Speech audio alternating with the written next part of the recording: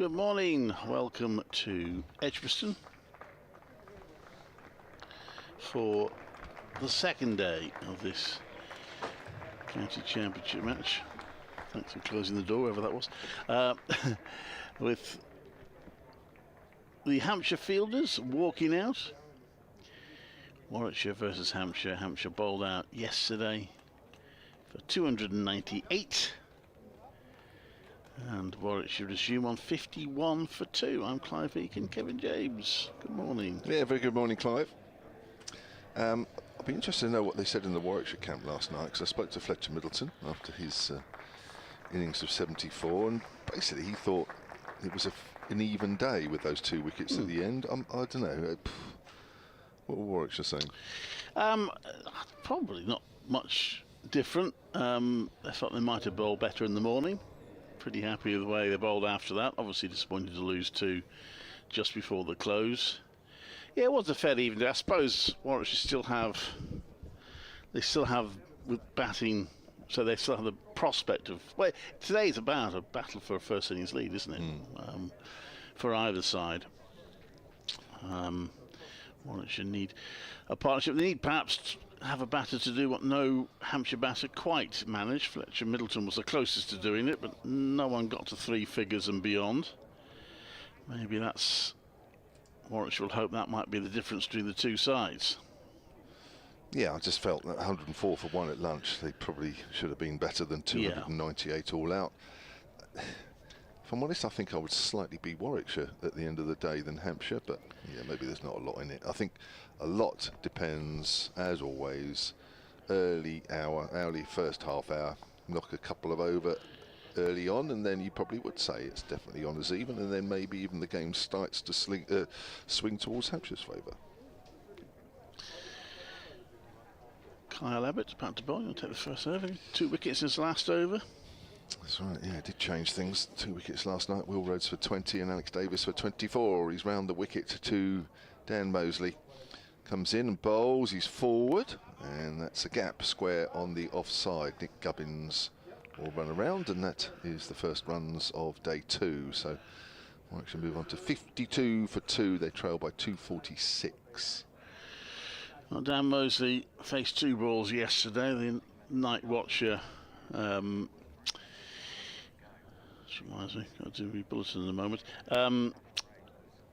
Night watch at Danny Reed didn't quite work, at least when he took a 3 and Alex Davis got out. So, but at least they didn't commit the cardinal sin of putting a second night watch out, which I have seen teams do. That was quite funny last night, wasn't it? Night watchman running 3. Abbott bowls a length ball to Briggs, who's pushing that back up the pitch, up towards straight mid-off. Yes, that should have always been a 2. So Danny Briggs is out there to face the majority of the bowling, not to give Alex Davis the strike. I think I've seen Night Watchman run out going for a 3rd twice. Luke Fletcher did it, I remember. For knots. Oh, we're changing the ball already. Can we have the ball that Warwickshire used in the afternoon? The one that took lots of wickets. That is hilarious, night watchman running the batter out, or being run out themselves. I think they'll run out themselves, in fairness, but still, wasn't quite the idea. I tell you what, the umpires are looking at this seriously. Yeah, they are. Dear me. Oh, I think we're changing. Goodness me. 1 ball at the boarding. Wow. It all seems a bit bizarre, but there we are. So that's 12.1 overs that ball lasted.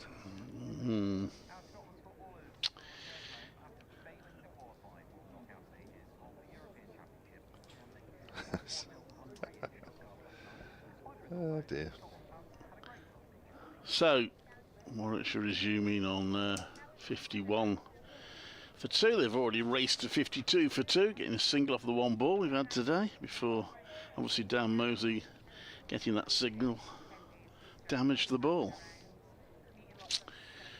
I mean,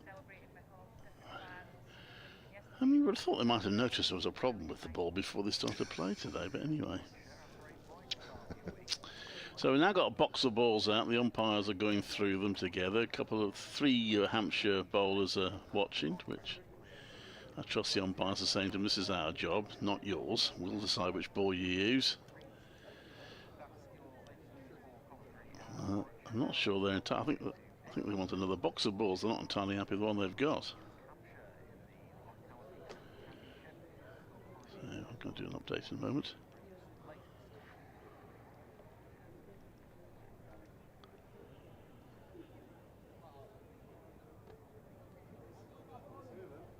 This is Clive Eakin at Edgbaston, where we are resuming on the second day of Warwickshire's County Championship match against Hampshire. We've had one delivery this morning, and now we've got a delay because the ball's been replaced and the umpires are struggling to find a ball that they're happy with. Warwickshire adding 1 run to their overnight total. Dan Mosley on 1. It was a decent day for Warwickshire yesterday, somewhat impaired though by losing their 2 opening batters in the penultimate over of yesterday. Will Rose and Alex Davis having put on 49 and looking comfortable, both fell. They did well to bowl Hampshire out for 298, but this does look a more evenly balanced pitch with bat on ball than some we've seen at Edgbaston this season, so it could be a really interesting day's play and a battle for a first innings lead. Warwickshire are 52 for 2. This is Clive Eakin at Edgbaston.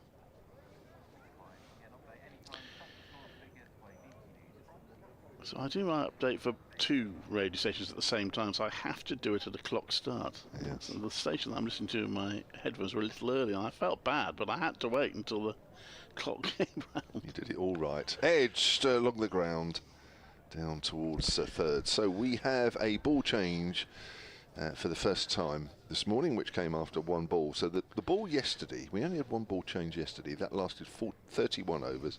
This one has lasted 12.1.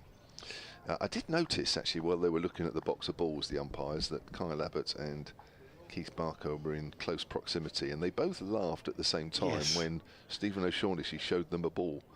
I don't know if they were laughing thinking, oh yes, that might even be a new ball.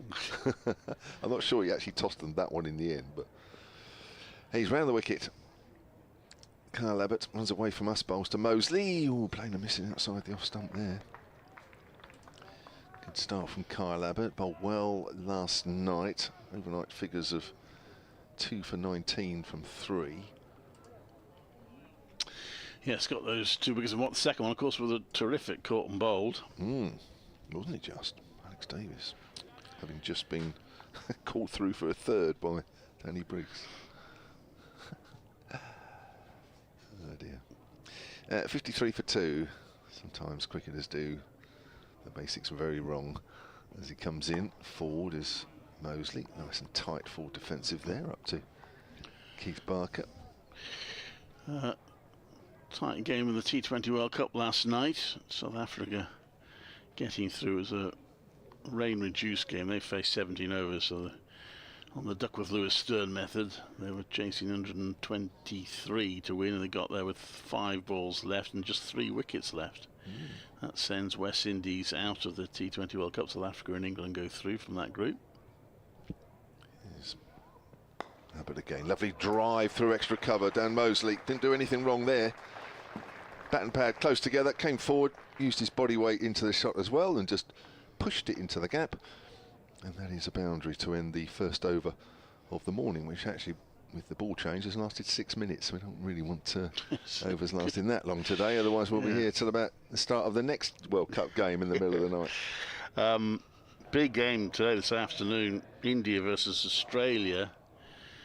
If Australia lose that and Afghanistan beat Bangladesh, then Australia will be out of the World Cup, the T20 World Cup. And even if Bangladesh were to beat Afghanistan, they'd have to beat them by a lot.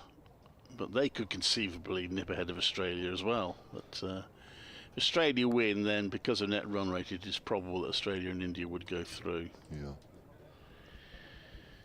So Keith Barker comes into bowl. And that, Danny Briggs chopping at that. Misses, and he's come out with the intention of playing some shots, given that he's sort of done his job overnight. That's one of the... I've never been a fan of the whole night watchman thing. Have you not? No. I remember bringing it up with Ashley Giles once in the bar to see if I could have a discussion. He looked at me if I was completely mad. Of course you have a night watch. What are you talking about?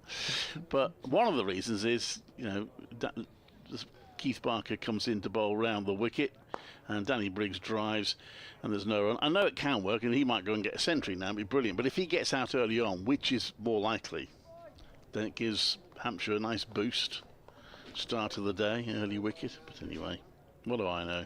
Not a lot, to be fair. Well, I mean, there's lots of reasons for and lots of reasons against. I think you'll find that most of the time it's left down to the individual who's the next in to decide. It's not necessarily a team thing or even a coach's thing. Keith Barker comes in to bowl. Oh, that's left. But you see, that troubles me as well a little bit. That's almost inviting players to be, oh, I don't fancy it. Ooh. Oh gosh, that is close. I just watched out the replay. My word, that is close. Well, it isn't. It isn't. And some players feel more comfortable saying, "Do you know what? I just want to get out there. I don't care. I just want to go out there." But other players, ultimately, the first few balls of your innings are your hardest, in theory, because it takes time to adjust to the light and the bowling and the ball and pace. Barker in. Oh, and that's it. Back goes on the pass, and he has gone early on. Doesn't like the decision, but the finger's gone up. He's out. LBW for 4, and there is the early wicket. Well, yeah, I mean, I understand all that, but Australia had a period, didn't they? Was it under Mark Wall when they didn't use them? Anyway, has it worked for Warwickshire here? Probably not, because he didn't manage to protect Alex Davis there. I suppose he did protect Dan Mosley to a point, and now he's out early the next day, so perhaps hasn't quite achieved its aim. Briggs goes. He wasn't happy. I haven't seen the replay yet, but mind you, they rarely are happy, are they, batters, when they're giving out LBW? Do you know what? The first replay I saw, I thought it might have been a fraction high, although a good decision. That, the second time I've seen it, and I'm watching it for almost the third time now, it actually looks closer every time. It's getting even closer every time I'm watching it. So that actually is pretty out, to be fair. It's hit him on the back leg. He probably felt his back leg was a little bit bent, so he probably felt it's hit him high, I think. Yeah. But when you actually watch the replay, it's hitting about 3/4 of the way up. Well, what a start from Hampshire, just what they needed. Yes, it is. It is, honestly. Well, the dressing rooms I've ever been in, it was very much an individual thing. And, you know, you can understand it because for a batter, walking out in the middle, as I say, the first few balls you're hardest. So if you're facing a few balls one night and you get through it, you've actually got to do it again very quickly. And some players, you know, you think, well, actually, all you're doing is you're lowering my odds of actually getting a decent score, whereas I've only have to get through a few balls once, and I get through that, then I'm fine. Whereas if I've got to do it twice, then it's more in the fielder's favour and the bowler's favour. Well, Sam Hay feel that just have a slight burden of expectation on him, because you feel that you need him to play a big innings here.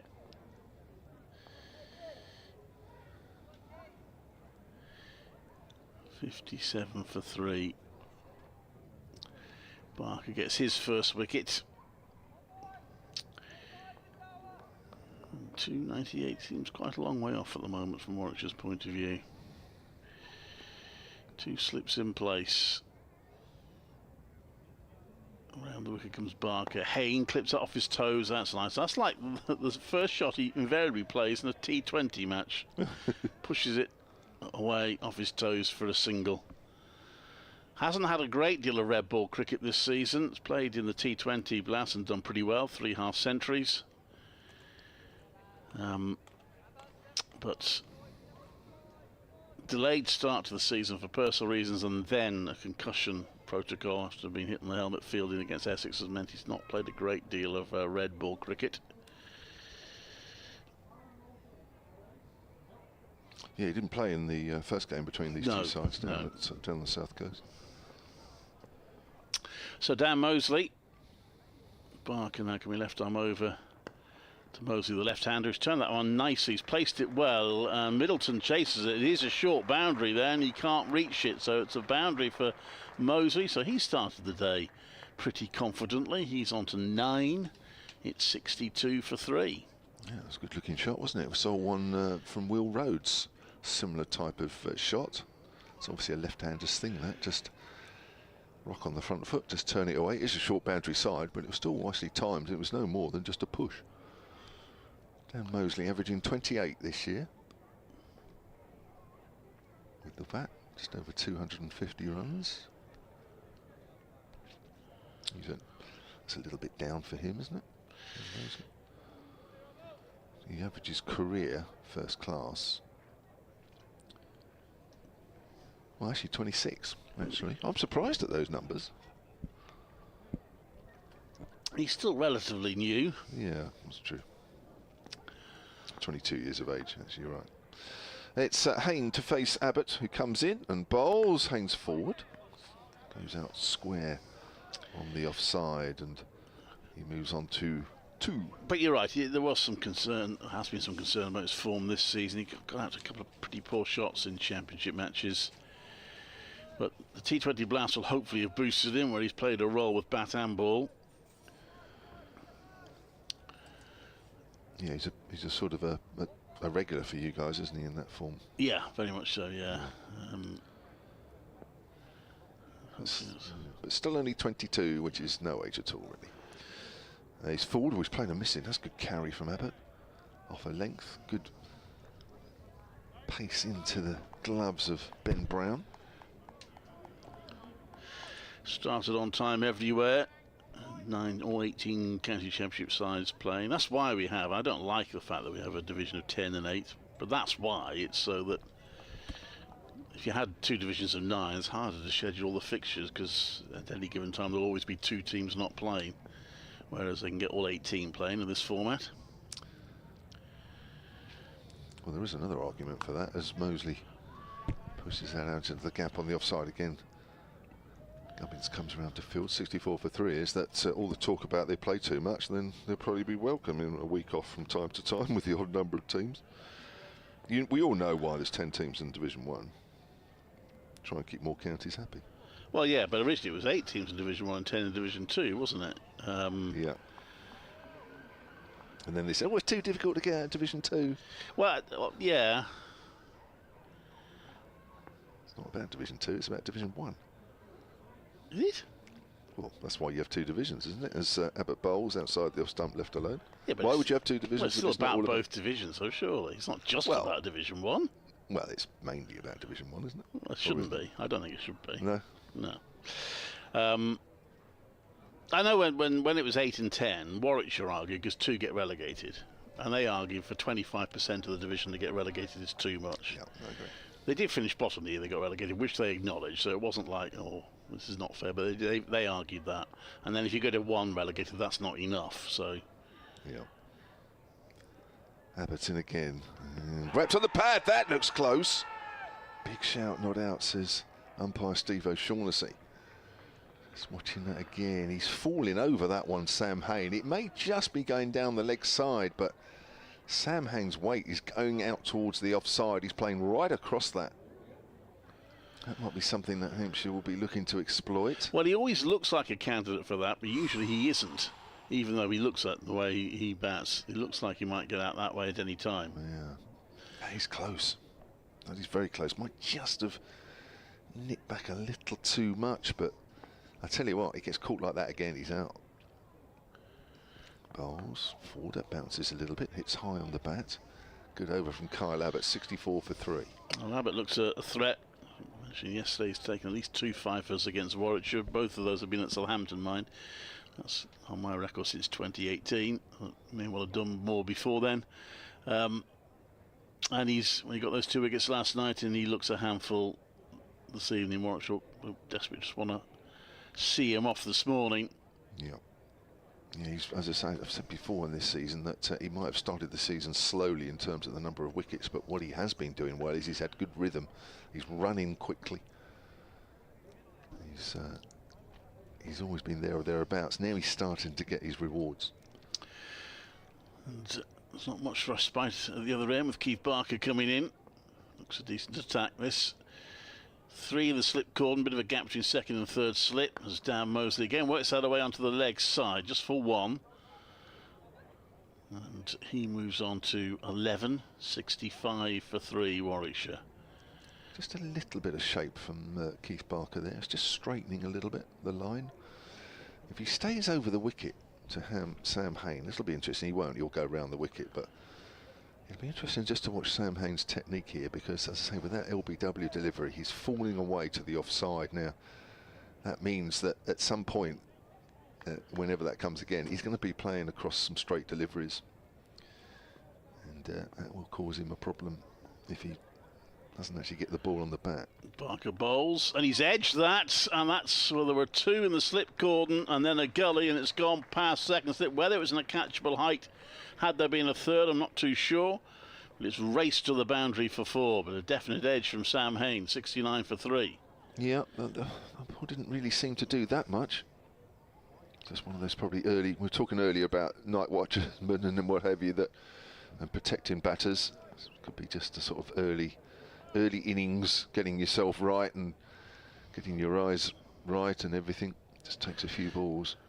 As I say, he's not had a great deal of red ball cricket this season, Hain. Barker comes into bowl, wicketkeeper standing up, and Hain this time is solidly defending that. To mid-off. He's in a really good position there, Hain. Head right over the line of the ball as he comes forward. Straight delivery. A perfect spot there.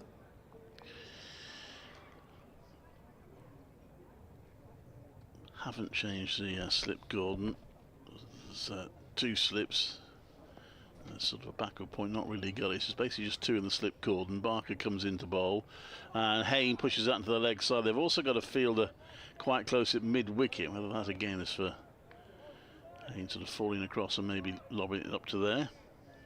Yeah, that ball's just not only come in with the angle, but also just shaping in as well to Hain. That's why the fielder's there at short mid-wicket, you're right. It's because if your head gets outside the line of the ball and you go to play a forcing shot, then generally the ball's going to go in the air somewhere in that region. Barker around the wicket to Hain, who defends that one to mid-off. Front for the fairway forward, Hain trying to settle down. It's a slightly difficult start, so I've had a tight LBW appeal, edged one past slips. Trying to play himself in, he's on 6. And certainly if Hampshire to get one of these 2 out fairly quickly, then they start, the pendulum would certainly be pointing their way, I would suggest. Barker into Hain, who leaves that, taken well by wicketkeeper Brown, standing up. That's the end of the over, 69 for 3, 16 overs bowled. Warwickshire still quite a long way behind, 229 to be precise. Yeah, that last delivery from Barker just pitched and just straightened a fraction. Good leave. This is a good testing start from the 2 Hampshire bowlers, Barker and Kyle Abbott. Exactly what they needed. With this game sort of delicately poised even. Confirmation that Durham have made it to maximum batting points with 9 overs to spare, 457 for 4 after 101 overs against Essex at Chelmsford. Ollie Robertson must have passed 150 then, has he? Sure, Mosley pushes that out to extra cover. Started a new over from Barker. People speculating as to whether England will start fielding 2 Ollie Robinsons in their team. Tell you what, he bowled well against us in the T20 last Friday night, Ollie Robinson. On 150. Yeah. Bowled really well. Got the white ball to move about. Looks actually in good shape. I know lots been talked about Ollie Robertson, the bowler I'm talking about now. Yeah. Lots been talked about his fitness. I have to say, he looked really good. He only bowled 4 overs Friday night, but in great rhythm, good pace. Abbott's good pace as well here, as that's pushed up to mid-on by Mosley. Yeah, I don't think England would have any doubts about playing Ollie Robertson at the moment, the way he's bowling. Just on the evidence of those 4 overs, and they say down at Sussex that he's been bowling nicely anyway.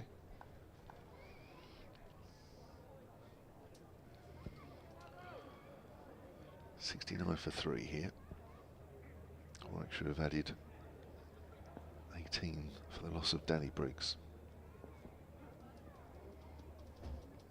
Abbott into Mosley. Oh, he's played a missing at that one. outside of off stump. Again, a good delivery there from Kyle Abbott. It pitched and it nipped away. That's really difficult for a left-hander. You're looking to play because of the angle round the wicket.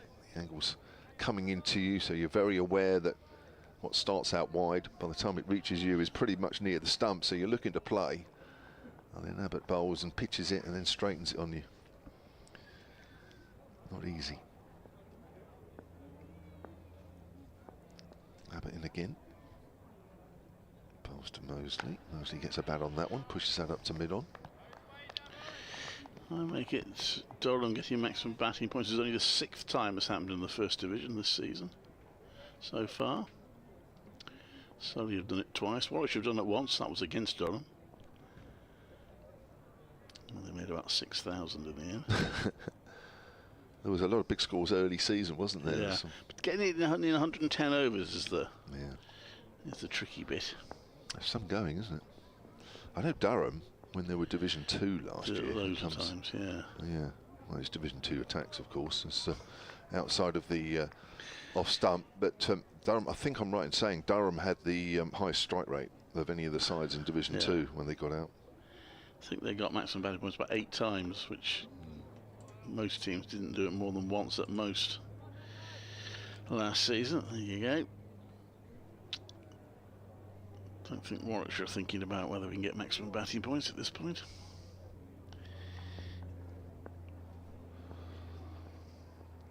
Here comes Abbott.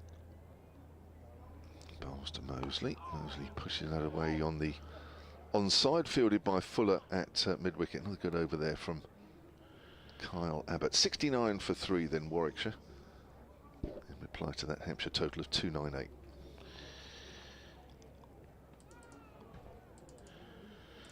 So the one player out today, Danny Briggs, the night watchman, LBW to Keith Barker for 4. He done the back leg.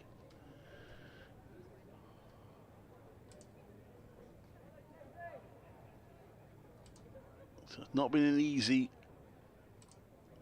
opening half hour this for Warwickshire. As Barker comes into bowl to Hayne. Oh, and is he caught behind? He is. Very well taken by Ben Brown, and Hayne, he never quite looked comfortable, just gets a faint nick to Barker. Brown takes the catch, and Hampshire are looking on top here at 69 for 4. Hayne goes for 6. Yeah, the ball's just doing enough at the moment. You get the ball in the right areas. It's very difficult for the new batters. Just watching that one on the replay, and he didn't seem to be in a bad position, Sam Hayne. It's just... I'm trying to find a better angle here. We're to the left of the wicket as we look, so it's pretty difficult to quite understand how that ball's behaved off the pitch. Here's a better angle. Apologies for those that are listening to us online. Just watching that delivery. Yeah, it's just straightened on him. Pitched in exactly the right area. On or just outside off stump. Hayne has to play at it. Just got the thinnest of outside edges. Good catch, Ben Brown. Yeah.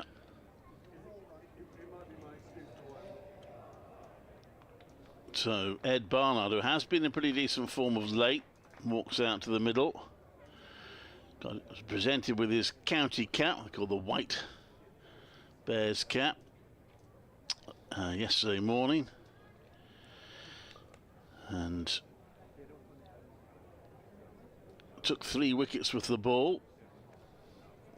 Now, from Warwickshire's point of view, he needs to try and build a partnership with Dan Mosley. He's having a good season, isn't he? Ed Barnard with the bat, averaging 56. Top score of 165. That came... What's that one at Chelmsford? Yeah. Yeah, batted really well with Michael Burgess. That's when Warwickshire looked to be well on top and heading for a victory, but then unfortunately got it badly wrong in the 3rd innings of the match.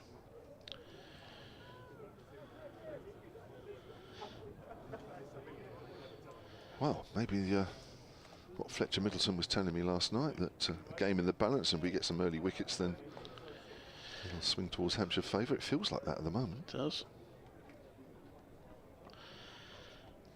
I'm thinking now, Warwickshire need 149 to avoid the follow-on. Barnard plays that down from high on the bat down to the ground. Well, are we going to put down these early wickets to... he's good bowling, but the change of ball after one ball this morning, because it was 52 for 2. Well, I mean, the old ball had got 2 wickets in 2 overs ago. So, I don't know, I think... Yesterday a ball change at 104 for 1, and then 3 wickets fell for 29. Barker into bowl. That's taking the wicket. Bit of cloud cover this morning. Maybe the ball's doing a bit more. Yeah. Warwickshire's batting has been, I suppose, inconsistent this season. They've made some very big totals, but they've had 1 or 2 collapses as well.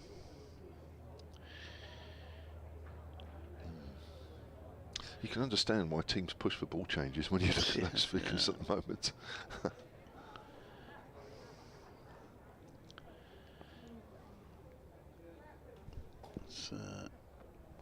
One is a push out the offside by Barnard. That's a good shot. It's 4 runs.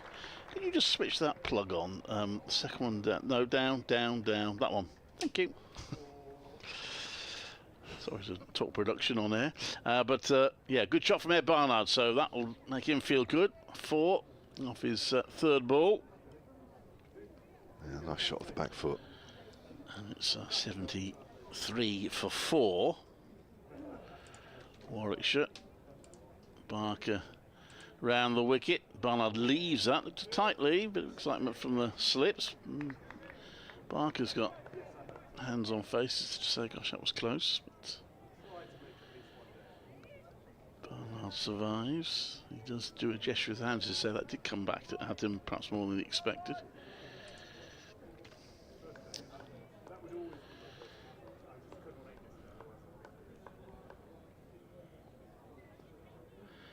Barker from the Birmingham ends. Clouds ahead, quite a close warm day. That's an easier leave for Barnard because that was bouncing quite high.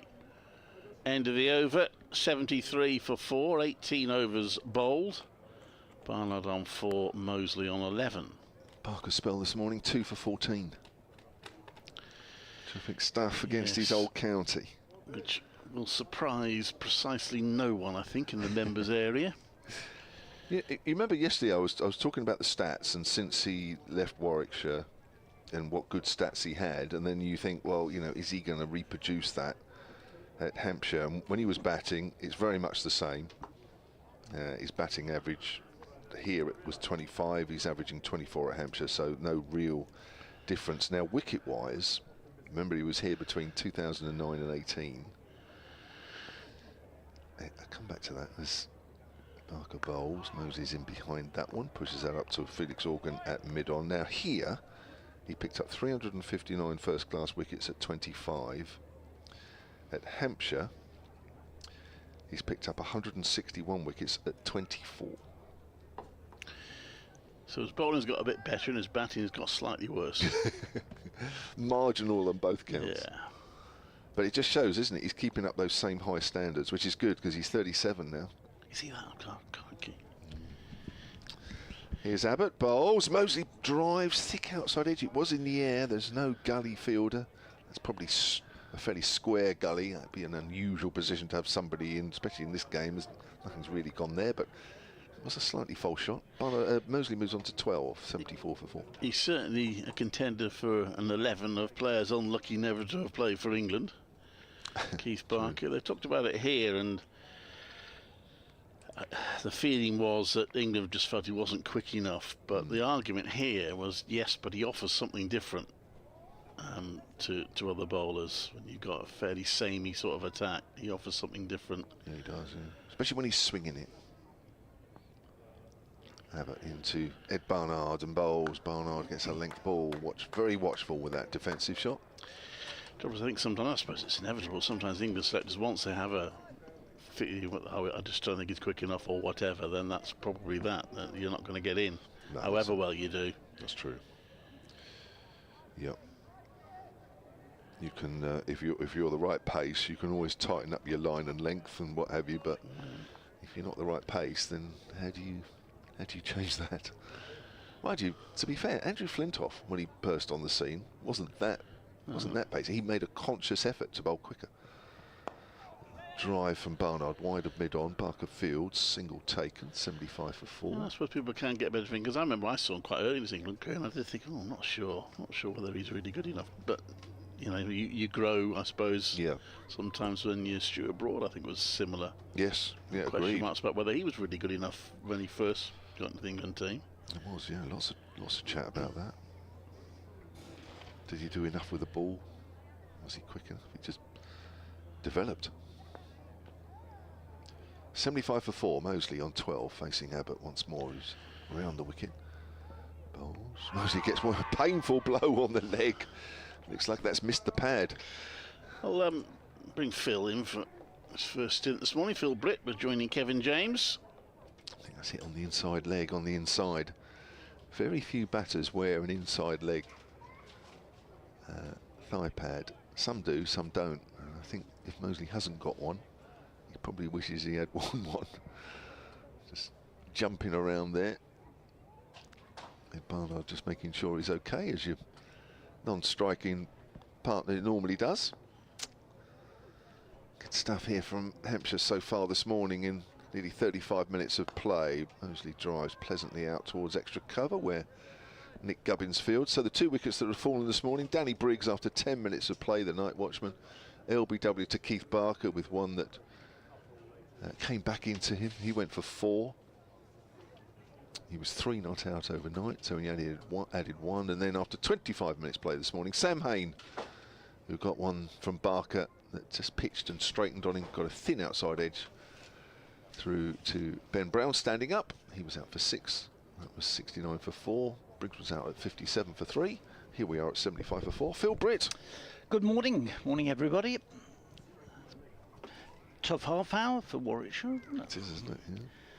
I was talking this morning to somebody, well, a couple of people, and they said, where do you think the game's going to go? And I said, it'll be all over by tomorrow night. Did you really? Whoa. In time to water those hanging baskets again? They've been done this morning. They were done this morning. Not last night?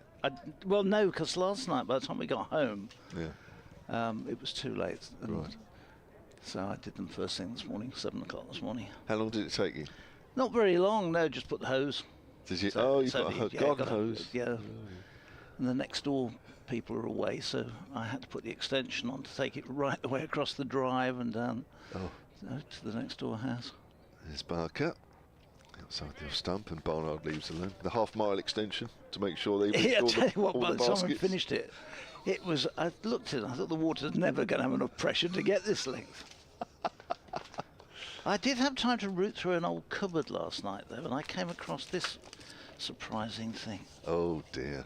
Do you recognise it? Unfortunately, I do. The hair. Sorry, I've just got a picture of Kevin, which I've been given. And, it's going back a year or two, Kevin, would you say? Oh, last month. That's pushed out on the other side. That's an amazing amount of hair. Oh, Isn't it? Look at that. Yeah. You know, you look older then than you do now. Do I really? Yeah. That's a bit of a worry.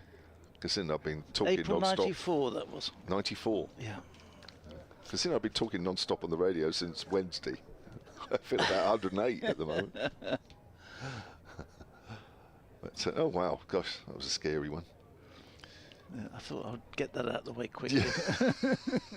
I put that in with the compost when you go back home, I think. I'll water it tonight. Closer to the off stump, but still left alone by Barnard.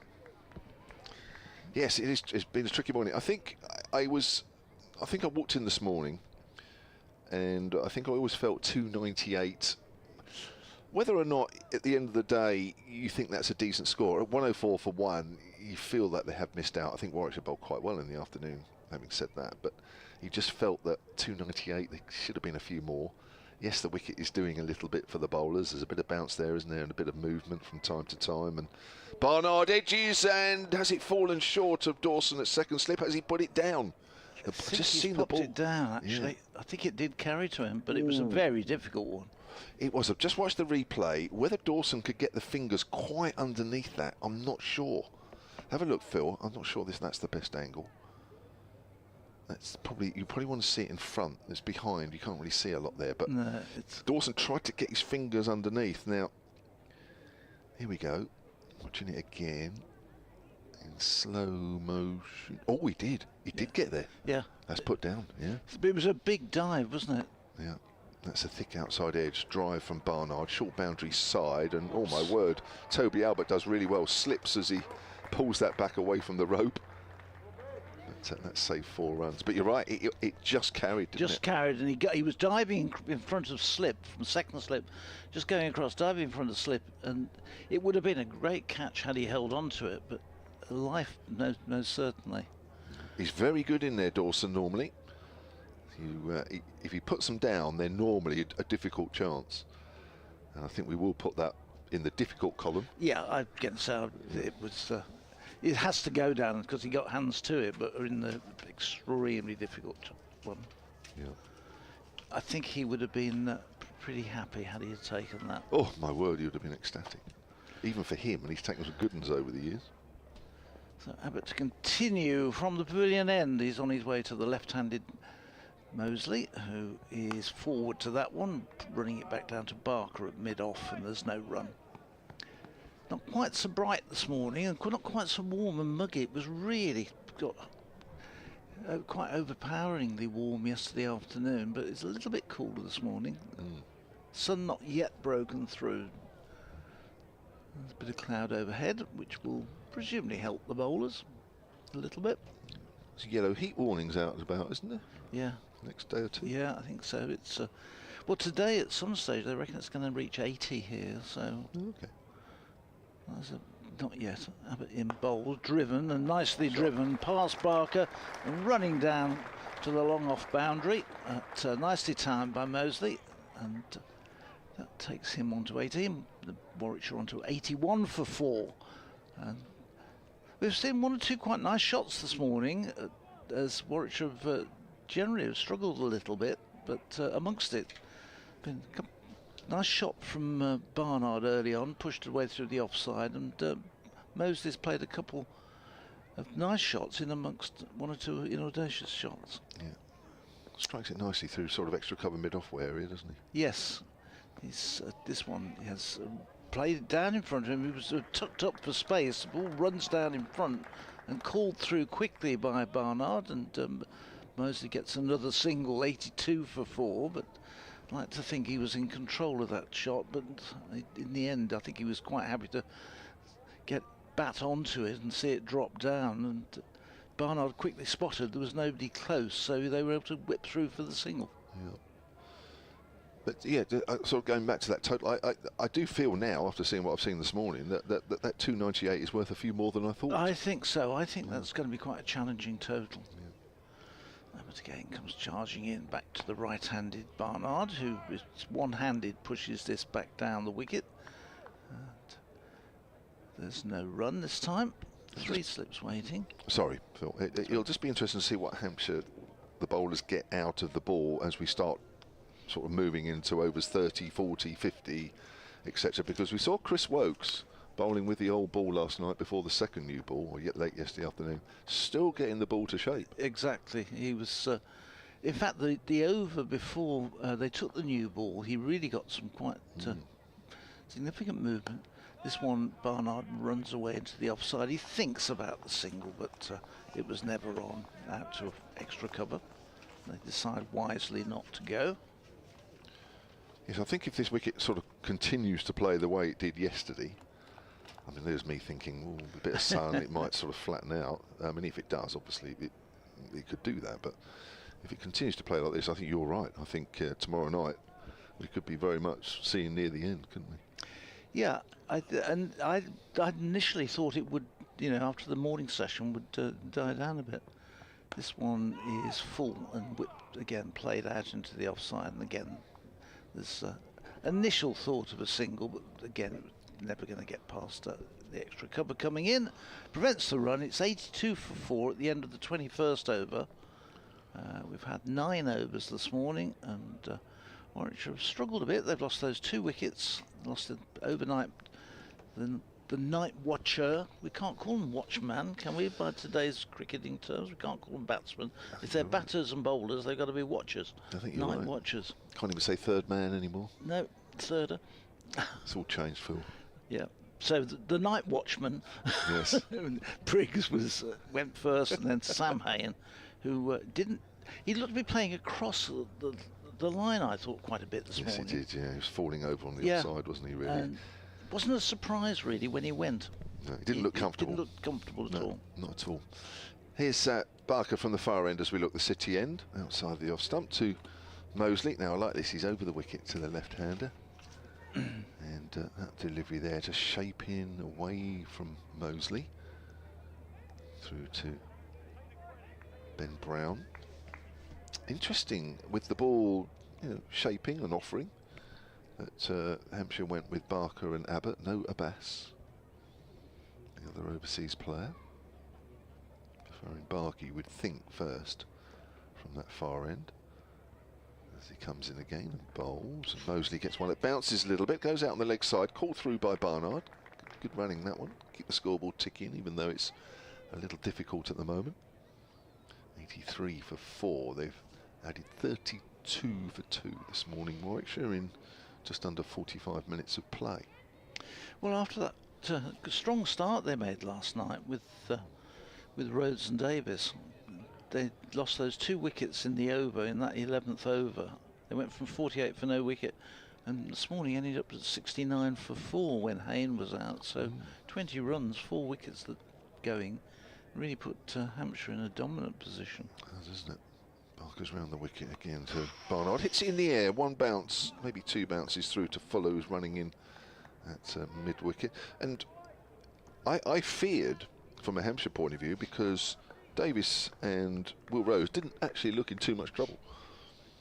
A couple of edges early on, when you expect that with a new ball, but other than that, they seemed to...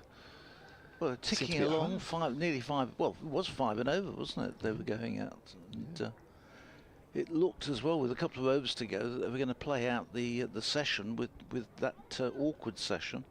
Very much so. Bowled! There's the 3rd wicket of the morning, and it's Barnard driving, not really moving his feet there, and that may just have caught the outside edge onto the off stump, just watching the replay, but it was a foolish delivery from Barker. Probably should have get on the front foot a little more, allowed the ball to move on him by not moving from the crease. And Barker has picked up his 3rd wicket of the morning against his old county. Yep. He's going to pick up 5 for here, Phil. Well, he got a lovely applause when he walked into bat. What's going to happen if Warwickshire are all out here for about 150 and he's got 6 for nothing? He'll be applauded back in and out again. They're very fair-minded people in Birmingham. Perhaps a bit too fair-minded. Actually, I'll tell you what, I'm watching the slow motion replay of that now, and that is foolish, but it's swinging in a fraction, and as it pitched, it straightens. It's actually a terrific delivery. He's got this capability of doing this, Keith Barker. Clive was talking about what he was able to do, and should he have had an international cap when he was at his prime. He's always been able to do something with the ball. But, this hell-bent, it's got to be at 1,000,000 miles an hour. But he's a man who can do something, and he's been a terrific cricketer. You were reading the numbers out for Warwickshire and for Hampshire. The guy's taken best part of 600 wickets. Well, yeah, I'm sure you've remembered the figures. I'm going to have to look it up again. 350 and 180 or something like that. 359 for you guys, and well, he's 164 now. Yeah. 164. So, yes, over 5. Sorry, I'll give him a few more, but it's a terrific. It is. Weight of wickets in today's game. You probably found it when he was here, but and he goes through little periods where he doesn't get the ball to do that much, and I think that is when he starts looking okay, but no more. But when that ball is offering, like it is here, he's still got it, no doubt about it. He's more like the sort of cricketer which you used to have. Every county had a man who could do this with the ball. I'm going to go say the thing which nobody wants to hear, but in years gone by, that sort of was everybody had somebody of this sort. Down the leg side to Jacob Bethel, the new batter, another left-hander. Good diving stop there. People like Tom Cartwright, who played here, could put the ball, but he could do lots with it. He hadn't got electric pace, but what he could do with it. And then there was Shackleton and people of this sort around the circuit, all of whom I thought terrific bowlers. Yeah. Well, these conditions and the way the ball's moving, it's not moving extravagantly, it's just doing enough. Yeah. These are the ones where you don't necessarily want an express pace bowler out there at the moment. You just want somebody to bowl you 6 balls in the same spot, and something will happen. Here comes Barker bowls. Bethel edges through to second slip, and Dawson's put it down. Well, that was a regulation catch to second slip. Bethel was virtually on his way because it came good catching height, waist height, straight in, straight down, and we'll forgive the first one, but I don't think you can forgive that one. But from Warwickshire's point of view, a massive piece of good fortune. That 83 for 6, they would have been looking down the barrel. My word. It went quickly. I think that's the only defence for Liam Dawson. But I'd back him 49 times out of 50 to take that. That's come through to him at stomach height. I mean, straight at you, stomach height in the slips. Yeah, straight in. Pray for those. Down. Didn't even have to really move. All he had to, his body moved slightly to take the catch, but his legs stayed firm. His hands got to it, and wow. Fortune from Warwickshire's point of view. I'll tell you what, the chances of Liam Dawson dropping 2 catches in a game is very small. To drop 2 catches within half an hour of each other. Oh yes, I would say less than that, to be honest. I'd say probably within 15 minutes. Yeah.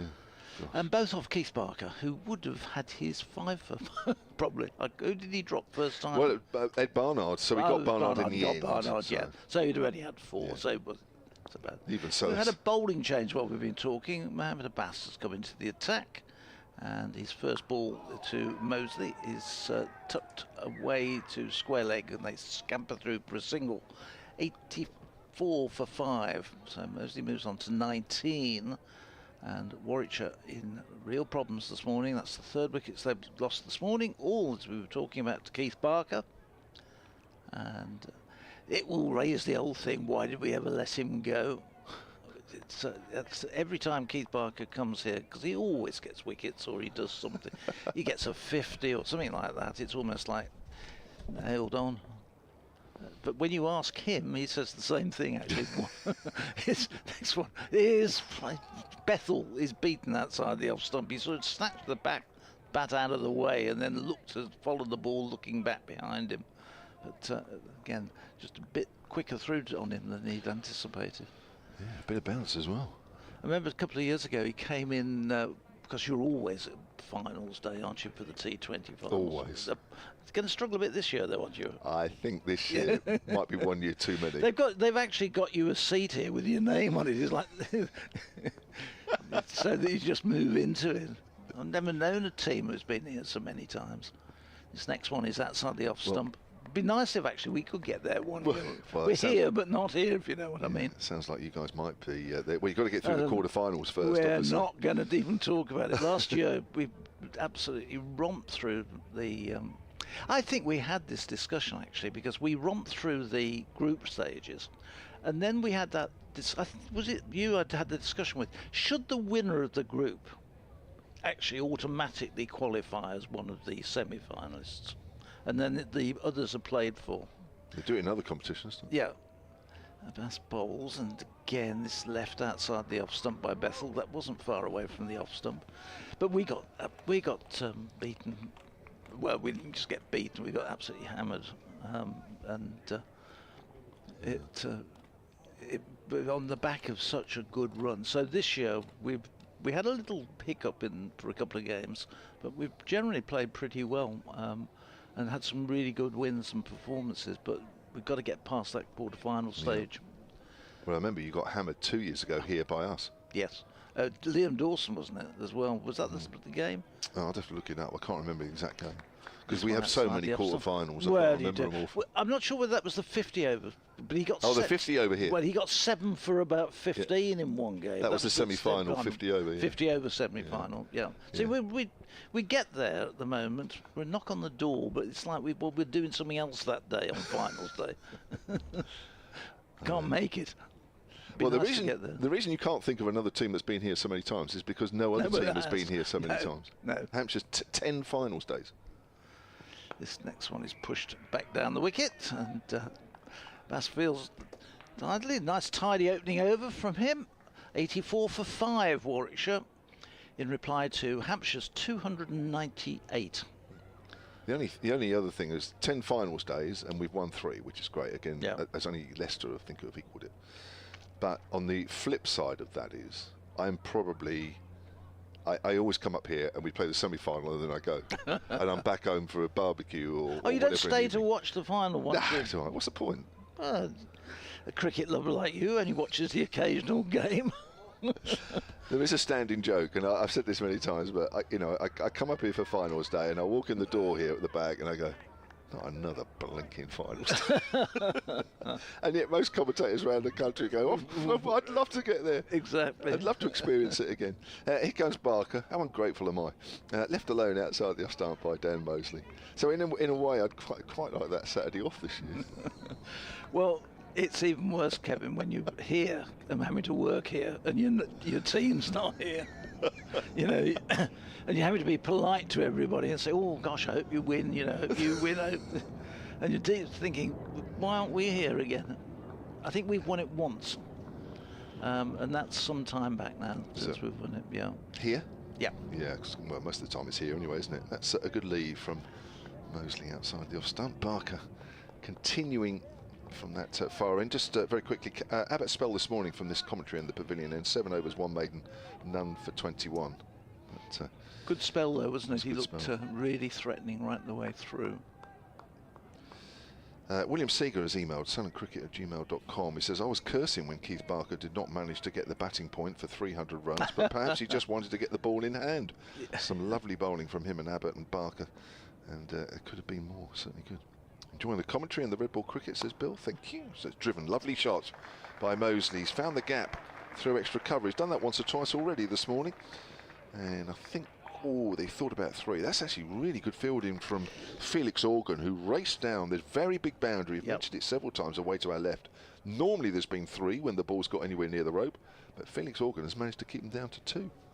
Yes, it's a huge amount of expanse that they're covering. And he chased it really well. Yeah. 86 for 5. Another email here from Ralph Brooker, sunandcricket@gmail.com, talking about the slip cordons here, which I suppose is pretty apt after Liam Dawson's put down a couple this morning, one easy and one quite difficult. Here's Barker, wide of off stump, and that's left alone by Mosley. He says, morning Kevin Phil, why are some slip cordons staggered? I remember umbrella fields, e.g. Vaughan set them in the Ashes of 2005, where slips are not staggered. I wondered if it might be a vision thing, but the slips in front will be taking the nick at greater pace. Are they the better slippers? Says Ralph. Phil? I don't know, to be honest. I think some field, let's just wait till Barker's bowled this one. Yeah, over the wicket to Mosley. Left alone again outside off stump. I think sometimes there's a feeling that if they get the nick, is it going to carry? So they bring them slightly angled forward. So you'll see slip standing back. Slip normally stands just behind the wicket keeper, and then second slip can be the one that's staggered. So often you'll see them in front, and I think it's whether they believe the carry on the ball off the edge is going to go. Again, I think the closer in you get, yes, I'm sure your sight is an aspect to it, but generally if you're in that position, I think it's more about carry. Agreed. Again, left alone outside the off stump. Just wonder if that might be Barker's final over. He's been bowling for 55 minutes this morning, put in a fantastic shift, and he's picked up 3 wickets. Could have very easily been 4. Yeah, no, it's been a terrific spell. He's looking, I have to say, he's looking just a little weary. He's got hands on hips, almost like he's sucking air in at the moment as he walks back to the mid-on position. But he could easily have had a 4th wicket. I think it's one of those spells where the captain does leave you on for perhaps an over or 2 more, because, and I'm sure Barker believes that actually there's another wicket there. So you end up bowling about another over or 2 more than you normally would be doing. Abbas comes in again from this pavilion end of bowls, and again this is left by Bethel just outside the off stump. No shot offered. 2 left-handers at the wicket at the moment. Jacob Bethel, who has had a good season, and particularly in white ball cricket of late. 50s on both Thursday and Friday nights for him. A really rapid one in 15 balls on Thursday night, and then different innings. He came in when the Bears were 7 for 3 at New Road, along with Sam Hay, and both of them ended up getting 70, putting on 140 for the fourth wicket to win the game.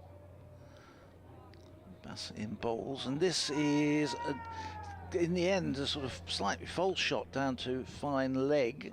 It will get him a single, but not really in control of that one, as it came off the edge back down to the fine leg fielder out on the boundary. So one more to Bethel, gets him on the way.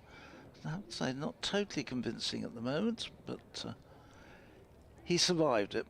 87 for 5. Incredible, isn't it? Should have been 87 for 6, really. Yeah. But even so, yeah, I think this cloud cover's just helping, isn't it? Really? I think it's giving them a little bit of persistence, and I think they're going to have this most of the day. Bass again comes in and bowls, and Mosley is running this one away to back just behind square on the offside to a backward point, but there's nobody actually in that position, so the gully has to go around and do the fielding, and Mosley gets a comfortable single, takes him to 22, 88 for 5. Well, the only bit of good news for Warwickshire really is that even though they're in a perilous position at 88 for 5, they do have 2 proper batters out there, which if they can get through this spell, hopefully things might get easy. Yes, both of them young players, both finding their way in the first class game, as this one Bethel pushes back down the wicket. Bass fields off his own bowling, and there's no run. The sun has come out now. I was saying earlier on it hadn't made an appearance, and it's now, but ground is bathed in sunshine. Feels a little muggy, doesn't it? Well, it isn't here anyway. I presume it's the same outside. I've just had a message here from Brian Halford, who was on commentary yesterday. He's a couple of boxes up from us, isn't he? Yep. That Barker took 3 for 17 in 25 balls in that spell. Assuming he's off. I think he. You wouldn't want to overdo him, would you? As this one is left, and it pitches and just does a little bit of movement after it's pitched, after it's gone past the stumps, and Brown has to go tumbling across in front of his slip cordon.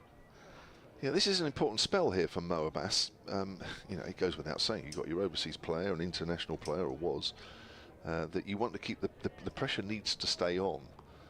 If I'm honest, Mo Abbas this year, he's not been his usual, you know, self. I mean, he comes on, takes wickets for fun. It hasn't quite worked out for him this year like that. So he's in bowls, and Warwick should be hoping that little spell of form continues, because they don't want to lose any more just yet. Clive will need to come on in a second to come and take over and do an update for WM. Kevin's going to make way. So 88 for 5, thanks to Kevin. He'll be back in a few minutes' time. And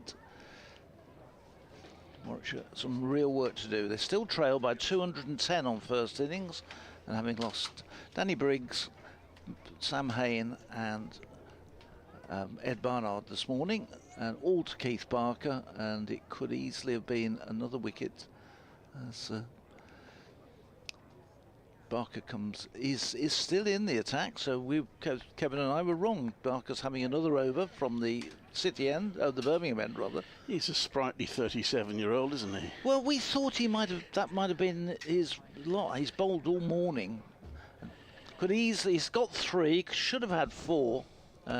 Very comfortable catch dropped by Dawson at second slip, but we thought he might just have reached the end. The skip might have said to him that have a rest, but he still got him going. This next one is driven up to Organ, who's at wide-ish mid-off, and there's no run. Was it Bethel that was dropped? Yes. Yeah, I thought so. Yes, 298 is now looking quite a formidable total. Yeah, I was never quite sure. Was it? It probably wasn't as many as they should have got, but was it beginning to look quite a good score actually, isn't it? Barker in and bowls, and this is turned off his hip down to deep mid wicket for a single by Mosley. Well, when the second wicket pair were together, it looked like they were going to get quite a bit more than that. But I thought Warwickshire did pretty well on the field, but they struggled with the bat. But very good bowling from Hampshire. Who did you speak with after play? Was it Barnard? Barnard and Chris Wokes, actually. What did they think of about, was there something in the wicket? Yeah, they thought it was a good pitch, giving sort of even contest between bat and ball. Barker bowls, and Bethel looks to want to play it outside the off stump. A rising ball at the last minute takes the bat out of the way, and the ball goes through to Ben Brown. Chris Wokes acknowledged they possibly didn't bowl as well as they might have done in the morning session. I'll do my update in 8 seconds' time.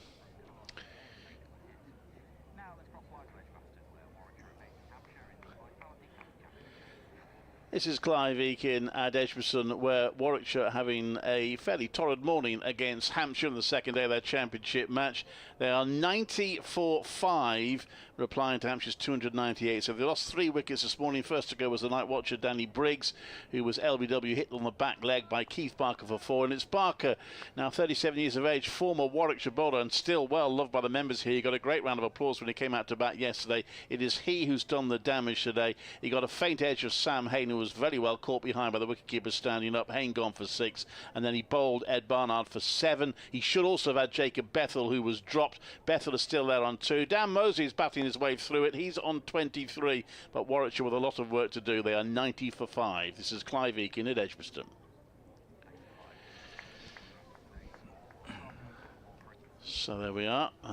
Survived the rest of that over, and 90 for 5 Warwickshire. A little bit sorry at the moment. Yes, desperately looking for a partnership. I'm going to say one partnership, that's what I suppose they'll be saying to us. One partnership gets them back into it. It's not a massive total they're responding to. Elsewhere, you haven't done the scores lately, have you? No. Durham, no. 523 for 7. So Essex only getting 2 bowling points because they're in the 111th over now. Durham probably would have got 6 batting points if it was allowed. Mohammed Abbas comes in to bowl round the wicket to Bethel, who defends that. There's no run. So 523 for 7. They continue to pile on the runs. Lancashire 97 for 1, replying to Kent's 244 at Canterbury. Nottinghamshire all out for 360 in the end at Trent Bridge. Somerset 8 without loss in reply. Surrey still going, 392 for 7. They have ended the bonus points though there, so they only managed 3 batting points, but they're 392 for 7 at New Road. As Abbas comes in to bowl. Oh, that's a late decision not to play at that by Bethel. Goes through to the wicket-keeper. Northants all out for 279 in the second division. Glamorgan 85 for 1 in reply. Middlesex are still going. 411 for 9. They are past the bonus point stage, as I think Derbyshire got maximum bowling points. Middlesex 4 batting points. Sussex all out for 442 at Hove. Leicestershire are 40 for 1 in reply. And Yorkshire still going 391 for 6. Again, they're in the 111th over. So, despite a triple century opening partnership, they've only managed 3 batting points there, Yorkshire. As Abbas comes in to bowl, and that goes past the outside edge of Bethel, nudging at that. Taken by the wicket, he played at that one. Good delivery from Abbas. So, yeah, Yorkshire 391 for 6 against Gloucestershire at Scarborough. Bit of a torrid time at the moment.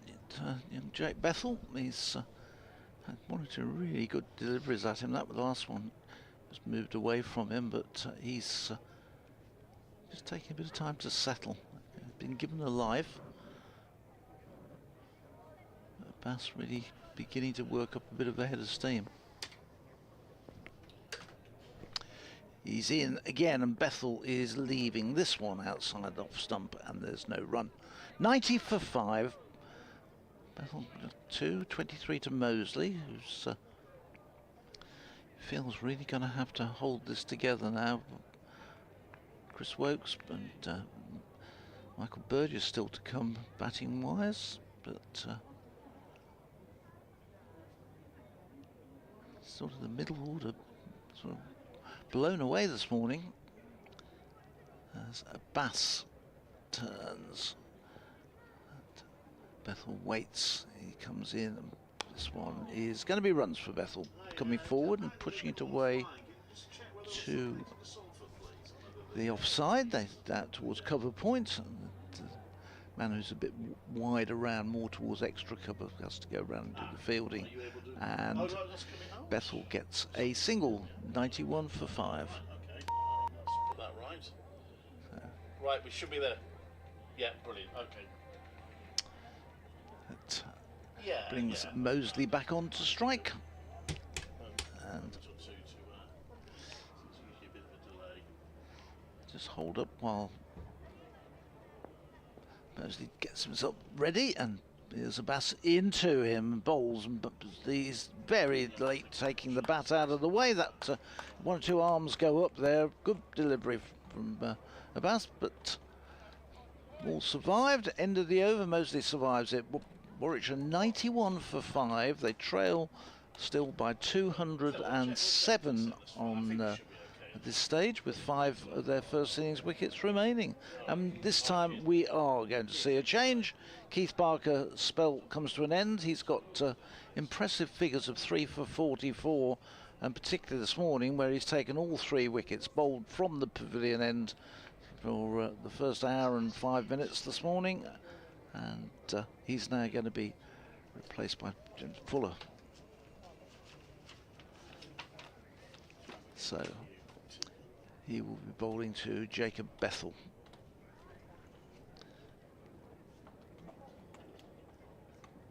So just Fuller, pretty much the same sort of field as Barker. He's got 2 slips, well, he's got 3 slips as he comes in and bowls his first ball to Bethel, which goes again past the outside edge, and just gets a shout from him. It's frustration because it was a very late leave by Bethel. So we've got a slip who's standing back, just doing those positions which we were talking about before. The slip is well back. Then we've got second slip level with the wicket keeper, and the 4th slip is in front of everybody. So it is a staggered slip cordon as Fuller comes in and bowls, and Bethel has nothing to do with this. It goes through to Brown. I'm back in the room here, please. Sorry, you might have just lost us a little while. We lost the... Oh, we've lost it again. What's going on? Right, hopefully we're back now. Apologies that you might keep losing us. We've lost the connection a couple of times for some reason. Anyway, we're back now. 91 for 5. You haven't missed any runs as such, just the single, but Fuller is in and bowls, and this is just off the pad, I think, down at half stopped by Brown. It's been signalled, leg by. So 1 more to the total. Just Brown went diving down to his right, down the leg side, sort of half stopped it, smothered it, stopped it going down to the fence for 4, but they were able to get through for a leg by, so 92 for 5. Brings Mosley back onto strike. He just takes a guard. The first time he's faced Fuller. James Fuller turns. Mosley still not ready. That's twice he started his run. Had to go back. Here he's on his way now. Mosley steadies at the crease, and one-handed takes hand off the bat as he guides it away down to fine leg for 4. Just a ball turned off his hip, and as he played the shot, his left hand came away. Yeah, not quite the shot he intended probably, but he's holding things together for Warwickshire at the moment. Dan Mosley, he's not necessarily been in the best form of the red ball, but he's had a good campaign so far in the T20 Blast with the bat. Maybe that's given him a little bit of confidence. He moves to 27 with that. As Fuller again comes in and bowls, and Mosley down the leg side. That's wide, and Brown not able to get close to it. And in fairness to Brown, it's he's put shouldn't have been buys against him. It's signalled as wides. Yeah, so it's 5 wides, isn't it? Yeah, which brings 100 up. Yeah, I was just saying that would have been unfair to Brown if that had been given against him, because he'd got no chance of getting to that. But Hartley there signals those as wides, and yes, it was a really loose delivery from Fuller. Well, was watching the highlights of the Afghanistan-Australia game yesterday, and Afghanistan did that quite late in the innings. You thought, oh no, they've thrown it away here, but they still. This is going back. Turned away nicely by Mosley to deep mid-wicket for a single. Jonathan Trott's taught them to catch. I tell you, blimey. Yeah, because some of that catching was terrific. He's, I tell you what, he's putting himself into a very... They kept showing, because he wasn't standing with the rest of the sports staff were all going manic on the dugout, and they kept showing pictures of him, and he was just standing there watching as if it was a... He never has been very expressive, has he? All the times he played, you never knew quite what he was thinking. This next one is Bethel plays defensively, end of Fuller's first over, and bears Warwickshire 102 for 5. So it's a big day potential overnight. They need India to beat Australia, but if that does happen, he's got a great opportunity if they can beat Bangladesh to go through to the semi-finals. He's had a fantastic spell with Afghanistan, though, hasn't he?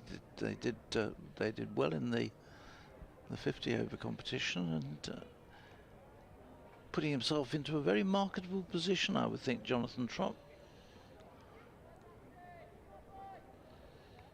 I mean, if Australia beat India narrowly, if Afghanistan, that run rate is a fair bit behind Australia, but probably not completely, on the bounds of possibility they could turn it around if they really walloped Bangladesh. Anyway, Mohammed Abbas comes into bowl to Mosley, trying to hold things together for Warwickshire, and he gets plenty of bat behind that, plays it back to the bowler. There's no run. 102 for 5 Warwickshire. Need 149 to avoid the follow on. Trying to steady the ship after a bit of a flurry of wickets this morning. Barker and Abbott bowling particularly well. Barker got the wickets, but Abbott bowled well as well. Abbas from the pavilion around the wicket, and that's he doesn't know where that's gone. Moses plays a forward defensive at it. He looked around him as if he edged it, and ball actually hit the inside edge of his bat and rolled out onto the onside. Where did, it's a 28. Just going back to the Afghanistan side, where do they actually practice out in the? No idea. Do you know? I don't think it's in Afghanistan, is it? No it's idea. I don't know. In the UAE or somewhere like that? I don't know. I'm not sure.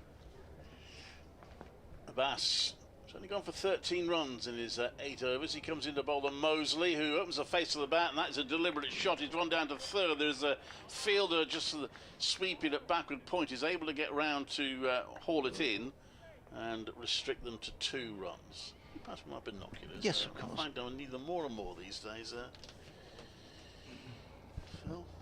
No, I'm past 40. It's 104 for 5. Only just though, Clive. Yeah, just. Number 3, that's Felix Organ, isn't it? 2 slips and then a little bit of a gap. We might describe as a 4th slip position. Abbas to Mosley. Around the wicket he comes. Mosley lets that go. It nips back, but despite the oohs and ahs, I think Mosley knew that was always going to go over the stumps anyway, even if it did nip back, which it did. So he was pretty safe in leaving that one. We've seen a few tight leads. I don't think we've seen anyone yet leave one and find themselves dismissed as a result. 1 or 2 have come close, not quite. There's still something there for the bowler, isn't there? Some of that cloud cover as well overhead, and maybe a bit of swing there. Oh, I shall hope that the ball's 28 overs old. I hope some of that nip comes out of it. I say it's 28 overs old. It's not the ball we started the innings with. As Abbas comes around the wicket, and that's left. There was a ball replacement after 1 ball this morning, and they had took the umpire some time to settle on the ball. They had to get a second box out and find one that quite corresponded with what they needed. Because it was only, what, a dozen overs old? Yeah. So, well, that ball that had finished off the Hampshire innings, that was about 3 overs old, wasn't it? Probably a bit too new. That one is pushed out to the offside for no run. 104 for 5. Mosley on 30. Jacob Bethel hanging on in there, but not finding it easy. He's on 3. 3 wickets this morning to Keith Barker. And 2 out of the 2 wickets that Kyle Abbott got overnight. It's 104 for 5. James Fuller, whose first over cost 10 runs, which in the context of this innings is an expensive opening over. It didn't help with the 5 wides, did it, of course? So. Well, there was a 5 wides plus a slightly mishit shot by Mosley, which went for 4. Yep. But he did stray down the leg side somewhat, didn't he? He's in and bowls, and Bethel is right behind this one and plays this one back up to mid-on. There's no run. I'm sure we've been grateful for those runs. Still a long way away from Hampshire's total of 298. So second 11 playing today. Liam Norble's playing in that. Michael Booth is playing as well, playing Worcestershire.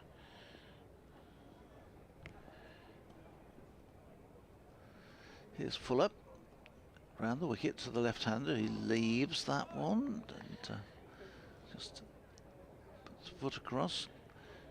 Bethel, who we saw last week, hitting 6s on this ground, all parts of the ground in double quick time, getting his half-century, but completely different innings today, the format. Just going back to that second 11 game, Chris Benjamin's keeping wicket, Jake Lintot's playing, and Hamza Sheikh is captaining the side. He's got a few senior players, the youngster is captaining.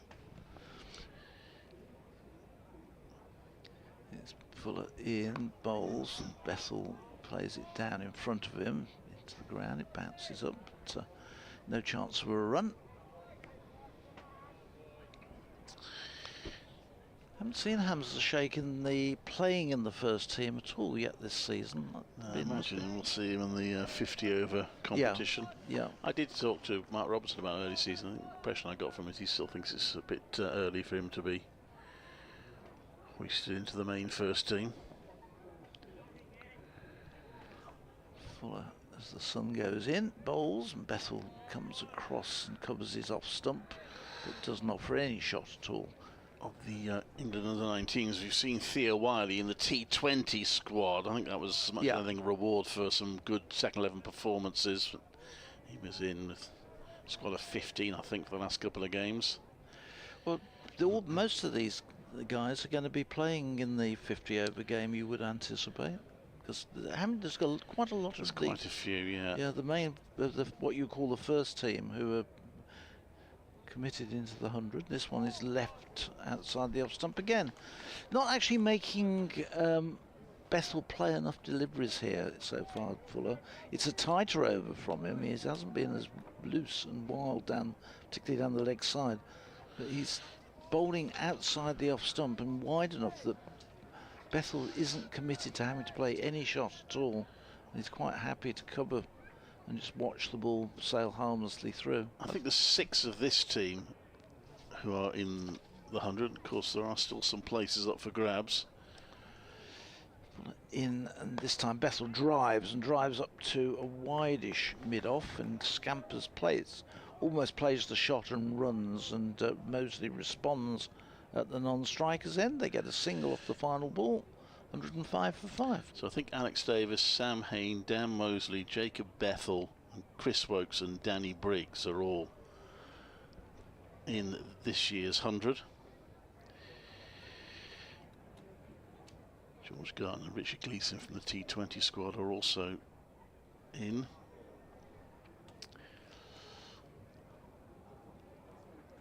So there will be some places. I'm sorry, did you say Bethel was in? Yes. He is in, isn't he? I was going to say, if he isn't. We soon will be, yeah. But he is. He's Phoenix have got him. Yep. Abbas comes into bowl to the aforementioned Jacob Bethel round the wicket, and he defends that, and there is no run. No, the one run gets through for a single. Well run single, well called by Dan Mosley. So they're through for 1. Bethel onto 5, 106 for 5. There probably shouldn't have been a single there, to be honest, because it was only just pushed down into the offside and there was a fielder converging on it, but it was a really quick call by Mosley to get Bethel moving, and they responded well. So Mosley taking guard. She'll have half an eye on Lunch, I suppose. If they were to, I mean, there's a long way to go, but if they were to get Lunch 5 down, with one of them being the night watchman, they might feel they've evened the session out just a little bit. That's left by Mosley. There's no run. But the long way to go before they achieve that. These two make the beginnings of a partnership. They've put on 23 so far.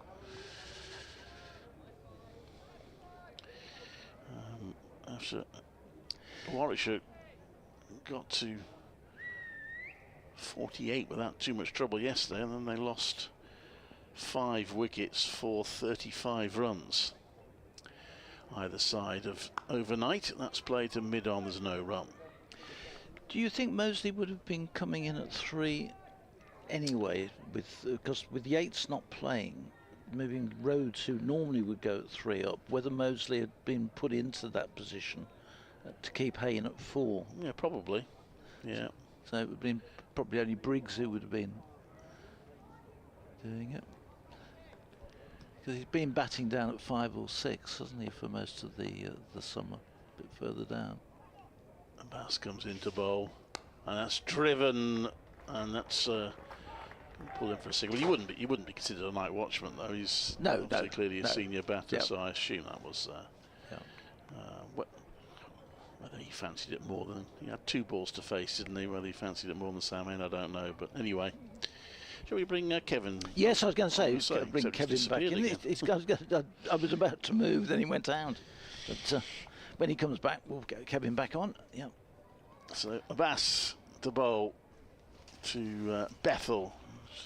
Found it a struggle, but he's still in there, which is the important thing, and he defends that one solidly. Jacob Bethel, who's had a decent season with both red and white ball, particularly made the headlines with the white ball, and I think he's been pretty decent in the championship as well, formed some good partnerships. Still looking for that maiden century, but it will come. He's got, I think, for really seeing the talent which everybody knew he'd got, it's beginning to come to the fore now. Now look, it comes Abbas. He leaves that one. The keeper takes it. That's the end of the over. 107 for 5. 31 overs bowled. I'm still looking around for Kevin. He'll be back through that door. Eager to get back on. Keith Barker was off the field for a while. Maybe Here he changing is. shoes. Yes. There we go. Thank you, Phil. And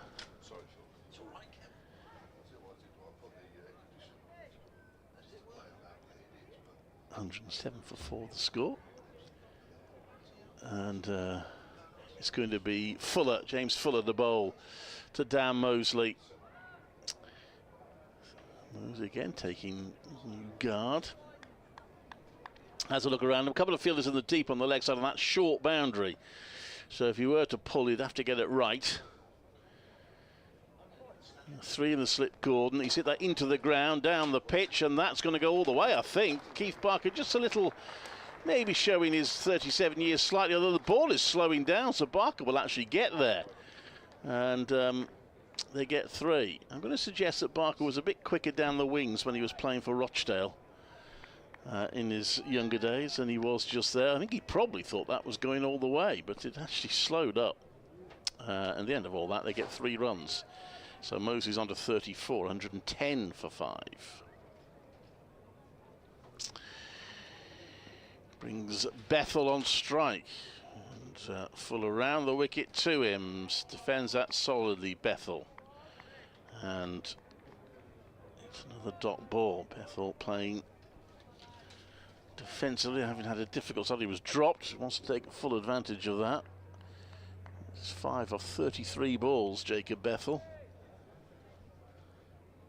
Welcome back, eventually. Kevin. There's a lot of wires going on here, and it's mainly mine. Apologies. Anyway, it is warm. It's warm in this box. I know you've been trying to sort that out, haven't you? But in comes Fuller to bowl. And that's driven by Bethel. Not sure when exactly where he intended, but a good, decent contact on it, and it's gone out into the offside for a couple of runs. He moves on to 7. 112 for 5. I'll tell you what, Mosey's played well out there, hasn't he? He has. Yes, he has. Very solid when the ball's just been moving around a little bit. Nice tight technique, plays very straight. Very important innings from his team's point of view. If these two could just hang on in there, maybe the ball might start. The cloud cover's sort of beginning to disappear. Maybe it'll get a little easier if they can just hang on in there. Full around the wicket to bowl, and Bethel defends that. In fact, they're going to go for a quick run. That's good running again.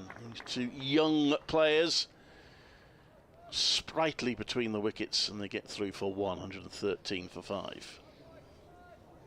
Yeah, 22 Mosley, and Bethel's 20. Yes, not long out of rugby school.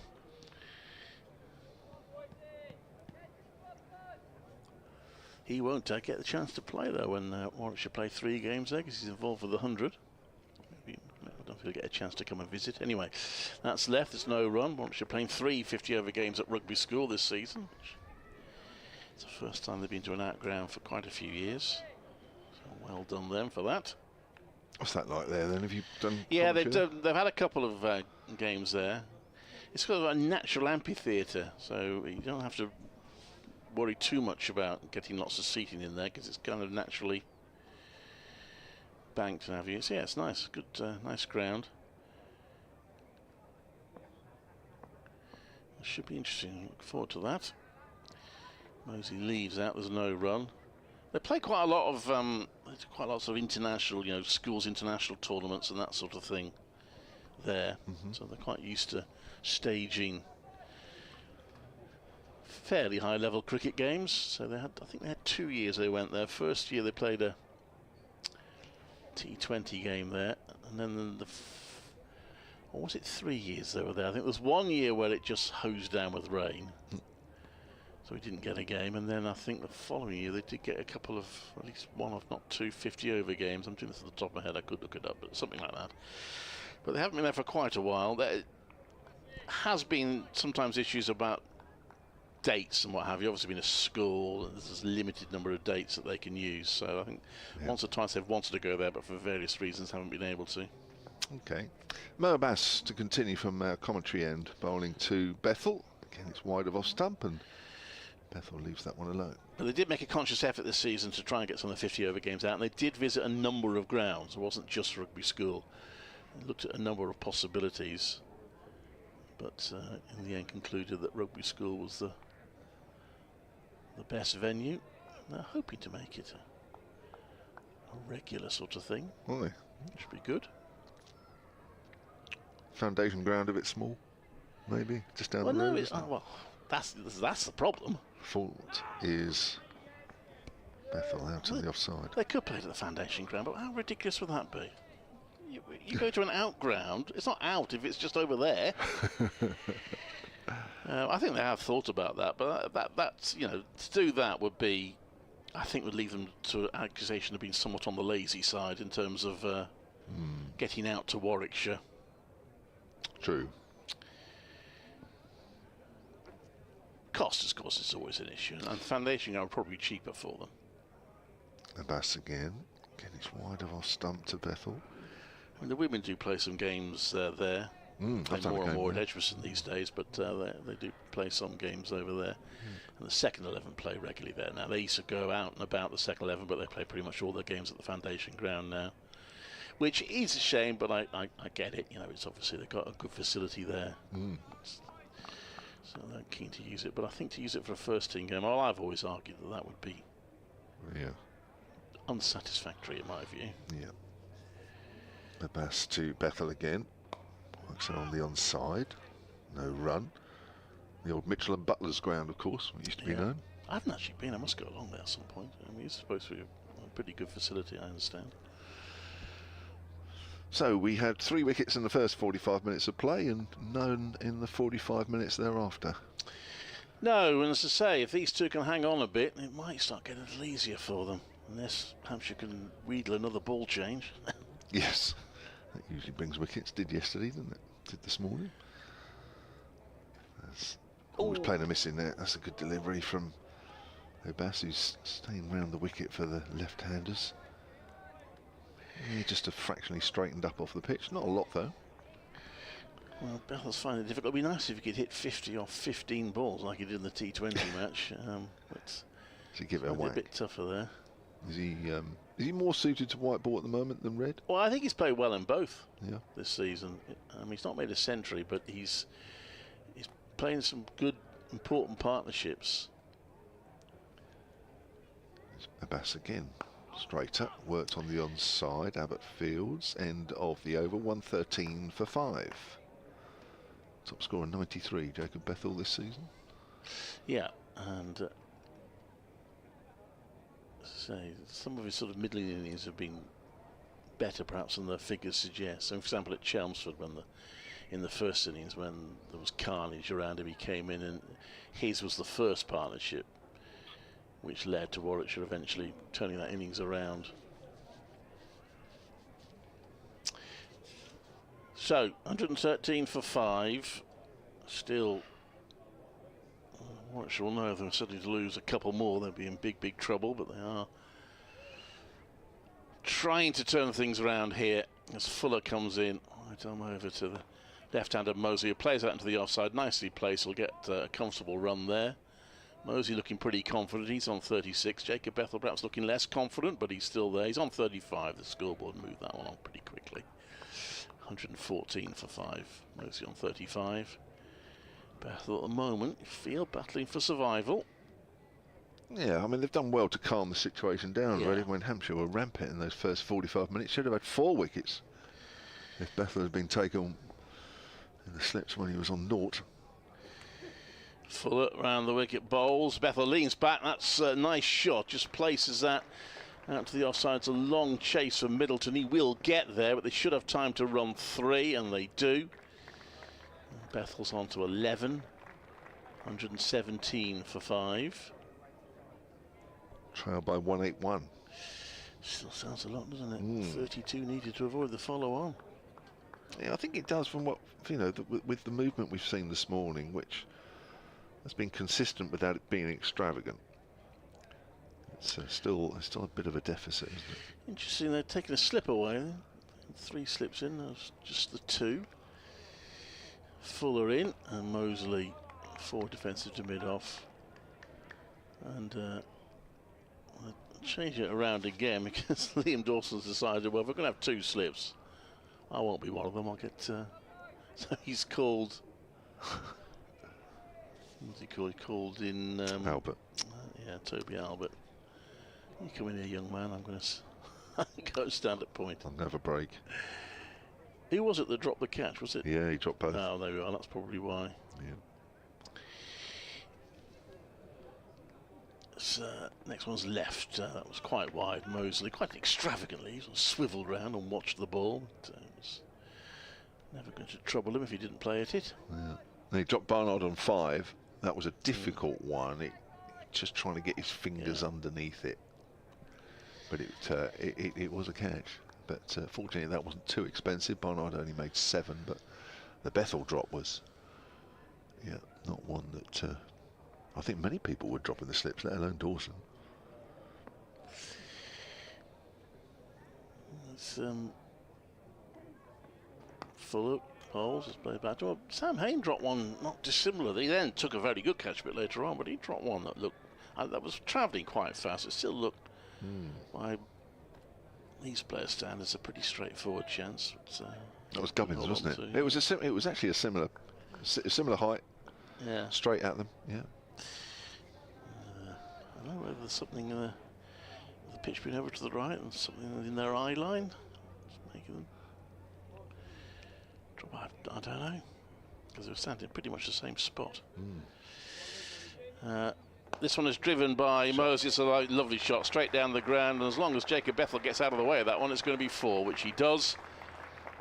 Mosley is on to 39, 121 for 5 Warwickshire at the end of that over. Nice way to finish the over from a batting side's point of view. He's driven well this morning, hasn't he? Been several straight drives and a couple through extra cover as well, where the lovely straight flow of the bat. He's played 3 or 4, probably 4 of those. He's hit 5 boundaries now. I remember one of them was down to fine leg when he took one hand off the bat. So it looks like Abbas is being replaced. Well, Kyle Abbott bowled well this morning. We didn't get any wickets this morning. Having got the 2 before the close yesterday, I thought he and Keith Barker were a formidable double act. Abbas's spell this morning, 6 overs for 8. He's not conceding many runs, is he? But he's not causing too much. No. He's beaten the bat a couple of times. I was going to say, I mean, that's Abbas this season, really. He's been economical without looking threatening. Just at the time when you really needed somebody to back Barker and Abbott up. Probably expecting a little more, really. Oh, hello. Guess what? We're looking at the ball. We haven't had a wicket for a while. What do you reckon? Well, umpire saying you can carry on with this one for the time being. Yeah, for now. Yeah, but this is what happened now. Every couple of overs they'll be up to the umpire saying, Yeah, they and will. Eventually they'll probably get it changed. Yeah, Peter Hartley again. Umpire taking a look at the ball, throwing it back. So Kyle Abbott has already had 1 spell this morning. 7 overs, none for 21. Here he is with his second. Bowled well without much luck. There he is round the wicket then to Bethel.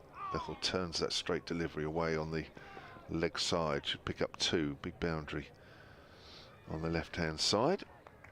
Lots of areas, lots of big areas with outfielders. Elsewhere, Durham continue to. Rob Essex's nose is in it. 570 for 8 at Chelmsford. They're determined to make sure that Simon Harmer can't. What was his figures? Let's have a look. He is 3 for 180. Right. Here's Abbott to Bethel again. Bethel drives out into the covers. Well fielded Nick Gubbins. 5 for 180. I used to keep track of actually what the highest analysis was in the season. I'm not sure I do anymore. Let me see if I've got it. No, I haven't. I thought it was too unkind a stat to keep. Well, there must have been a few. There must have been some interesting figures here. Yeah. It's Durham. I'm not sure they're quite as high as that. Is it not? I might be wrong. Have a quick look in a minute. Abbott again round the wicket to Bethel. Bethel's well, maybe just have withdrawn the bat there. Whether that was in time, might need to watch the replay of that one just to see if. Well, I think he might have had a little play at that Zipped one. through, didn't it? Yeah. Carry. Lancashire 142 for 1, doing well against Kent 244. The 2 teams currently in the relegation zone playing each other at Canterbury. Luke Wells is going well there for Lancashire. Somerset 35 for 1, replying to Notts 360. That's at Trent Bridge. I think Pennington got the first wicket there. I think I looked it up just before I came back on commentary. As forward is Bethel, straight. Thinks about a single. Mo Abbas picks the ball up and throws it at the keeper's end. Dan Lawrence 124 not out at New Road for Surrey, 414 for 8. Second division, Glamorgan going pretty well, replying to Northampton's 279 or 128 for 2. Middlesex eventually all out for 433 at Lords against Derbyshire, who had 10 without loss. Another flat one at Lords. Yeah. 163 for Ryan Higgins there. Abbott again to Bethel. Bethel turns that into the gap on the leg side. May look for 2 here. Just pushed it into the gap rather than hit it firmly. Again, Mo Abbas is the fielder. Leicestershire, a bit of bother, 68 for 4 against Sussex, 442 all out. And Yorkshire are still plodding along, not scoring particularly briskly. But they're 437 for 9 now against Gloucestershire at Scarborough. I mentioned they only got 3 batting points just after an opening start of 300. Might be fairly slow going at Scarborough. Yeah, it is a bit. He's left alone. Has come back. Good lead from Bethel to end that over. 125 for 5. I have found bigger figures actually. Okay. Here in that Durham game. All right. Parkinson, the leg spinner. Oh yes. For Durham. 2 for 206. Okay. From 40 overs. I think that was the biggest figures in that game. Wow. I don't think I've seen too many. Oh yes, bowlers I go have. for 200. I have got that in my Warwickshire stats. Actually, yes. They're the most expensive that Warwickshire in a Warwickshire match this season. Yeah, I don't think too many are better than that. I don't have to keep going. Harmer's bowling. He might catch them. Maybe that's what. Maybe Callum Parkinson is telling him we've got to bat on here. I want to get him higher figures. We're going to see a bit of spin here with Felix Organ. He's going to have a go. A moment, the scoreboard displaying his figures of none, none, none, and none. So, we're 16 minutes before lunch. So, here's potentially a couple of overs to squeeze in here.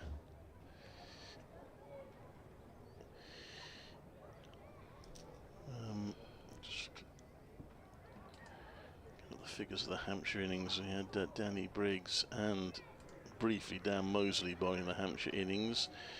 Neither of them managed to get a wicket. There were none for 50 in 12 overs between them. So Organ round the wicket to Mosley, very respectfully forward defensive to that, pushes out to the offside. Got Felix, someone in the Hampshire field. Shirt hanging out, wearing number 3 on his back.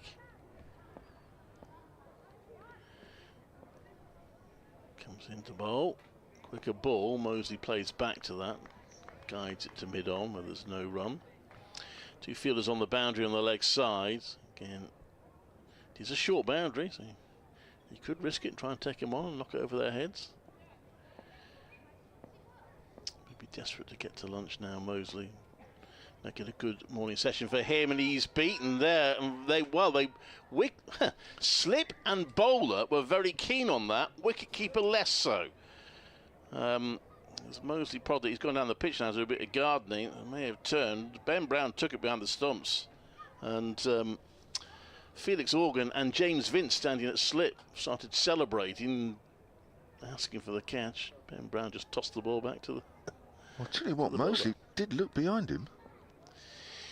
He sweeps that Mosley, almost overstretches. He's got 4, but he's having to pick himself up. He practically did the splits there as he went to play that shot. I don't think he found that terribly comfortable. The ball whistled off his bat for 4, so it was a good enough shot, but just checking his hamstrings now, make sure he's not tweaked anything. I was going to say, that's a pulled muscle job if you keep doing that. Yeah, it's interesting. I mean, batters tend to, when they edge something, always look behind, don't they? If they don't, they don't look behind. Next one, he drives just past the diving Felix Organ, and that's will get him a single to long off. So Mosley on to 44. Interesting, Felix Organ's been given a go before Liam Dawson, probably because there's 2 left-handers out there trying to turn the ball away from the bat.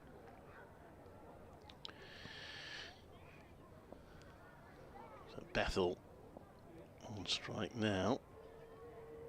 Organ bowls to him. Bethel plays back, runs it down towards third. Keith Barker does move quite nimbly on that occasion to his right to stop that and prevent any run. 130 for 5, the end of 36 overs.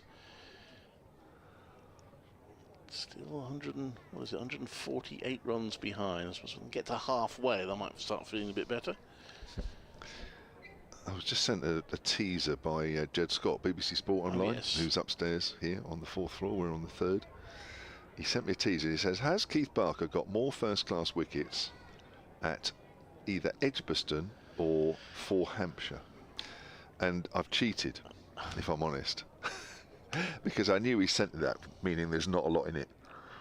And there isn't a lot in it. There's only a few wickets in it, but he's actually got more wickets here than he has for Hampshire. Right. So that's nice. Come back to that in a moment. And here's Barker. There's a leading edge there a little bit from Mosley as the ball goes quickly down to deep point and deep backward point even. 131 for 5. He's actually, he's just replied saying, yes, it is close, he's right.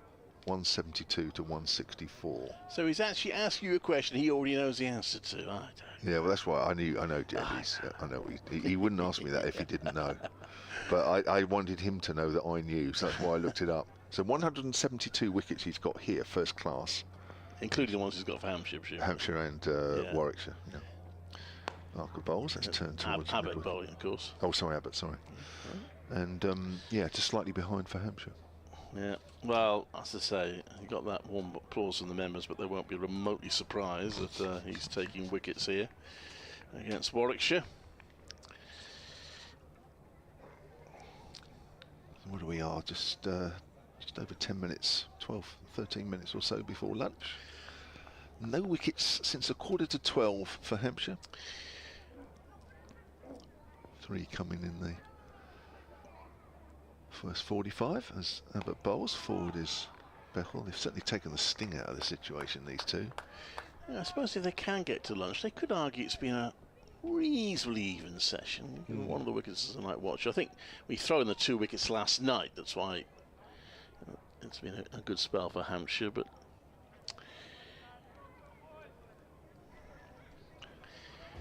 what's it? Well, so they've added 80 runs this morning so far for 3 wickets. Yeah. Yep. Barker. It's Abbott again. Everything's about Barker. Here's Abbott. That's a nice drive, straight, slightly to the leg side of the stumps, but nice straight drive from Jacob Bethel this time, and he moves on to 19. And that is the 50 partnership between these two. 52 runs they've put on. 90 balls. Some young players good to see him. Dare I say, he'll definitely be out next ball now, but Bethel's beginning to look a little bit more settled after a difficult start. Yeah. 135 for 5. Warwickshire trail by, is it 163? Can't quite see. Bounce outside the off stump, but a little wide.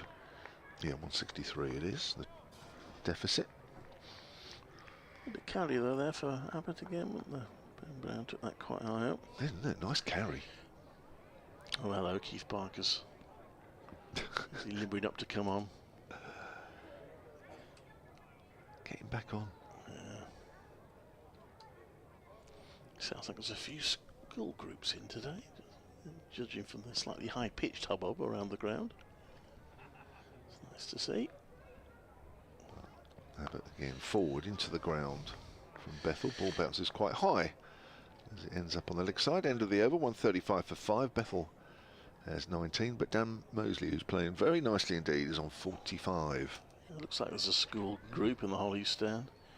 I remember when I was at school, if you've got a teacher who likes cricket and they have to do a school trip, we used to have school trip day, and of course that was an opportunity for some teachers to get to a cricket match. Take the school there. Yeah. Free trip to the cricket for the teacher.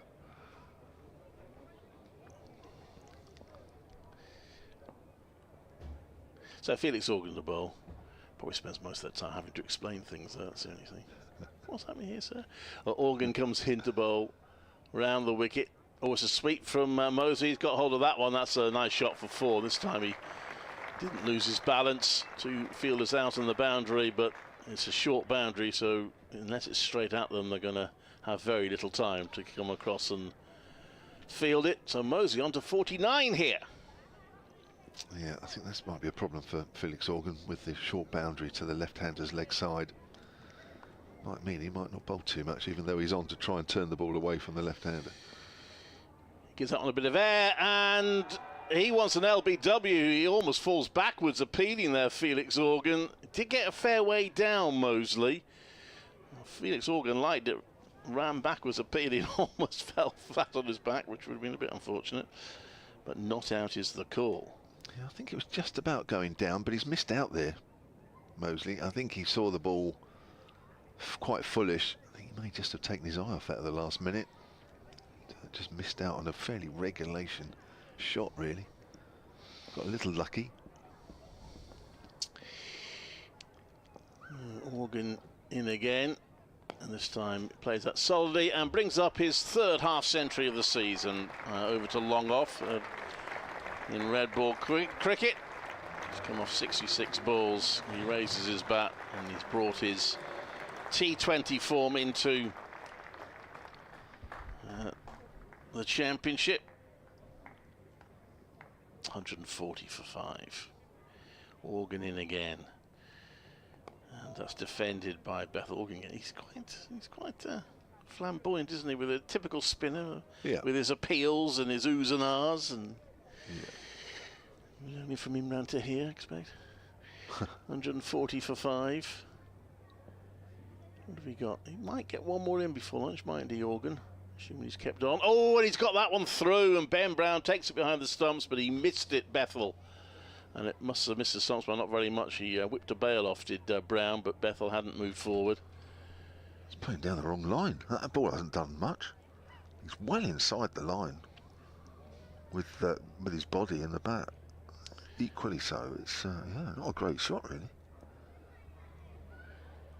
He's in again, Organ. This time just a little bit too wide. He gets away with it in as far as Bethel plays it to the sweeper on the offside, so it's only 1 run. So he's conceded 11 runs from his 2 overs, but he's caused 1 or 2 problems as well, Felix Organ. 141 for 5 after 38 overs. Yeah, Dan Moses played brilliantly this morning. It's never easy when you're coming in and the bowlers are on top and the wickets are falling. And he battled through. And that half century is a really good one.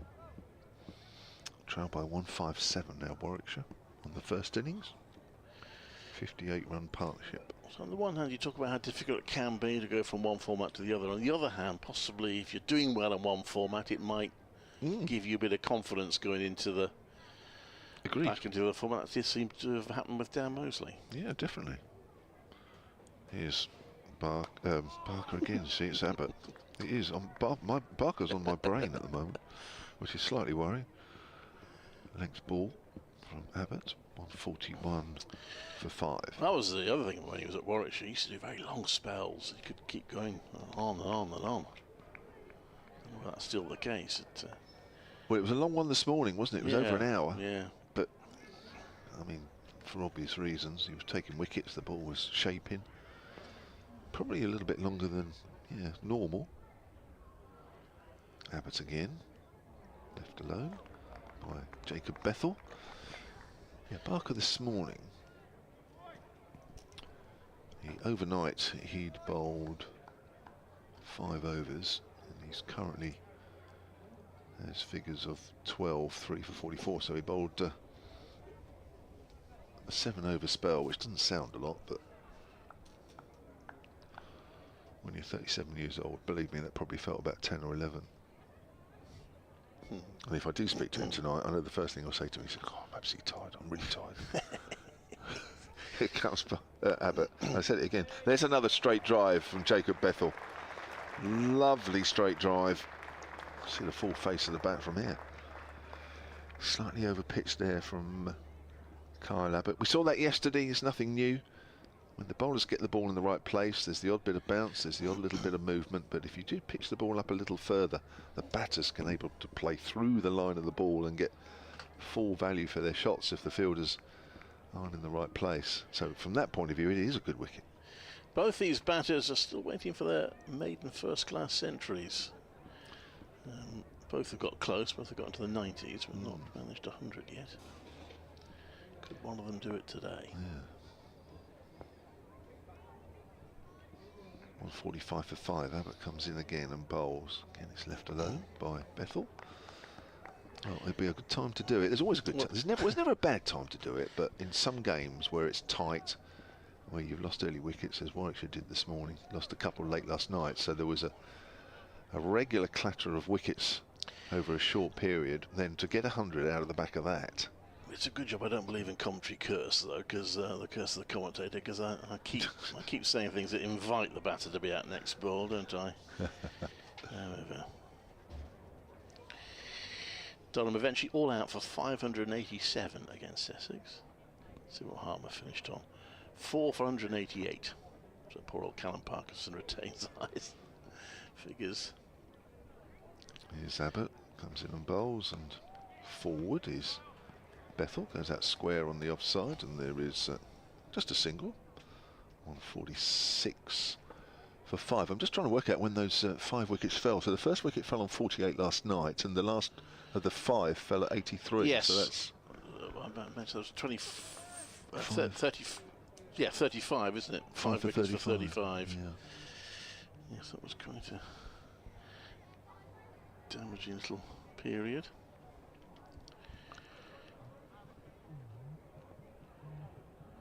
.146 for 5. Ain't giving up, are they? That's a length ball to Mosley to finish off that over, and I think the next over, whoever bowls it, I'm sure it'll be Felix Organ, will be the last before the luncheon break. Yeah, so temptation for Bethel is just to block these 6 out and go in at lunch with Warwickshire somewhat recovered from the position they were in. 83 for 5.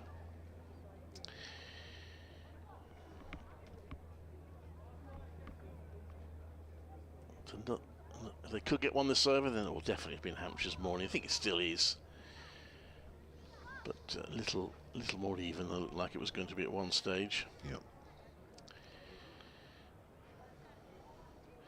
One slip in place. Organ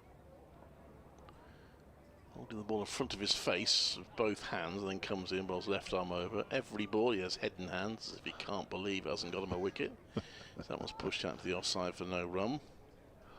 But that's spinners for you.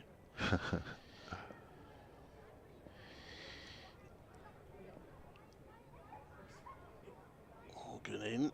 Quicker ball, and it's a slap there by Bethel. The sweeper will come round and field it, and they don't get 2. Good sharp fielding by Fletcher Middleton, who raced to the ball quickly. Probably could have been 2 there, but Middleton put enough doubt in the batters' minds. So they have to settle for 1. Bethel onto 26, 147 for 5. Yeah, a little too short that from Felix Organ. Give the batter time to pick his spot. A run out just before lunch would take some explaining to the coach. That one is turned away from Mosley, having started wide, so Mosley leaning forward, doesn't play at it. Again, Ben Brown knocks the bells off, just in case the back foot slid out of the crease, but it hadn't. Organ and getting another quicker ball, which Mosley plays into the ground, straight to the field, who's about 3 pitches away at cover. 2 more balls before lunch. Almost seen 100 runs this morning.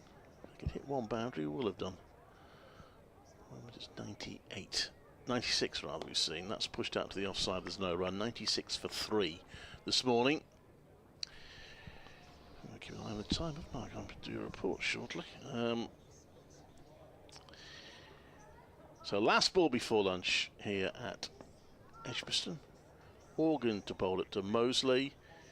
Mosley just dabs it to back a square leg for a single.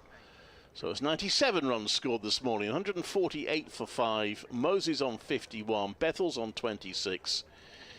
And this pair have put on 65 so far for the 6th wicket. But earlier, 3 wickets for Keith Barker. Brilliant performance from him, well supported by Kyle Abbott at the other end. And Hampshire feels still marginally ahead on points here with Warwickshire. Just 1 run short of being halfway to Hampshire's total with half their wickets down. Yeah, good morning for Hampshire. Yes, one of those wickets is a night watchman, so you could arguably say it was only 2 wickets, but they started well. But Mosley and Jacob Bethel have countered well as well.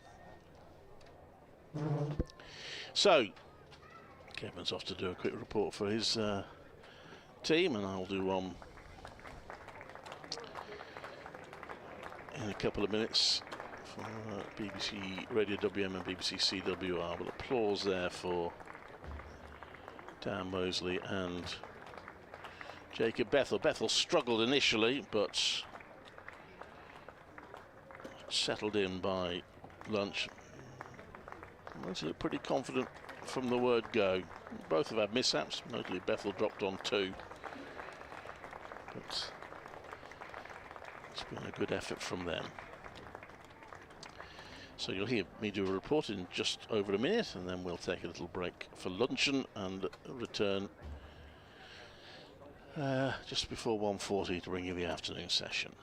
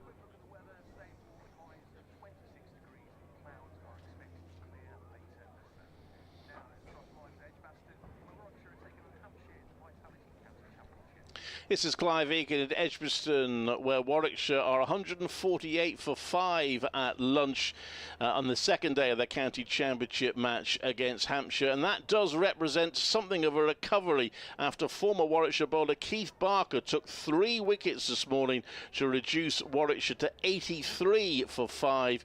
He dismissed Danny Briggs for 4, Ed Barnard for 7 and Sam Hain for 6. But Dan Mosley and Jacob Bethell have produced a bit of a recovery for Warwickshire, putting on 65 for the 6th wicket so far. Mosley, confident from the start, is not out on 51. Bethell struggled initially and was dropped on 2, but he's settled down as well to be 26 not out. Warwickshire 148 for 5 at lunch. This is Clive Egan at Edgbaston.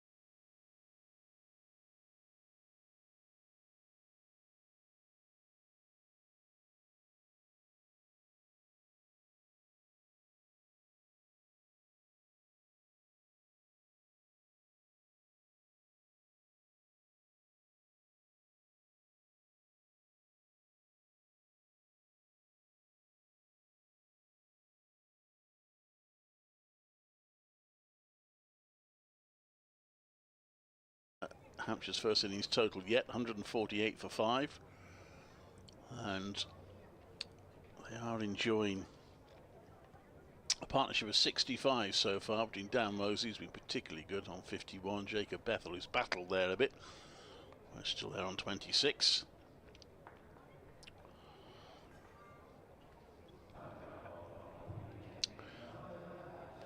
And getting the Bass, are we, to bowl the first over from the pavilion end?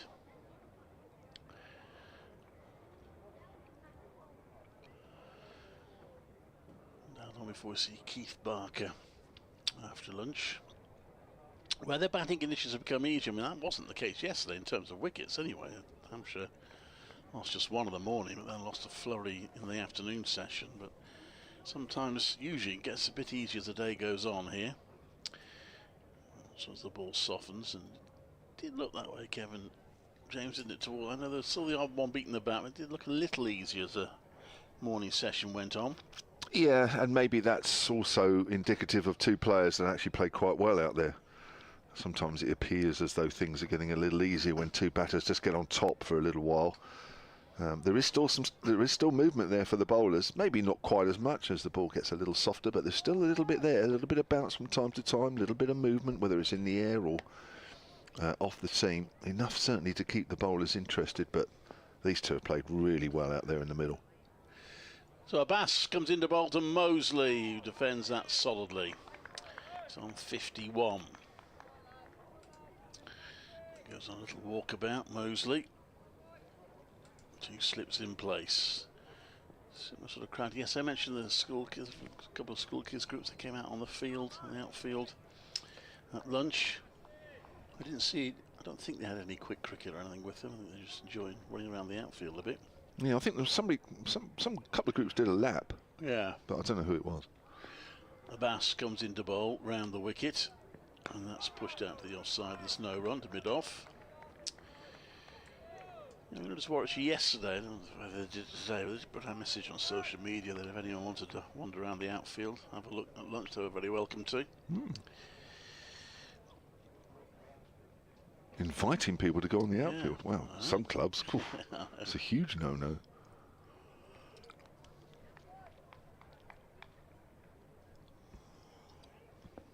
In comes Abbas.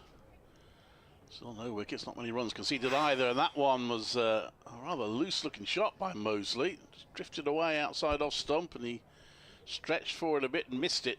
Taken by Ben Brown behind the stumps. Well, yeah, that's not a great shot, that one, really. He did straighten a fraction, but it was fairly wide.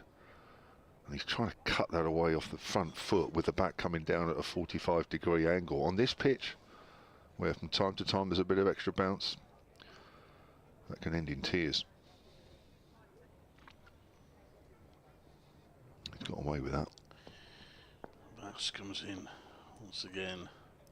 Encouraged by that, perhaps round the wicket. That's a more solid shot from Mosley for no run. Just get the feeling these two, if they can see off the first half hour after lunch, and Warwickshire start getting right back into the game.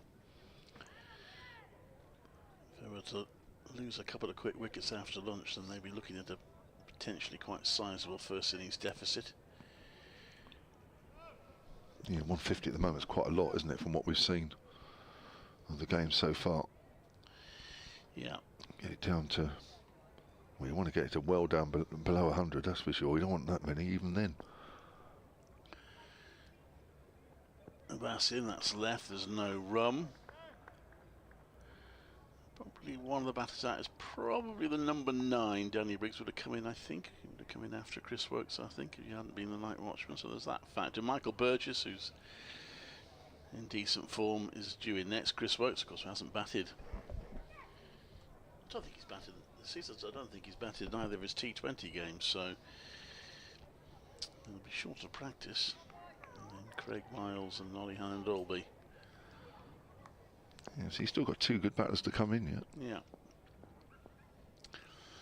Abbas round the wicket to bowl, and that's played to the offside. There's no run. Ollie Hine-Dolby, will presume you mean him. Of course. It's 148 for 5 after 41 overs. And Craig Miles was the other one. Yeah. So 150 the deficit, which is bang on the follow-on figure. Yes, I need one more run. Oh yeah, here we go. Keith Barker's back in the attack. Not even that's in doubt then. Yes, it is. 3 for 17 off 25 balls his spell this morning. Terrific stuff. Just enough movement in the air and off the seam to cause the batters problems in that first 45 minutes. Briggs, Hayne and Barnard succumbing. And then Bethel should have gone on naught, dropped by Dawson at third slip. Straightforward catch. Here's Barker then, same end, far end, the city end as we look. It's turned on the onside by Bethel, quick single. Follow on saved. As if it wasn't going to be. I think 1 or 2 in the crowd seem to be applauding that. Perhaps they're working nervously for that landmark.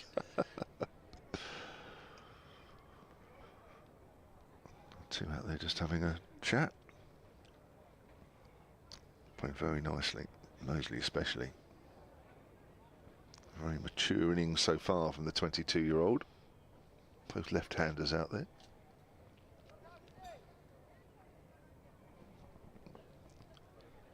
Barker over the wicket to Mosley, leaves that one alone. Just looks as though Barker's still got a little bit of shape on this ball. There's still some clouds above us. Yeah, just a bit of shape away from the left-hander.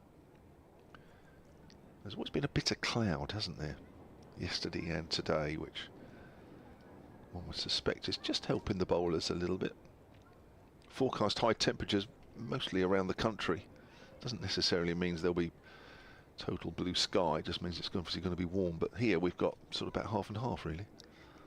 Half blue sky, half cloud, as Mosley's pushing forward back to the bowler. And with that being the case for most of this game, it's probably also helping the bowlers just get a little bit of shape on the ball in the air, and just the odd one that moves off the pitch as well. It'll be interesting to see if we have an all blue sky day, whether the pitch changes nature. From a personal point of view, hope that happens when Warwickshire are bowling. We'll have to wait and see. Here comes Barker on the line of middle and leg, turned away nicely by Mosley out towards deep mid wicket. There is a fielder out there, Liam Dawson. 2 runs taken. 151 for 5. Warwickshire trail by 147. Not sure what the applause was there. Oh, the 150. Oh, the 150 up. Oh, do they applaud in 150 these days? Well, I can't hold the scoreboard, so I suppose that's why. Wow.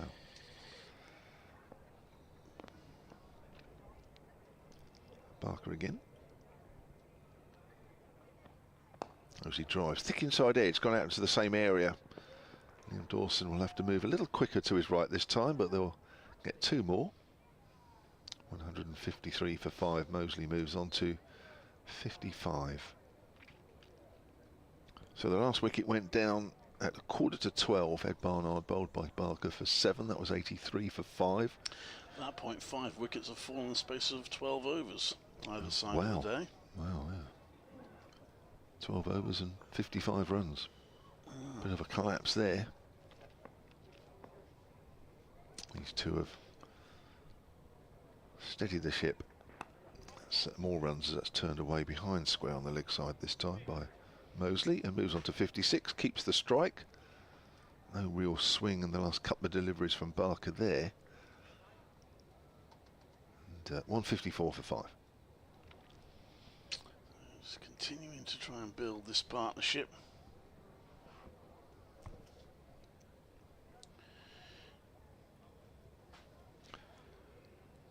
Barker, I mean, for Barker, I keep saying Barker's just everywhere in my head. For Hampshire, the trick really is to support Barker and Abbott. They've both bowled particularly well. Abbott got the 2 wickets last night, Barker the 3 this morning. But Fuller a little expensive, as he tends to be, but will pick you up a wicket when nobody else can, because he is a little quicker. But Abbas needs to support the other 2 bowlers here. Hasn't picked up a wicket yet. Comes in now to bowl to Mosley. Oh, that's a leading edge from Mosley. He's gone down to wide third for a single. He's trying to work that onto the leg side. So a false shot. He's on to 57, 155 for 5. I'm not sure the ball did that much, actually. I think Mosley just got his head right outside the line, trying to push it away on the leg side, and just came across it a little too much. No real movement in off the seam from that delivery. 150 came in 250 balls, which means the third 50 took 83. The second 50, in which they lost 4 wickets, took 104. The first 50 took 63, but he lost 1 wicket for that first 50, and that was right just before they reached the landmark. Abbas comes in to bowl to Bethel, and drops a bat on that, almost goes through and goes out to the leg side. Couple of false shots that Abbas has induced this over. 156 for 5. I wonder if the batters had as big a fish and chips as we've had for lunch. Oh, I didn't in the end. Did you not go fish and chips? Well, no, because I'm not complaining. However, so we're standing in the queue, and they sell the fish, because they do cook the fish pretty much as they go, which is one of the reasons why it's so nice. And they said, "Oh, we'll be about a minute." And there's one person in front of me, and they bring 3 pieces of fish out, put it in the tray, and he says, 3 fish and chips, please. Oh, that's a death. So, so I went for the pork instead in the end, which is very nice. Abbas comes in to bowl to Mosley, and that's played to point. There's no run. I'm not entirely convinced he was before me in the queue either, but I didn't say anything. Oh dear. I was very civil. I hope he enjoyed them. Well, there were big queues, weren't there, actually, down there? It was busy, very busy today. Yeah. And there was one piece, I couldn't believe it actually, because they were waiting for more fish to be cooked, and yet there was one piece still sitting in the tray. Well, that's probably my fault. Yeah. I should have claimed that, you did. You should have been offered it. Well, she offered it to anybody and said, "Do you want this small piece?" And I was straight in there saying, "Yeah, I'll have it." Because it wasn't that small, was it? And also, take it's just a bit of experience, really. Yeah, serves me right then. Abbas round the wicket bowls, that's left, taken to the wicket, but there's no run. So they're waiting there 5 minutes, and then in your case, not getting any at all, or diving in there with a small piece. And she said small piece, but to be honest, for me, that was huge. Yeah, it just had a bit of the end knocked off it, hadn't it? Yeah. However, so you definitely played that better than I did. I just got lucky on that occasion. But the problem, the pork, for some reason, there was no one serving there either. So I'm standing there looking. By the time that I did get served, I noticed the fish and chip queue was empty anyway. So I did get it all badly wrong. Still had a nice meal. Abbas comes in to bowl to Mosley, who plays that into the onside. There's no run. 156 for 5. But the food's so good here, you can't miss out. No. We're very lucky. As you'd expect at a test ground, though, but even so. It's always been good here. I never remember a time when it hasn't been good. Well, I'll go back quite a long way. Over the years, there's been slight variations on what's available to us as the media, particularly on the other side of the ground. But yeah, no, they're very look after us very well now. Abbas comes into bowl, and that's played on to the onside for no run, because I'm sure the listeners are desperate to know that we're all very well fed and looked after. 156 for 5 after 43 overs here. It's always nice to know what's on the menu, isn't it? Yeah. What was it yesterday? Chicken, wasn't it? Yes, it was chicken, and I went for the baked potato yesterday. Oh, okay. Because I knew I was having chicken for tea when I was getting home. Ah, good. You had 2 hot meals in a day? Actually, I had sort of cold chicken and salad when I got home. Oh, right. Okay. Hot potatoes, but everything else was... Barker to continue then from the city end, far end as we look. 13 overs, 3 for 50 for Hampshire's former Warwickshire player. Good length ball to Bethel, who's in behind that one. There's a podcast somewhere, isn't there, that we should be doing, eating at county cricket grounds. Varies. I think the listeners and the watchers would love to know that it varies considerably It does. around the circuit from what we've just described to literally the other end of the scale, where you are scraping a barrel. But I try not to publicly complain about that. No, and we won't name or shame those particular counties, or a particular county I'm thinking of. And you know the one I mean. Well, you don't get anything at all on day 4. That's why you dread the games going into day 4. That's pushed out into the covers. Oh, I didn't know that. Oh, did you not know that? No, I'll write it down and tell you. Yeah. You obviously haven't been there for a while. Or maybe Warwickshire have, but you've not done that game. Oh, right. Oh, I haven't been there for a while. I didn't know that. That's shocking. Is it? Shocking state of affairs. But anyway, I can say it because I'm not mentioned in the county. 156 for 5. It's Barker. Coming in again. Still got the slip. That's James Vince. He's slightly wide of Ben Brown. That's on the line of middle and leg. That's not going to slip. That's going towards square leg, where Liam Dawson, who seems to be doing some boundary patrolling away to our right, having come out of the slip area after dropping a couple of catches this morning. One difficult, one pretty simple. Well, he took himself out of the slip cordon this morning, didn't he? Yeah, When, he did, one of the, I forget who it was, one of the fielders moved out. They had 3 slips, and one of them moved out. Was it James Vince moved out, and he called him back and said, "No, you go and stand here, I'll go and..." Yes. Oh, No, Toby Albert. Toby Albert, that's right, Yeah, yeah. Here's Barker. Thanks ball to Mosley, who pushes that quietly up to mid-off. Phil's got an impressive pad of scorecards to my left. You steal that from the museum? Borrowed. Oh, borrowed, okay. Stole it? It's not the London Museum, is it? Down there? Is it the London Museum? Where they had all the problems? Yeah, yes. With right, things yeah, going yeah, missing? yeah, Is it London yeah, Museum I they think call it? Yes. Natural History Museum or I something? can't remember which one it is. Sorry if I've named a museum that it didn't happen at, but I think everybody knows the story. Edged, has he? Yes, he has. Through to Ben Brown, and Barker's picked up another wicket. 157 for 6, and it's Mosley who goes, drawn into the drive. He's gone for 57. Listen, welcome back to Edgbaston, Keith Barker, but that will do now. Thanks very much. 4 wickets for him today, and that's a real blow because Mosley was batting well, and he's annoyed with himself. Because he was holding things together well. He hasn't gone on to a big score. Here's one thing this match actually lacks so far, is a really big score. Fletcher Middleton got 74, but that's the highest score so far. And Mosley goes for 57, so his 3rd half century of the season. He still hasn't got beyond 62 in the championship this season. You can see that he's pretty cross with himself, shakes his head. If I'm honest, it wasn't a great shot. Probably didn't have to play it, did he? No, it was wide, and he wasn't to the pitch of the ball.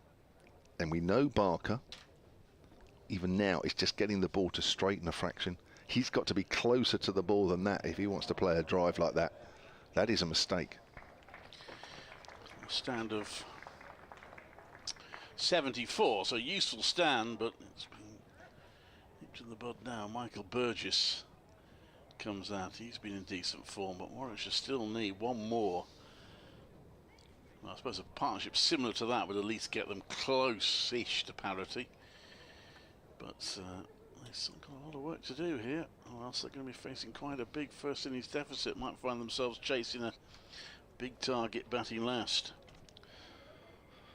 Michael Burgess, yeah, I've seen him score runs, as you say he's in good form. I've seen him score runs against Hampshire in the past. He's a good player.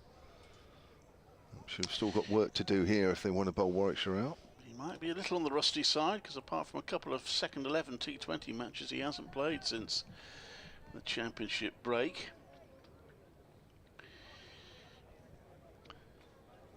He's averaging 36 this season. He's got 100, hasn't he? Yeah. Against Essex at Chelmsford. That's pushed away square on the offside. Couple of oohs as he did so. Yeah, that was the big... he was just playing away from his body at that one. It was a big partnership with their Barnard at Chelmsford.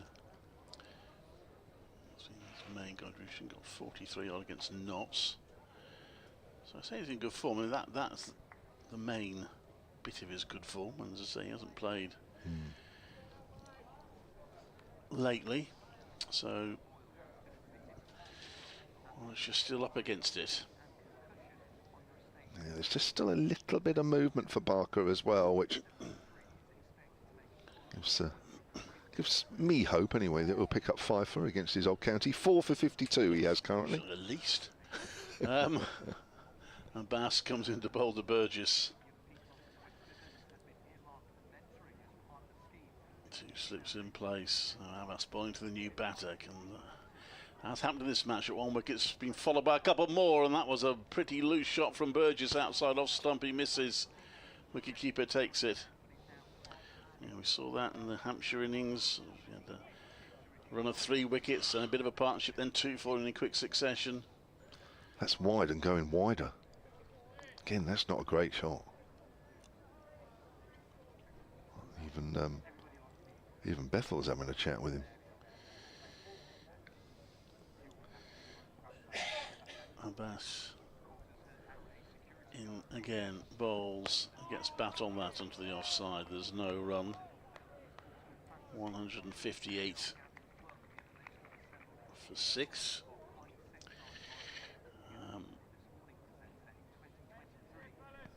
Bit of cloud cover overhead now. Smashing the people watching a very interesting match. Hampshire looking to try and establish themselves a good first innings position. And then, of course, we said the third innings of the match is so crucial.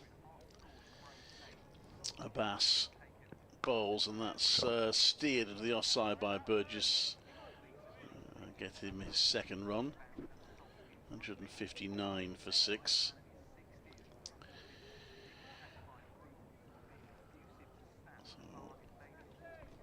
They still 139 behind.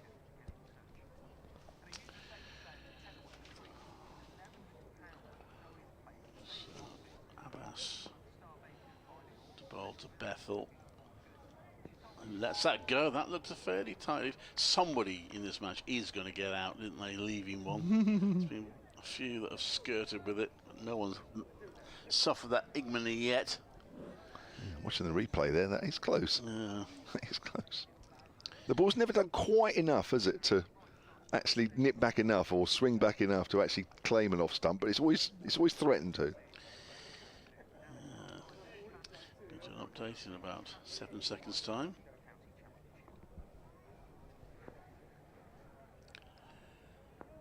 This is Clive Eakin at Edgbaston, where Warwickshire have lost another wicket since lunch in the second day of their county championship match against Hampshire, so still have a lot of work to do to avoid a sizable first innings deficit. Dan Mosey, who batted really well in the morning session, just edging one from Keith Barker, the former Warwickshire bowler, who was greeted to such warm applause when he walked onto the field yesterday, is doing his former county serious damage. He has the last 4 wickets to fall. Jacob Bethel is still there on 29, and Warwickshire still 139 runs behind Hampshire's first innings total, are 159 for 6. Clive Eakin at Edgbaston.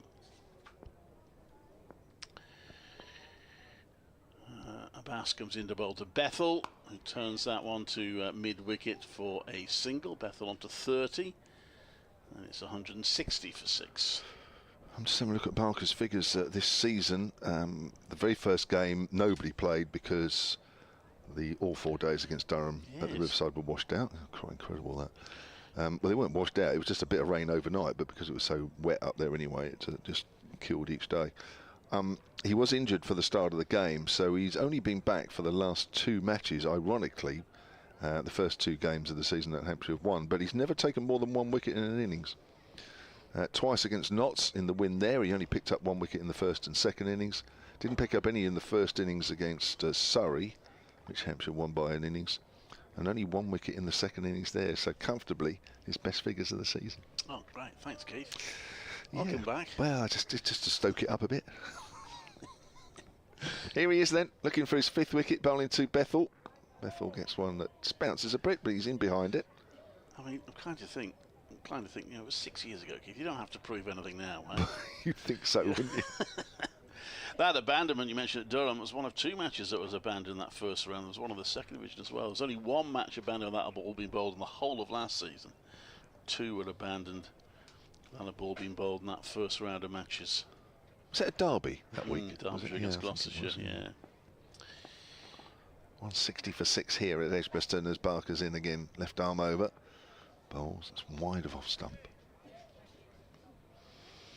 Yeah. Well, I think I've only experienced that at Leicester once, but that was a match I was travelling to from home day today, so it wasn't so bad. But all 4 days up? Yeah, and I think might be 1 more that I've had. The whole match was banned with that ball being bowled. Not a lot of fun. It was thoroughly boring for 4 days because we had to, each day to hang around. Thinking we were going to play, and it just wouldn't dry out. Barker. Bethel drives up towards mid-on. Abbott's across nicely.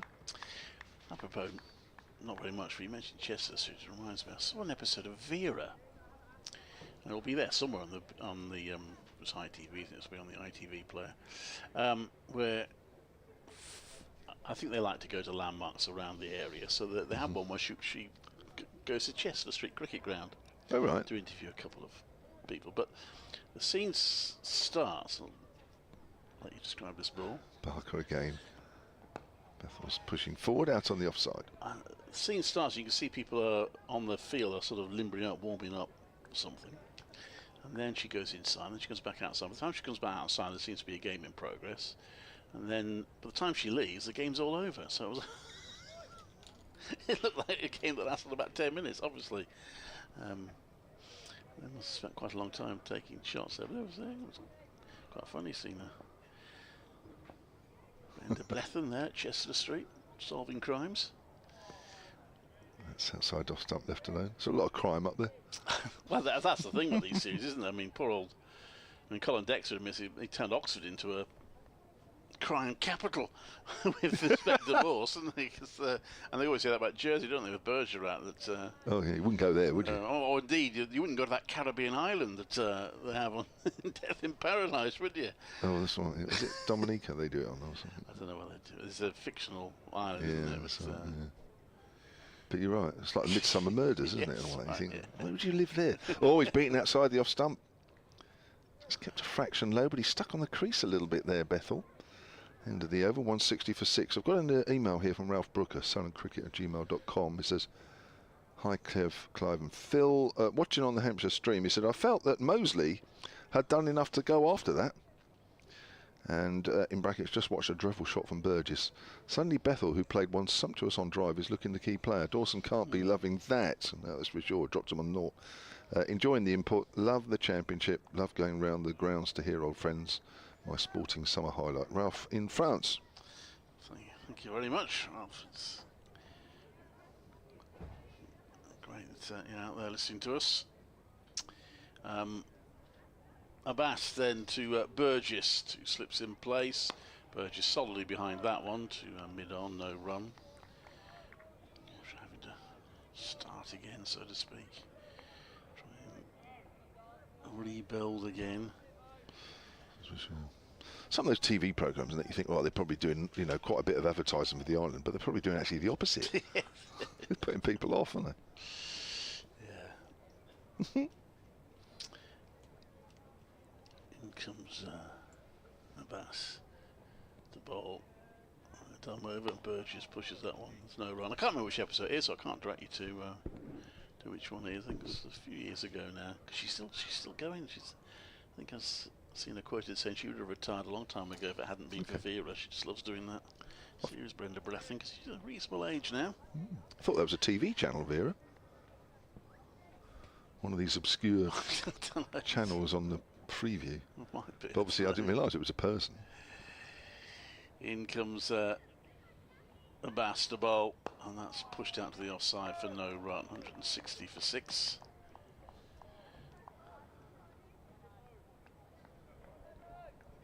It's looking straight drive from Burgess. He's got to keep plugging away here, Abbas. I mean, he does anyway, but just waiting for that one that just moves a little bit more and bounces a little bit more. It'll come. Well, that's the thing. When he's not conceding many runs, he can afford to. No, that's the thing with him. Patient. Yeah, that's the thing with him. Comes in now to bowl, just 21 runs conceded. This is his 14th over, and he won't concede one there either. It's played to mid-on for no run. He's not the only one this year that generally has found wickets harder to come by. It's, one or two of the Hampshire players did it early on in the season, and that was the same around the country. And the one thing that Abbas is really good for is if he goes long periods without taking a wicket, and to be honest, that wasn't really the case the last 2 seasons, but it's happening this year. Then actually, if he does pick up 1 or 2, then he's bowled a lot of overs, and he ends up with about 2 for 30. And you think, oh right, okay, but he's bowled about 20 odd overs doing it. Comes in now to bowl. Oh, that's gone right through. James Vince likes it at slip. It's a good delivery forward defensive by Burgess, but he misses it and the ball flies to Ben Brown. Grabs it high, it's still rising when he grabbed it. Wow, that's nipped back. He's come wide of the crease as well, Abbas. That's why you've got to keep the ball in the right place, because it might not do anything for 2 or 3 balls, but then there's one there somewhere that just does something a bit different. That was the one.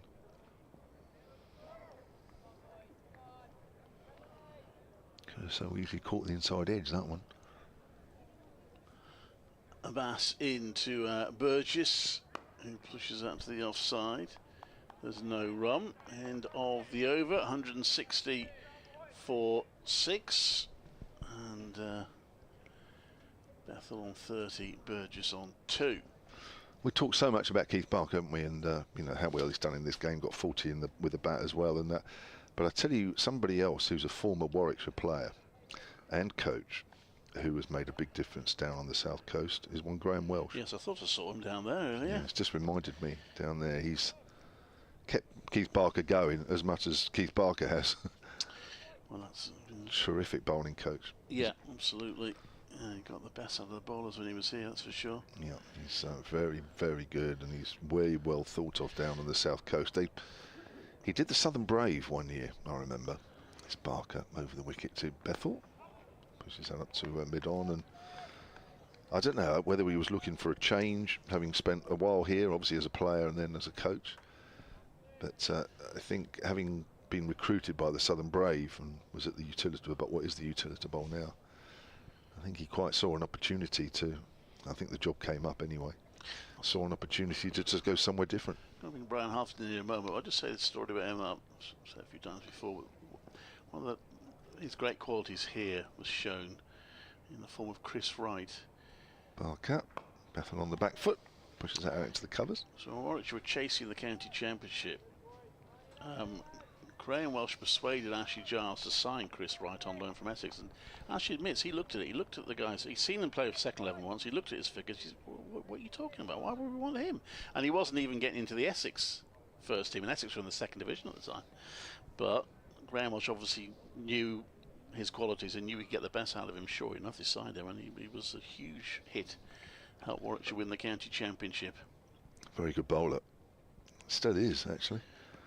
Barker bowls, foolish delivery, pushed up towards mid-on. He bowled really well in the 50-over final at Trent Bridge against Hampshire last year, where... Got a bit of chuntering at Essex, but that's not hard, to be fair. I'm going to bring Brian Halford in for a bit. Yeah, it was a game, actually, that Hampshire really should have won. Right at the end, they were in a bit of difficulty with the bat, but Dawson and Barker got them out of it, and really, the last few overs, they should have seen it home, but Wright was one of 3 bowlers, I think it was his penultimate over, that he hardly went for any runs at all. That's pushed out into covers off the back foot. Good piece of fielding from Nick Gubbins, and that did as much as anything to cause a little bit of a panic in the Hampshire dressing room, and then they had a few more to chase in the very last over than they should have done, and Leicestershire ended up doing it. But I just remember that penultimate over from Chris Wright from the pavilion end at Trent Bridge, and Brian Halford, you'll know Chris Wright. And that was just last year, and he's getting on a bit as a bowler. Yeah, and what a pair they've made together. They just peaked in the 2012 together to bowl Warwickshire to the championship. Yeah, pushed out into the covers once more by Bethel. Chris Wright's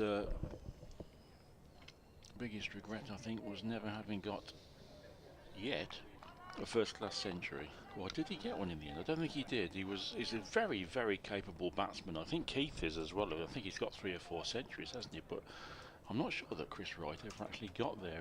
But he was a really well-organised player, and I think a couple of times he went in the top 3 for Sussex after he moved down there. Well, there's a little twirly bit in his run up there. That's pulled away. I think he probably upset his rhythm there. A little short, and Bethel pulled it away. Not timed, but it was in the air, but it was well over the fielder at mid-wicket. A couple of bounces out to the short boundary side. 4 runs to end that over. 164 for 6. Chris Wright, his high score in first-class cricket, 87. He's still striving, bless him. A couple of times, definitely at Edgbaston, he was night watchman and had a few overnight, and he was thinking, yeah, tomorrow. But he's a really well-organised player. Yeah. But clearly has never quite yet made it to 3 figures. Yeah, I don't think Keith Mark will be trying that that nonsense in his run up again, will he? He dragged it halfway down. Yeah, I don't know where that came from. Didn't need to. Yeah, Chris Wright still playing for Leicestershire. Not playing T20s, but he's been playing a bit of first-class cricket. I don't think he's played every game, actually. Oh, no, actually, I'm not sure he's played this season, has he? No, he hasn't, has he? No, he hasn't. Is he not with Leicester anymore, then? He's still there, I think, as Abbas starts another over and Burgess reaches for this one outside the off stump, and that had the fielders excited behind the wicket. Dan Mosley was absolutely livid with himself, wasn't he, for when he was lured into a big shot, having knuckled down so well for Dan for hours, a couple of hours, Dan Mosley, to dig Warwickshire part way out of the hole they were in for 57, and he'd shown such application, and then he just was drawn into driving at a wide one. Here's Abbas trying to lure Burgess into an error, but that's over pitched and it's beautifully driven. Is it going to go all the way for 4? It's being chased, and it is being retrieved by a gentleman that Kevin will identify. Kyle Abbott. Kyle Abbott. He's way over there in the distance from us, so I can't quite identify him. Well, he's below. He probably couldn't quite see over the top, but Kyle Abbott, if he's coming on imminently, that's his warm-up done. Well, he did well to save 1 run. They got 3 there, so if this match is a tie, it'll all be down to that energetic piece of fielding from Kyle Abbott. Yeah, he's due for another spell. Hampshire have got such a good battery, haven't they? You can just rest one of the big guys and then bring him back in when the others have had a spell. Here comes Abbas around the wicket to the left-handed Bethel, who just stands up straight and defends. It's been good cricket, hasn't it, Kevin? Very competitive, good championship cricket. Yeah, and it was interesting to hear Clive say, I don't know if you spoke to them as well, Brian, after the game, but I think Chris Wokes and I forget who the other guy he spoke to, but they both said it's a really good cricket wicket. You know, it's a good batting wicket, but equally for the bowlers, there's a little bit there. For me, this is almost a perfect wicket. Yeah, I mean, I wasn't alone yesterday in thinking Hampshire had come in a bit below par, but it's looking a pretty decent total at the moment. This is dropped a little bit short by Abbas and pulled away along the ground to deep square leg for a single by Jacob Bethel, who moves to 35. I don't know, mate, I can only speak for myself, I can't speak for everybody else, but I think I was basing it on the fact that, yeah, a little bit of it in it for the bowlers in the morning, like, you know, traditionally you say that, and then, you know, with a bit of sunshine and good hot weather, then the wicket would flatten out, but it hasn't quite been the case, has it? It hasn't, and Warwickshire in a little bit of trouble at 168 for 6, and of course they were moving very serenely last night, weren't they, at 50 for none just before the close. Abbas is in again. This one's going down the leg side and takes Burgess on the pad.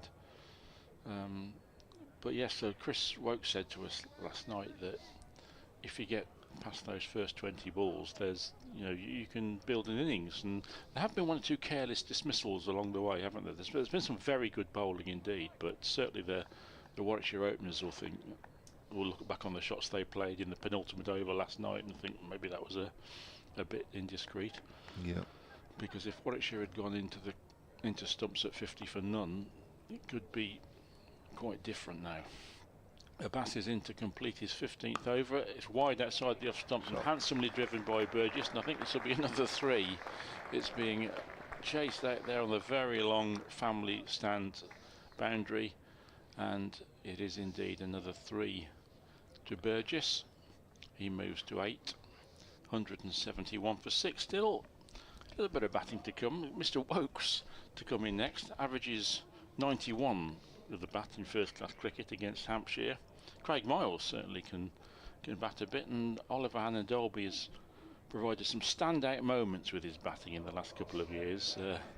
So I think Warwickshire, Kev, will still be disappointed to come in under 500. Yeah, well, yeah. I think if I was out there in the middle, I think only Chris Wokes would worry me. I'm not really sure that Craig Miles and Hannon-Dolby walking out to the wicket, no matter how well they do when it's their turn to bat, would actually seriously worry me as a bowler. But even so, what I like about this wicket, apart from what I've just mentioned, is that the batters can get full value for drives on the front foot. which is absolutely ideal, isn't it? Really, because if you bowl a half volley or near a half volley as a bowler, then you should be punished, for want of a better word. Here's Fuller with a new over and taken over from Barker. That's pushed out on the offside by Burgess, and he moves on to 9, 172 for 6. So, you know, just for me, the combination of good for the bowler, good for the batter here, and the fact that when the ball's pitched up, you can really get full value for drives, for me, almost makes a perfect wicket here. It is, yeah, and that's, as you say, that's what Chris and Ed Barnard were saying last night. And as you say, the batsmen get full value for their strokes, and the bowlers know that there's good carry so that if they get a nick, it's going to carry most times. Yeah, absolutely ideal. Carry this wicket should be every county ground in the country. Off the back foot is Jacob Bethel and steers that out to deep backward point, and he moves on to 36, 173 for 6. Now are at Warwickshire. It was an interesting little spell from Felix Organ just before lunch, wasn't it? There's quite a lot happening there, wasn't there? So I wonder if we'll see him again at some point quite soon. Yeah, I'm not sure there was much turn. There might have been one that straightened, maybe 2 if I'm being pretty generous. Only bowled 3 overs, but there was that shout for a caught behind. I think it was Mosley, which was a big shout as Fuller comes in and bowls. Burgess is off the back foot, strokes that out into the covers where Dawson is patrolling the boundary. I think needs must here with such a short boundary all the way on the offside that you're almost better off having somebody on the rope than you are having somebody saving one. Just give the one, maybe. Try and do, because this might be a lowish scoring game as we go along, and heard Clive say the third innings is important here. It will be, as always in most games, but I think depending on how quick or how close Warwickshire get, I'm sure a second time around can't afford to make too many mistakes. Comes back in and bounces at Bethel, gets him tucked up, it gets wrapped on the glove. Good delivery there from Fuller. He didn't quite find his rhythm this morning, did he, James Fuller? He came on after Barker had bowled such a long and impressive spell, and I think his first over, James, 5 wides, wasn't there, in there, and just alleviated the pressure ever so slightly. And Keith is now taking the ball to the umpire because it hasn't taken a wicket for a couple of overs. Yes, we had that ball change after one delivery this morning. Yeah, I thought it must be the earliest recorded get on with it from the crowd, wasn't it? I don't think it was even 11 o'clock. Let's have a look at it. Is Peter Hartley, the umpire at the far end, still looking? I think he's putting it through his gauge. So they did change it this morning, didn't they? Yeah, they did, yeah. Keith will have been very happy with the way the new one performed, won't he? Definitely. A spell of 3 for 17 in 25 balls, and he bowled beautifully, as the Bears fans will have seen him do so often here. 14 5-wicket hauls for Warwickshire, and he's got 8 for Hampshire and just 1 away from another one, isn't he? So. Yeah. Umpires are debating the ball. Now, either it's gone through the gauge or it hasn't. Or maybe it's sort of gone through in a way that they're not 100% sure. Oh, I think the ball's going to get thrown back. Or is it? Yeah, it is. So it's marginal. It might not take much for it to be changed, depending if there's a strong hit or the ball hits the boundary boards or the picket fence or something. I don't know, but it might not take much for another question to be asked of the umpires with the ball. I'll take a punt, Kevin, say there's absolutely nothing wrong with it, but Barker is a very experienced cricketer, and he's pulling the buttons out there, pushing the buttons. Fuller to Bethel, short. Good take from Ben Brown, diving to his right. Yeah, going back to Fuller, you're right. It was, but that is James Fuller for you. You know, he's in the side because he's a mighty fine all-rounder and has improved immensely in the last 3 years or so, and become a lot more consistent than he was when he first joined Hampshire. He gives you a bit extra because he's got a bit of extra pace, and Hampshire kind of need that with Mo Abbas in the attack. And Barker, who's as good a bowler but they both are not the paciest. But he does have spells where it's not quite right. When he drops into it, that's a good length ball there and a good leave, even though Ben Brown's diving to his right to the left-hander. End of the over, 174 for 6, but when he does get it right, there's not a lot stopping him, and it happens from time to time, and that's why you kind of need him in the side. He'll give you something different, and that's what the makeup of 11 is, isn't it? Players give you different options throughout the side, whether it's batting, bowling, or as all-rounders, or as a keeper. And you want them all offering you something a little different depending on the conditions. And Hampshire have got a seam attack that emphatically does that. An impressive array of options. And as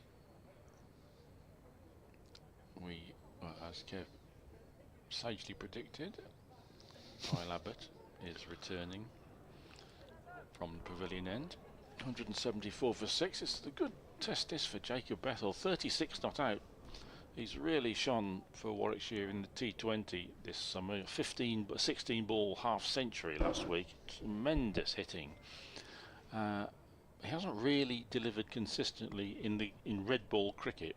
He needs to play a long innings really to just show he can do that, and he's certainly on the way to doing that at the moment as Abbott begins his spell. And Burgess, a rather airy drive bat away from pad, but he scuffs it up to mid-on where Barker fields. Bethell on 36, and he's really got his head down. 90 balls, and showing the other side of his game. He's got massive talent. If he's got application and appetite to go with that, then he's got an exceptional future in all formats. 2 for 48 for Kyle Abbott, having got both openers out last night. Here he comes again, straight delivery, which Burgess plays up to extra cover. Did I know Bethel's at the non-strikers end at the moment, but did I read somewhere, I think I mentioned this when Warwickshire were down at our place before, but that he's potentially the next Ian Bell here? Or is that going too far? Well, no, he has that level of natural talent, and he has got a bowling string to his bow as well. Who knows whether that is going to develop or not, but he bowls usefully. As Abbott is in again, and Burgess drives crisply to backward point. Yeah, he's got sort of, when he goes into bat, he's got an arrogance and a freedom about him, which, and that's not, I don't mean that as a negative thing, an arrogance, but he knows, I think, he's very confident in the way he can hit the ball. He and Dan Mosley really introduced themselves, was it 3 years ago, in a one-day cup game up at York. Bethell was 17, and he just came in and hammered them all over for about, I think it was about 40 or 50. Abbott comes in, and this is on-driven. A bit squarer than Burgess was intending, but he'll get a single to move the total to 175 for 6. But he has got immense talent, as you suggest, perhaps up there with the Ian Bell category. And if he can play some big innings in red ball cricket,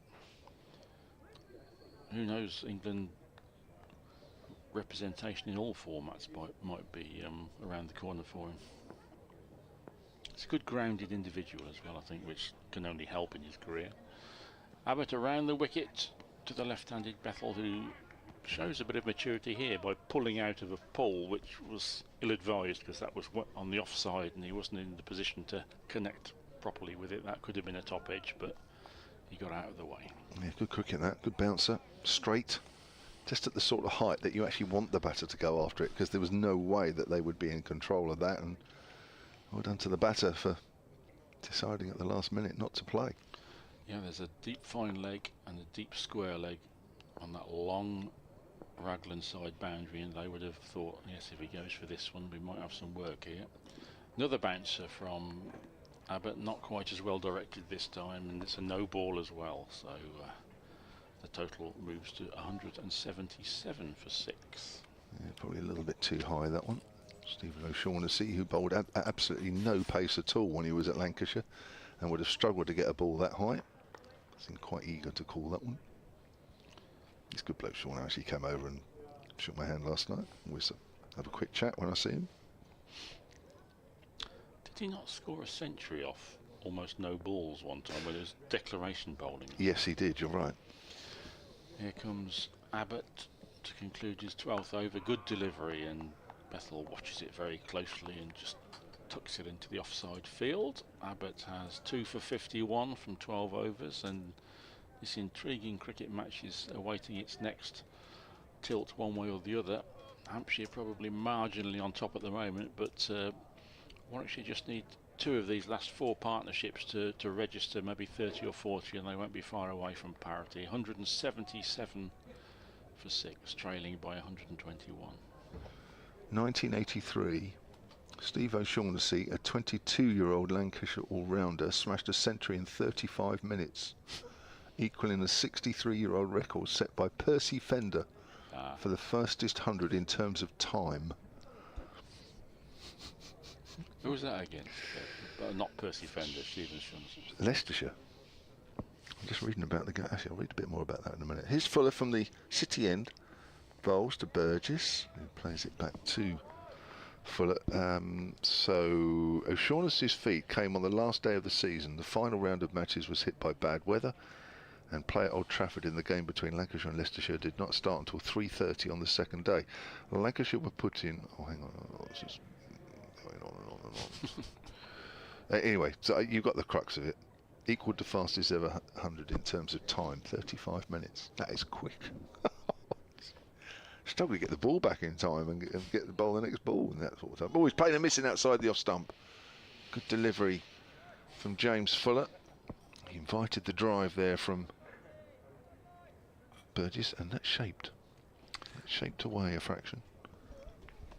Yes, Michael Burgess is a very positive player, and he will go for these shots when they're there to go at, and that will give Hampshire just a glimmer, but of course Burgess is good enough often to connect, so it's a good contest.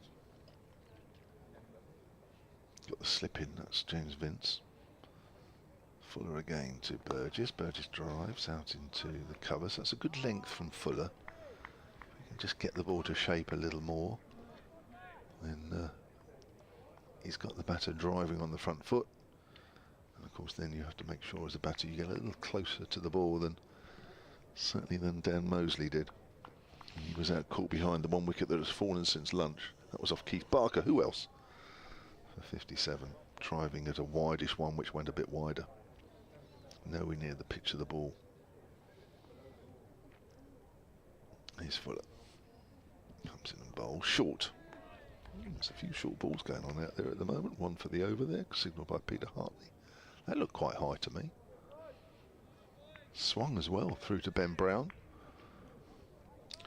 Yeah, I guess Hampshire, they are in the box seat, aren't they, in many ways, so if they can just keep the scoring static, and even if they're not taking wickets immediately, just make sure Warwickshire don't go anywhere, and then when the wickets come, they should have a very useful lead. If this is going to be a low scoring game, Kev, a lead of 70 or 80 could be pretty decisive. Yeah, it's worth a few more, isn't it? And the conditions we're seeing at the moment, that's driven back by Burgess to Fuller, who half fields on his follow through. Yeah, 70 or 80 lead would be pretty handy, that's for sure, because there's still cloud above us, which seems to be affecting, well, one would think it's affecting a little bit what's happening out on the pitch with even this ball. I know it's got changed this morning, but it'll be roughly 51, 52 overs old.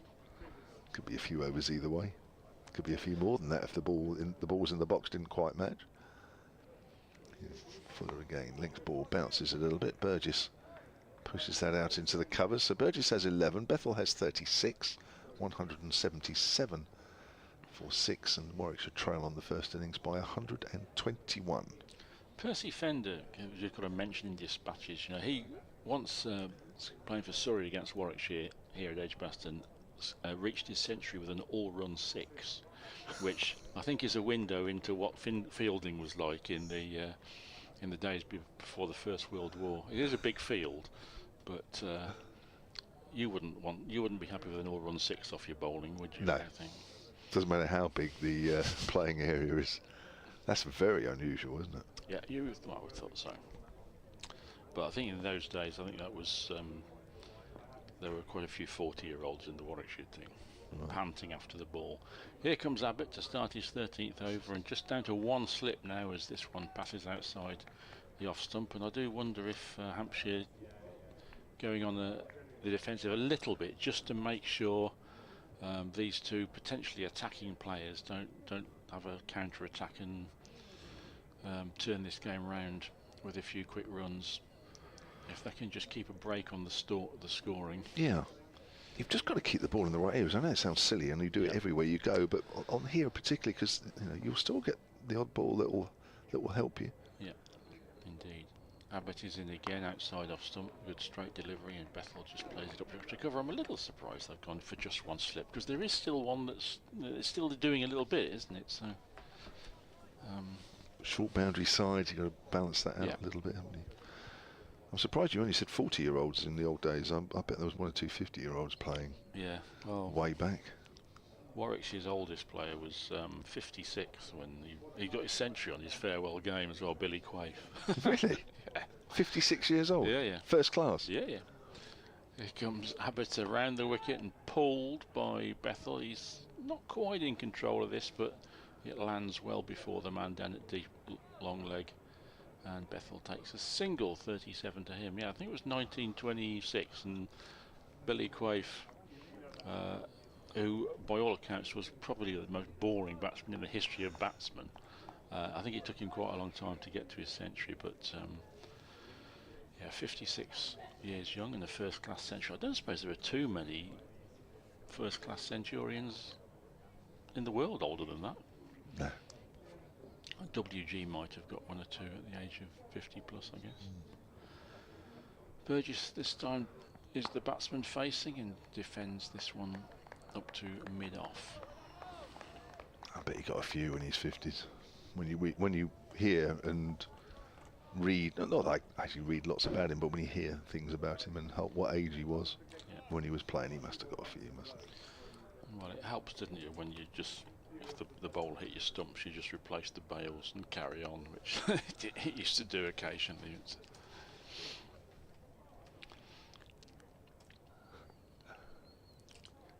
Abbott in the bright Birmingham sunshine from the pavilion end. It's a good straight delivery, which Burgess plays patiently to extra cover. So W.G. Grace is credited with having played 870 first-class matches. That is an absolute ridiculous number. That's think of somebody off the top of your head that might have played a lot of first-class cricket, and I'll compare it. Dennis Amis. Okay. Here comes Burgess to conclude his over, and another good delivery which lifts a little bit at Burgess, who plays it really well. Sorry, the bowler, of course, was Abbott. And Burgess plays that really well, just guided it down in front of him. He has 11, Bethel 37, and the Warwickshire fight back continues. They were 83 for 5 after Keith Barker's burst this morning. Then Dan Mosley got stuck in with Jacob Bethel to add 74 before Mosley was out to Barker for 57, and now this little partnership is starting to frustrate Hampshire. Bethel on 37 and Burgess on 11. Yeah, 21 currently. He's put on 658 first class. Dennis Amos, that was a good shout. I mean, that's still ridiculously high. I would say, have a look at Billy Quaife, because I would say he would be up there in the 800s, probably played forever. Full around the wicket to Bethel, plays that late, so back with a point where Gubbins filled. So Billy... William Quaife, Q-U-A-I-F-E. William... hang on. I'll tell you what. Hang on, I'll get there. Q-U-A-I-F for Freddie E. Certainly haven't heard of that name before, which some people might say, nor have I, or some people say, Kev, surely you've heard of him. Right, good shout. He's in the middle, actually. That's pulled away by Bethel. Short boundary side, it's hit flat, it's 4 runs. It can be a miss hit and go for 6, but that's 4. And Bethel moves on to 41, 182 for 6. He played 719. Did he play that many? I know they were all 3-day games in those days, but even so. They did pack them in, didn't they? They played about 35 championship games. Who would be Hampshire's most first-class appearance on them? Dave Allen would be able to tell you off the top of his head and actually almost give you a running commentary of all 850, but Hang on, that's pulled away. It's over the top of the keeper, and that will be 4 more. And with Warwickshire on to 186 for 6, Brian Halford will stay on, and then next to him will be Phil Britt. Thank you, Kev. Yes, James Fuller just releasing the pressure again here, as he did this morning. He's a little bit erratic today, and successive boundaries has got Jacob Bethel going again. He was somewhat becalmed in the 30s, and I don't mean that as a criticism, I just mean he was getting his head down and not doing anything rash. And he's just taken advantage of 2 leg side deliveries there, a short boundary and towards the Holly side there. Phil joins us as James Fuller comes in again, trying to get his line back, and this is a good delivery which beats Bethel outside off stump. Lovely ball which curves into the gloves of Ben Brown. 186 for 6. Welcome back, Phil. Just to finish off your story on W.G. Quaife, after he got his 100 in his what was to be his final game, he took real offence to the fact Warwickshire said he was too old and they didn't want him. He wanted to play another season. Yeah. Well, if you get a century, you I can think he would have still been. do it. He was what, a couple of years younger than Kevin when he finished, wasn't he? Here comes Fuller, and this is tucked into the leg side by Bethel for a single. Yeah, Quaife was a fascinating character, wasn't he? He was a real militant guy who played for Warwickshire for about 30 years. And Yep. on a number of occasions tried to encourage his fellow players to strike, because of course those days it was amateur and players, wasn't it? Yep. The professionals, gentlemen and players, amateurs and professionals, and the professionals were very poorly paid and not paid at all in the winter. And Billy Quaife brought that to the Warwickshire Committee's attention on a number of occasions, I think. Here comes Fuller again to Burgess, who plays it up to mid-wicket, and I shall make way for Clive. Yeah, his brother played and his son played, and he actually is probably best renowned for the Quaife and Lilly cricket bats, which was with Lilly, who was the Warwickshire wicket-keeper, although he was a very minor part of it. It was really Quaife who did most of the work with the cricket bats. 187 for 6, and Warwickshire continue to stage this fight back after Keith Barker had caused them all sorts of problems during the course of the day. 4 wickets today, all go to Barker. Yeah, as I was saying earlier, to the surprise of not a single Warwickshire member. No, exactly. And do you know what I heard in the museum at lunch? Go on then. What do we let him go for? This, Yeah. yeah. Was it me? Yes. Yeah. This Go ahead. first ball from Abbott goes wide of the off stump, and no shot offered by Bethel. And the answer to that question really is they made a bit of a, well, there's 2 sides to every story, but they seem to, from what I can gather from hearing both sides, they seem to make a little bit of a mess of it, in that they always wanted to keep him, but they didn't really, but they took too long, and Yeah. He nipped in, didn't he? and someone else came in, and obviously, okay. I mean, he'd been quite a, I remember when he first signed, first got a sort of more lengthy contract, Bowls, this is driven into the offside down to the said Barker. it was commented then he was quite a tough negotiator. I think Yeah. Warwickshire were quite surprised that instead of saying, "Oh yes, please, I'll sign," you know, well, hang on, how much are you going to pay me? And so he was quite tough. And I remember, I think Ashley Giles said at the time, it was bold of him in a way, because it meant that he then had to produce the goods, which he did, to be fair. Yep. So whether that was part of it, whether Warwickshire just wanted to keep him waiting rather than, I don't know, but it was. I think they were disappointed to see him go, but there we are. Abbott in, Bowls. Bethel gets down, bends the knees down, virtually down on the ground as he ducks out of the way of that shorter delivery. Oh, what a good career he's had. I think he definitely won't regret the choice of going for cricket rather than football after his dozen appearances goalless appearances for Rochdale. When you watch him in the field, we were talking, he has a very lethargic look, and you can't really imagine him at centre forward or on the wing, can you? Yeah, well, As a he's footballer. 37 now, mind, so he probably won't, would be that but sort of he- seasoned pro now if he True. was playing, wouldn't he? Abbott in and Bowls. There's Felix Organ out there. I think that's Organ. It's completely lost the ball. It's going to cross the ropes. In fact, I don't think it is Felix Organ out there. He's got the white sun hat on. But that brings up Bethel's 50. So well done to him. He follows 2 consecutive white ball 50s with a 50 in red ball. Yeah, it was Organ, and I think if he needed some help from his fielders. Normally they sort of point, don't they, where the ball's gone, and no one did. Had he picked it up immediately, probably would have stopped that just about. Probably would have been 3. But yes, well played, Bethel. He had to work his way in. He struggled a bit early innings, got dropped on 2 and was scratchy early on, but he's gone on to play a really important innings. Abbott comes into him again and bowls, and this is short, and Bethel gets up on his toes and the ball drops down just in front of him, and then for a second he has to do a bit of quick footwork because the ball he thought was running back into the stumps. He asks if it's okay, and he just hands the ball to one of the Hampshire fielders just to save them having to come chasing too far in. Now the challenge for him is, can he be the first batter in this game to really go on? We saw Middleton make 74 in the first innings. He was the only one who actually got past 50 for Hampshire. 3 batters got to the 40s and didn't go on. We've seen Dan Mosey make a half century. Abbott in, this is left by Bethel through to the keeper. End of the over, 191 for 6. But that 74 for Middleton remains the highest score of the match so far. So can Bethel be the first to go on beyond that and get towards potentially what could be, of course, a maiden first-class century. But, he's having a really good season, Jacob Bethel.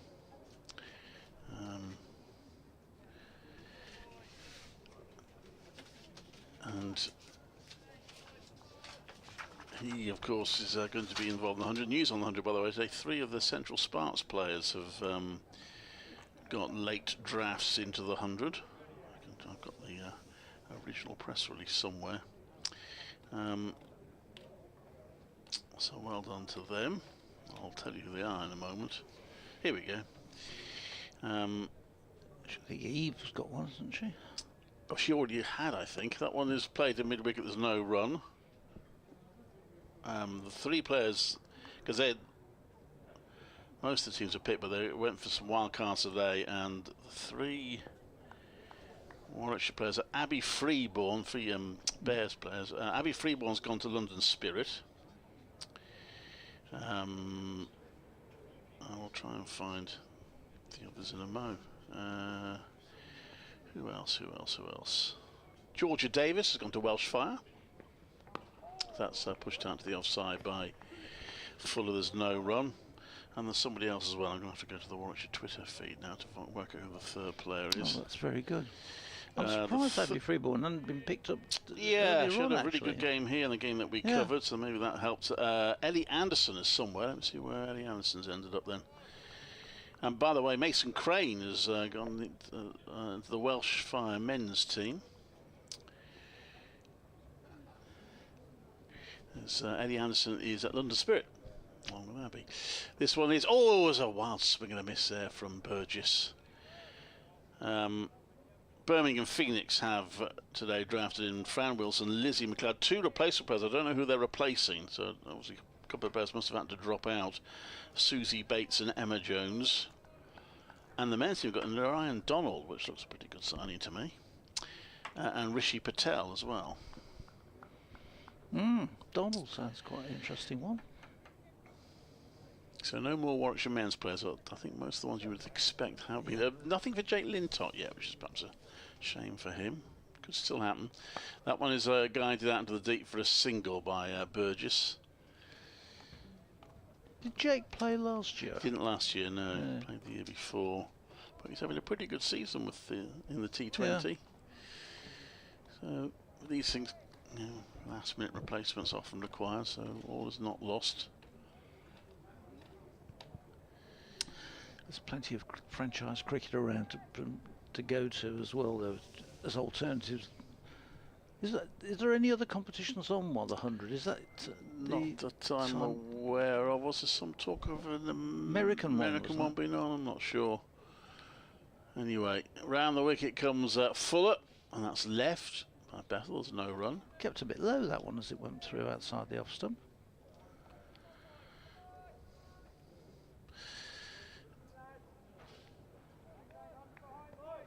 192 for 6.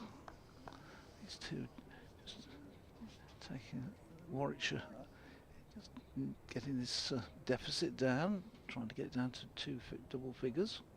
Just at the moment, still 106. Don't think much. 104 balls, 6-4, so Bethel's 50. So he prepares to face, he just crouches down, plays that one out to point, can't beat the fielder. And that is stopped there by Toby Albert. 192 for 6, so Warwickshire are getting there, aren't they? Still just over 100 behind. It'd be nice once they get it down to double figures. They can start having an eye on. I said at the start of the day this was going to be a battle for a first innings lead, which at the start of the day you felt could have gone either way, and still could, I think.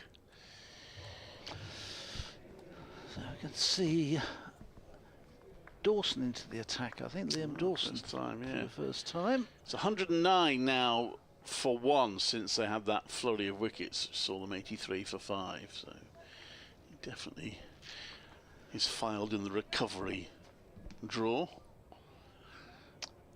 So Liam Dawson is going to have a go from the pavilion end, and he'll be bowling to Michael Burgess, who's on 12.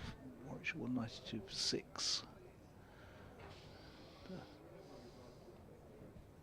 If he'd have held on to that catch, it could have been a completely different story, but still, he didn't. Credit to Bethel for punching for that, because their Barnard wasn't able to, and he was dropped. And I don't remember who was dropped in the Hampshire team. I don't recall them really taking full advantage. So well done to Bethel for taking advantage of that escape.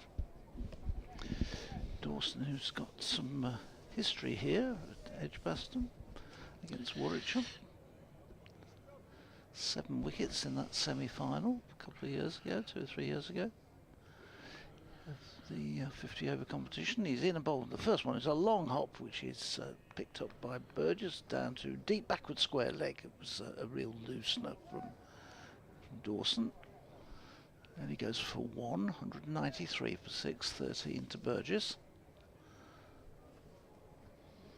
So we've got a short leg and a slip, a backward point, short fine leg, and then a man out on the cover boundary, a deep mid wicket, deepish mid on, mid off. This one again is a little bit short, and it's punched away beautifully by Bethel, away through extra cover. Short, and probably got exactly what it deserved. Another loosener from Liam Dawson, and Bethel moves on to 54, 197 for 6. He's the one of only 2 bowlers to take a 5-foot against Warwickshire so far this season, 546 in the first game at Southampton. So it cost him a bit. We've got 5 wickets. Bethel goes back and cuts this one to backward point. Doesn't get a run. He gave himself loads of space there. Opened up, stepped back, opened up, and hit the ball away from over the top of the off stump, but straight to backward point. Dawson again is in and bowls, and Bethel goes back and cuts away down to the man out on the cover boundary. He has to make a few yards to his left, but keeps it down to just a single. 198 for 6, Bethel 55.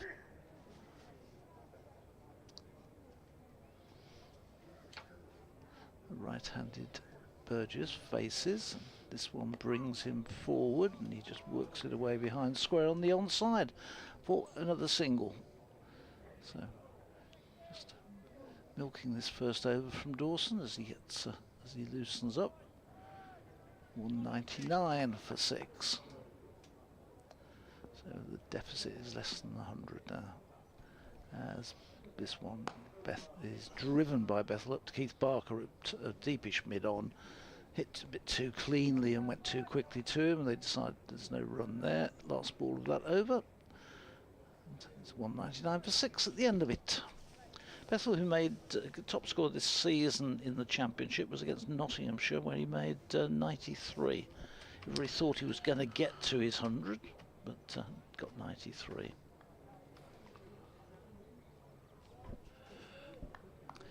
And that seems such a long time ago.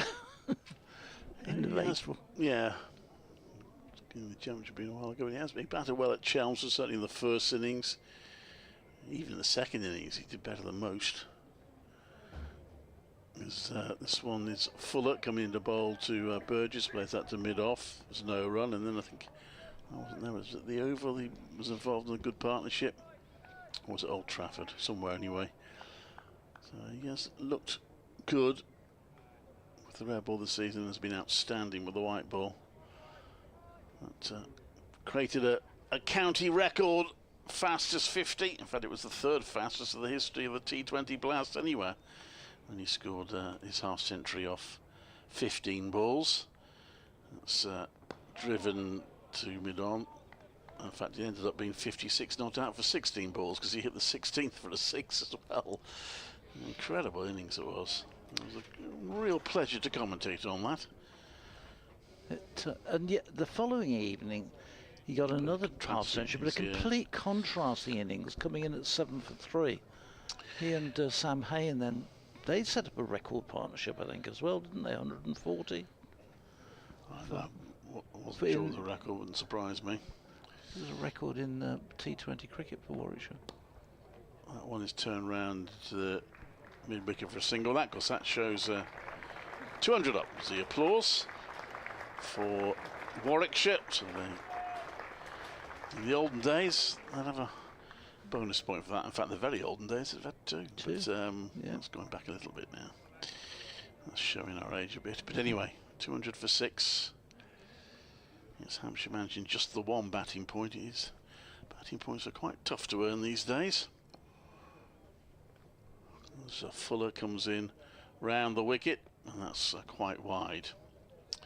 And there's no run. I did think that they might revert back to the 200 for the first point during the winter, so that this season because I'm not sure it was that successful. I don't know, actually. I quite like the fact that it's difficult to get maximum batting points. Only a handful of teams do it. I quite like that. I like the idea, which I think you hinged on it with Durham. I think if you get 500, you should get another point for anything over. Around the wicket comes Fuller. That's left. There's no run. I think they used to do that in minor county cricket. The problem is if you've got a very flat pitch, if a team has a very flat pitch, you get a bit of an advantage. They did in minor county cricket, which I also quite like, because it kind of encourages the bowling side to keep going and maybe the batting side not to bat on for too long. Yeah. Is they made the bowling bonus points timeless. Okay.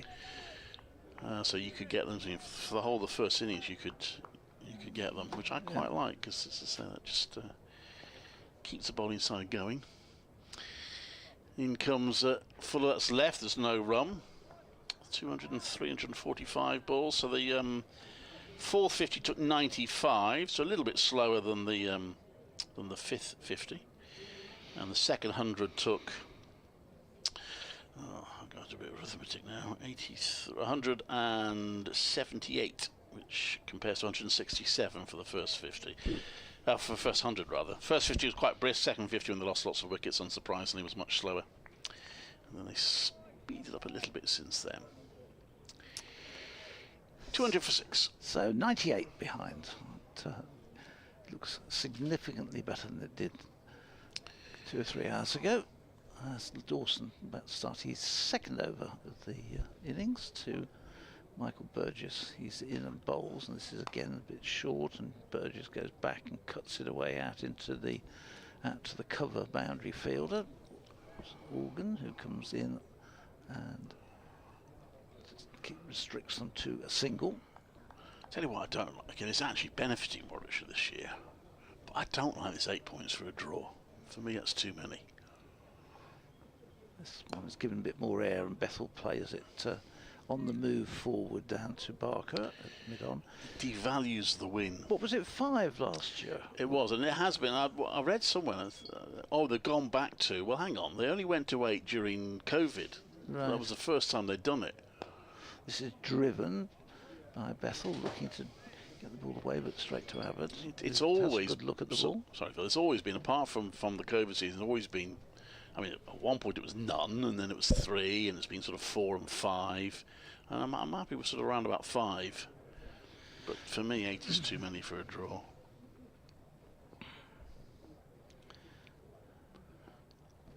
So a draw with all the bonus points, you get 15 points. 16 points you could get. This next one is played by Bethel back to the bowler. It's more the fact that the win's only worth double the draw, Double the which draw, I think it's not enough. I think I'd agree with you actually on that. Well, as I say, it's probably helped Warwickshire so far this season because they've drawn a lot of games. This next one sees Bethel lean forward and Dawson goes running across towards that sort of short extra cover position to field off his own bowling, and they don't even think about the run. It's a better over from Dawson. He's just got the loop working now. He comes in and bowls, and that's driven down to Barker, who's given himself an extra 10-15 yards down to long on. So it gives Bethel a fairly easy single. He jogs through. He retains the strike off that last ball of the over. It's 202 for 6. Just a reminder of the live cricket page on the BBC website. You may already be on it without realising. If you've tuned into one of the games, you scroll down, you'll see write-ups on all the matches going on all up and down the country. Jez just did a nice piece about Bethel here, but hello to Chris, Ben, Paul and Deepak who are looking after the page today. We'll find out all that's going on elsewhere. I'm going to do an update in a minute, although I'm not sure my radio stations have remembered. But anyway, that was outside off stump, and Bethel cuts at that and misses. I shall spout forth anyway, and hopefully they'll put it on the wireless. 202 for 6. Go through the other scores as well once I've done my update. This game still, as it has been really throughout, but nicely poised. 96 runs behind now, Warwickshire. They're edging their way towards that Hampshire first innings total. Fuller from the Birmingham bowls. All that chopped down and balls away onto the onside and get that out of the middle. Bethel. The odd ball Fuller bowls really does trouble them. He's got I think tends to bowl today a bit too far outside the off stump. Just going to do the update in a few seconds time.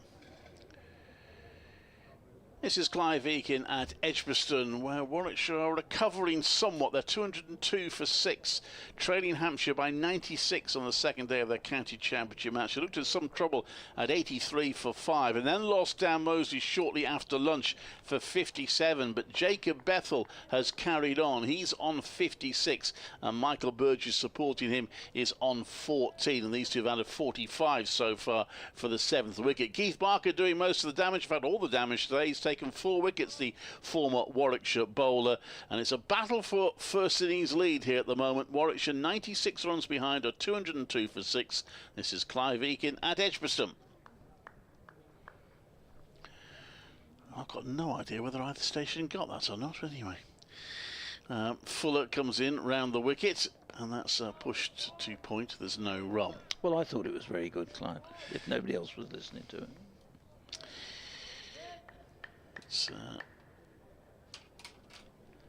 Well, again, it seems to get a little easier as the innings goes on. The ball softens. And Warwickshire are rebuilding. New ball is still, 20 odd overs away? Yeah, 20 overs. And hopefully pretty close to parity if they're still there by that time, as that one is defended by Bethel for no run. Jacob Bethel from Barbados, but over in England on a scholarship at rugby school. English qualified. I think I have banned Roland Butcher for doing commentaries on Bethel games, just in case he nips down and tries to persuade him to relocate to West Indies. In comes Fuller round the wicket. That's left.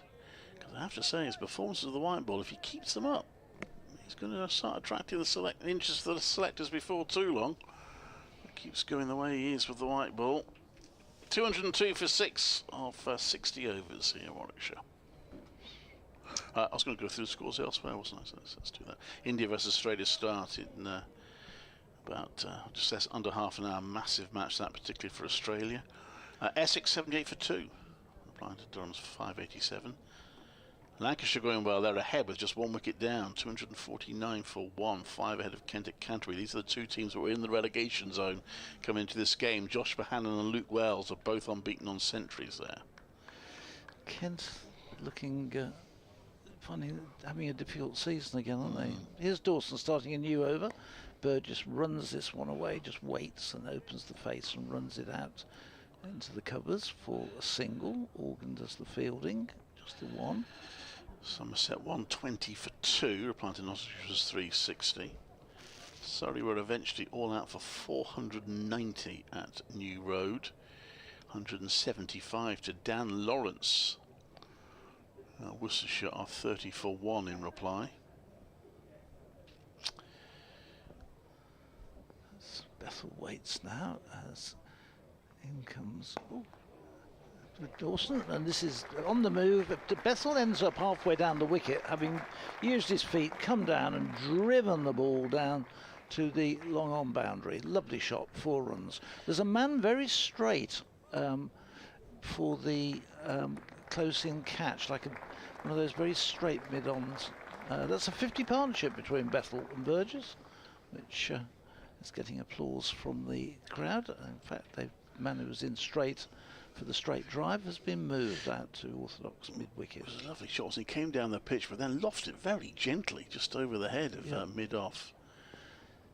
Real confidence the way he played that one, as Dawson in, Bethel goes back and across and ends up a little awkwardly playing that one as the ball sort of followed him a bit, and he plays it up to mid-on and there's no run.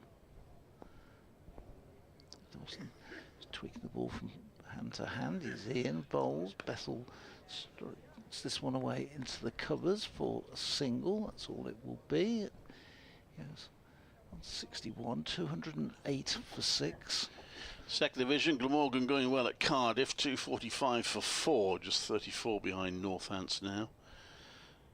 Derbyshire 121 for 2, replying to Middlesex's 433 at Lords.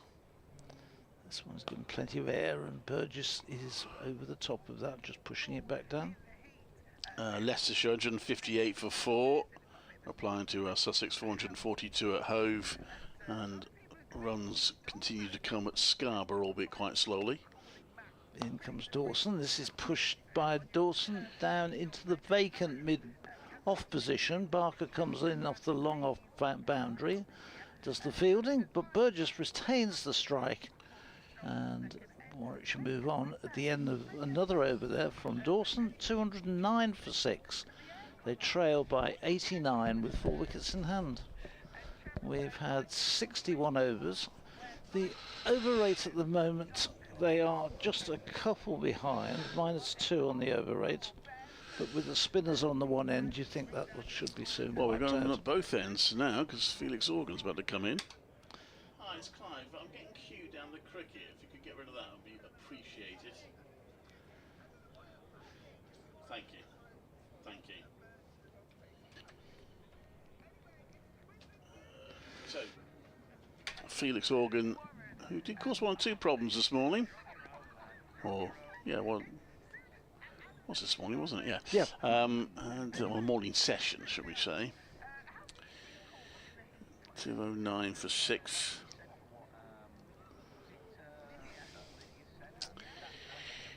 He'll be bowling to Burgess with a slip in place.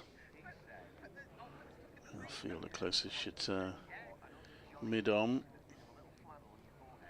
Organ right arm over, and that's pushed to backward point for no run by Burgess.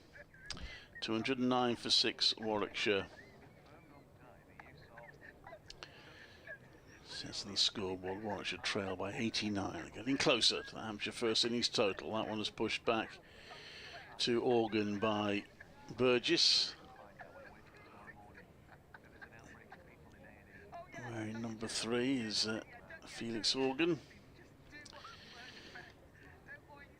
13 runs from his first 3 overs. But, so he caused some problems. That's pulled a bit short from Organ. It's pulled onto the leg side to the sweeper by Burgess, who scores his 19th run, 210 for 6.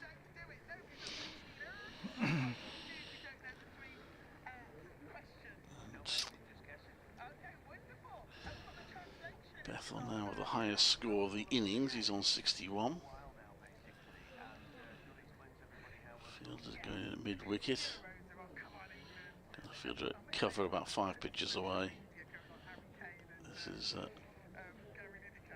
that's driven by Bethel. It's cut off in the covers. There's no run.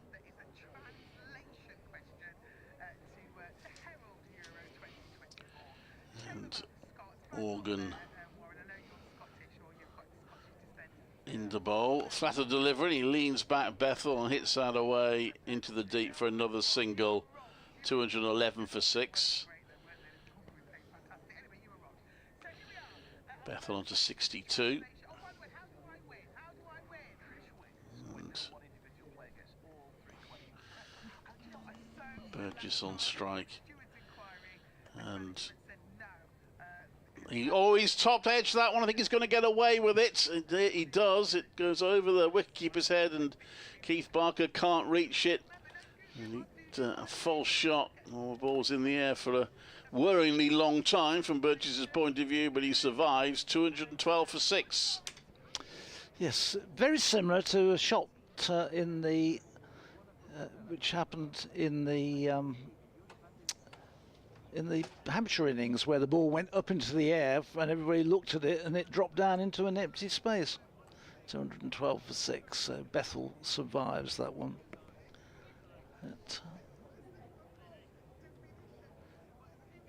212 for 6. And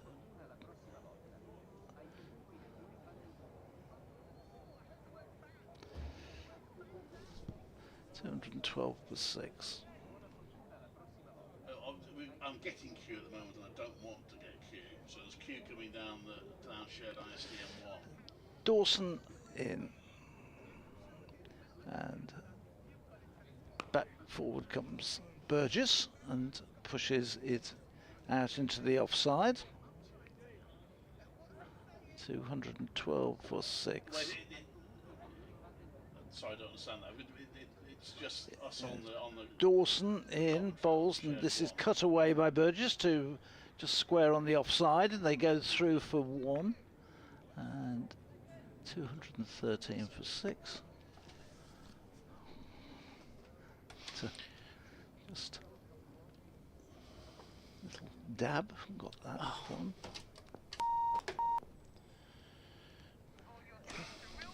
Dawson in, and this is played up to mid-wicket, and there's no run. 213 for 6. Dawson in and bowls. This wraps him on the pad. That's down the leg side. The big shot for LBW, but it looked from the position he was in that he was outside leg stump when it was hit.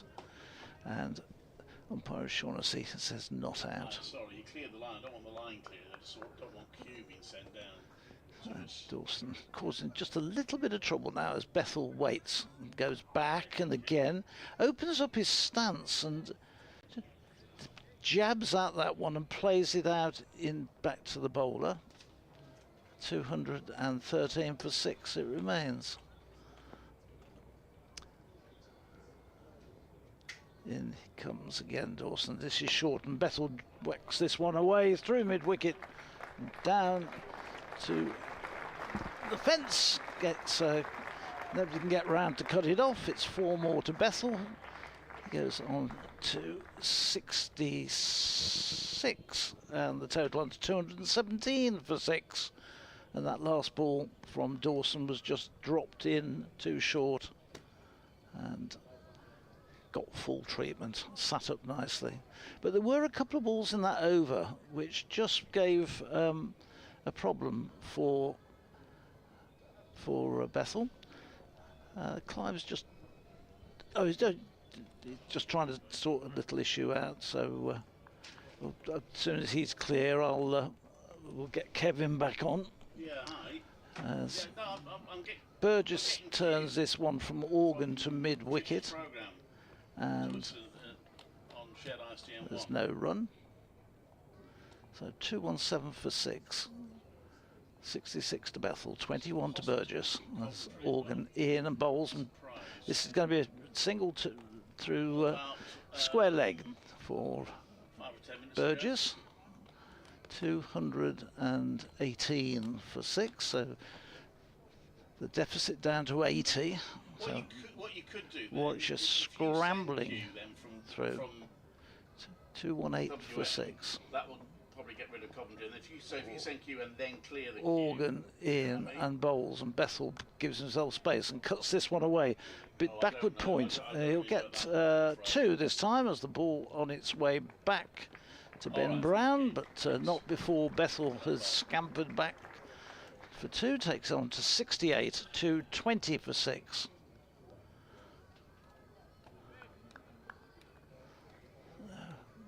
Which continue to nibble away at this lead, just 78 now, as organ in and bowls, and Bethel drives up to long off rather, for a single. Again, controlled shot, didn't try and hit it too hard, just pushed it into the gap. He goes to 69, 221 for 6. That's organ in again, and Burgess is forward into that one, running it away into the offside, and there is no run. That goes up to mid-off, and there's no run. What is happening now is I'm getting Q. And 69 to Bethel, 22 to Burgess, as the sun goes back in temporarily. This one's fuller, and Burgess opens up his stance, and at the last minute has a little dab at that one as the ball goes into Ben Brown's hands.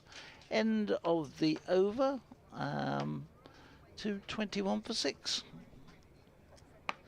So, time's back on. I will make way for Kevin, who is behind me, and it's Panto season. 221 for 6. Ah, that's better. That was splendid.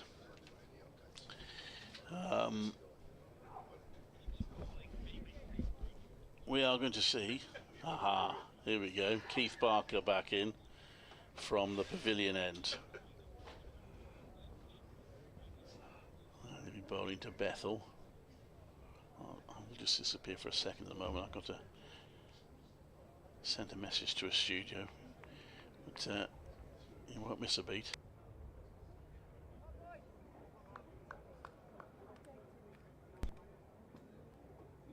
Right, here we go.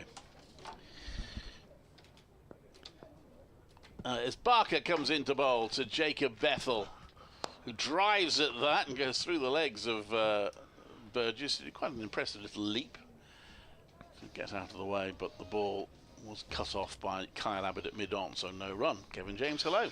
Hi. Wickets are harder to come by now for Hampshire. Yeah, it's often the way that gets easier as the day goes on a little bit. But, that first innings lead is still very much up for grabs. Yeah, it's...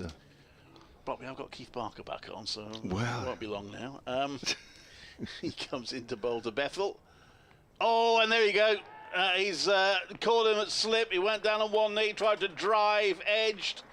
Ben Brown did his best to get in James Vince's way there, but Vince clung on, and Bethel goes. And yet again, a batter who's batted well and got a decent score hasn't gone on to a really big score. He goes for 69, and it's 221 for 7. Well, I know Warwickshire fans won't like me saying this, but I'm afraid that's not a great shot.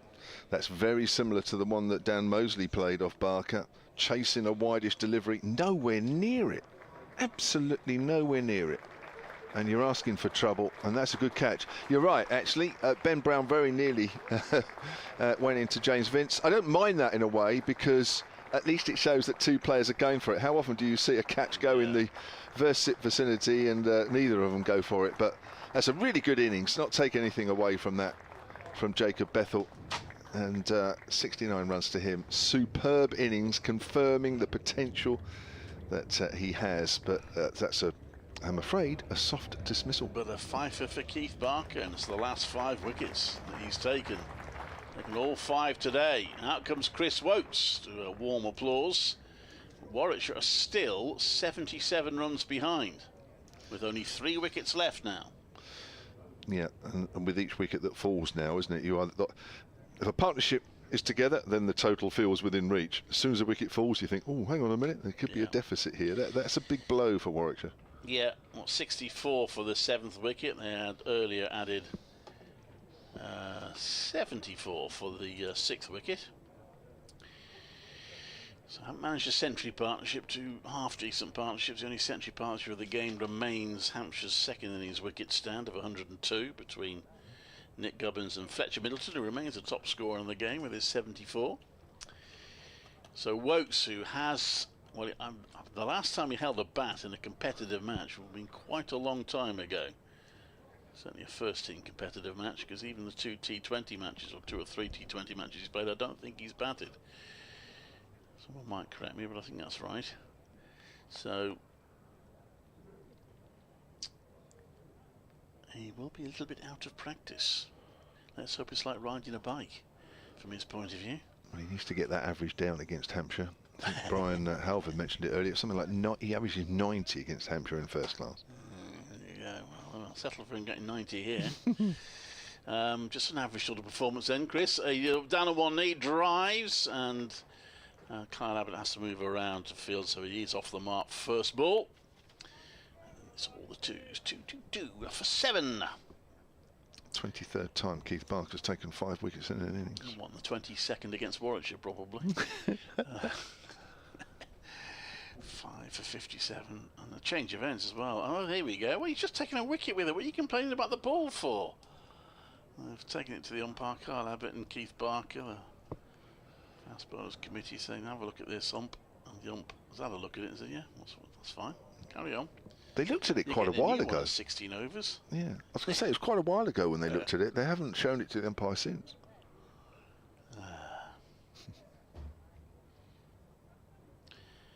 So it might have been, maybe it's a bit of stitching's come out. Maybe they wanted to show him, the umpire, to say, look, we haven't done this, just to let you know that, I don't know. You'll know better than me. Barker comes round the wicket, and that's played to mid-wicket. There's no run. Well, until you see the ball, you're never quite sure, are you? Unless somebody pulls some scissors out, and then that's a bit of a giveaway.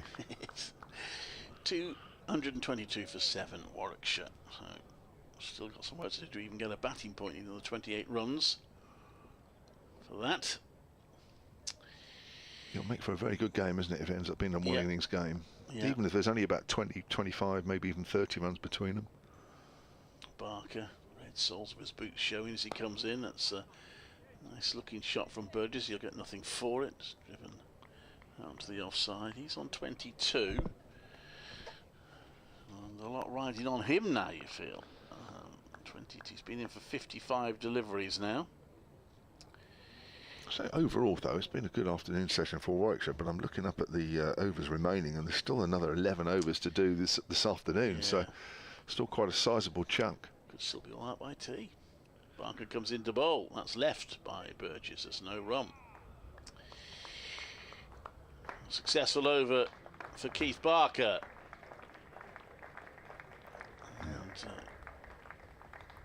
look, nice round of applause, even though he's getting out their own players. It was a slightly less warm round of applause. Yes, it was, wasn't it? It was, wasn't it? Yeah, it was. I'd be interested to see, actually, the last time Keith Barker took 5 wickets for Hampshire. I will check that at some point. The actual, my info is right at the back of the room, but I'll have a look at it later. And report back. Phoenix all going to continue from the city end. 5 overs, none for 20. No real turn in this picture, though. He has beaten the bat a couple of times. Now he's bowling to 2 right-handers. He hasn't got the short boundary side to worry about so much now. Not unless somebody decides to reverse lap him or sweep him or whatever. But that boundary shouldn't be peppered too much now. Over the wicket and forward quietly is Wokes. On the offside.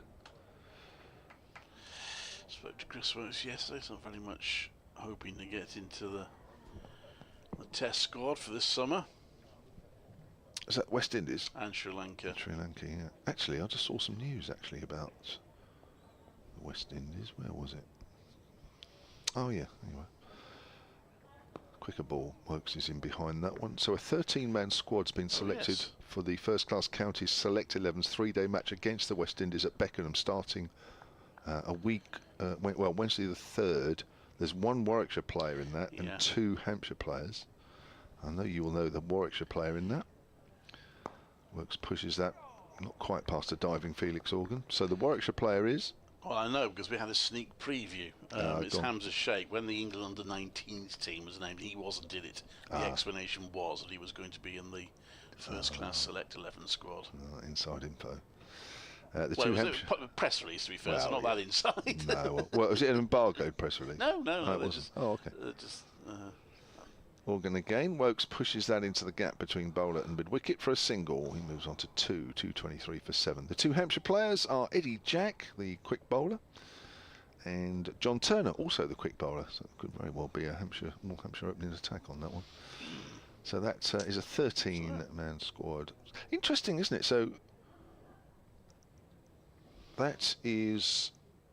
Hang on, I'll come back to that in a moment, as that's turned away on the onside by Burgess. So that's against the West Indies. They've only just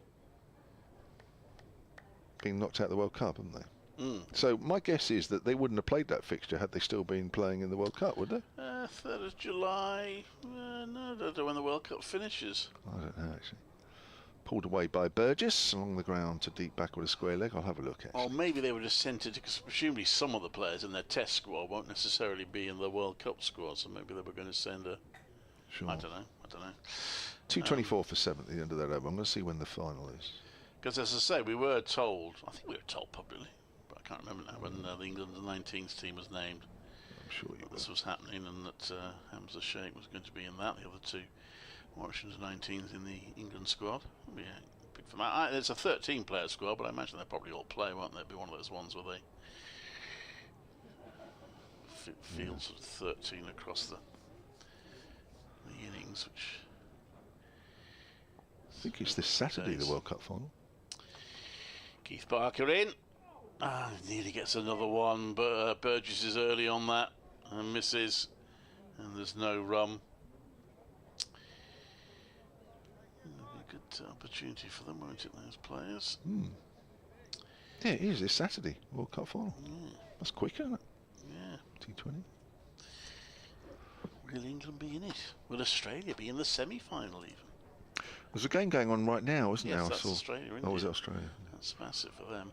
Barker comes in round the wicket, and that's run down to 3rd for a single by Burgess. I mentioned that I saw the highlights last night of that Afghanistan-Australia game. It looked a remarkable game. I looked at one point as if Australia were going to be all right, but then they fell away. Late innings.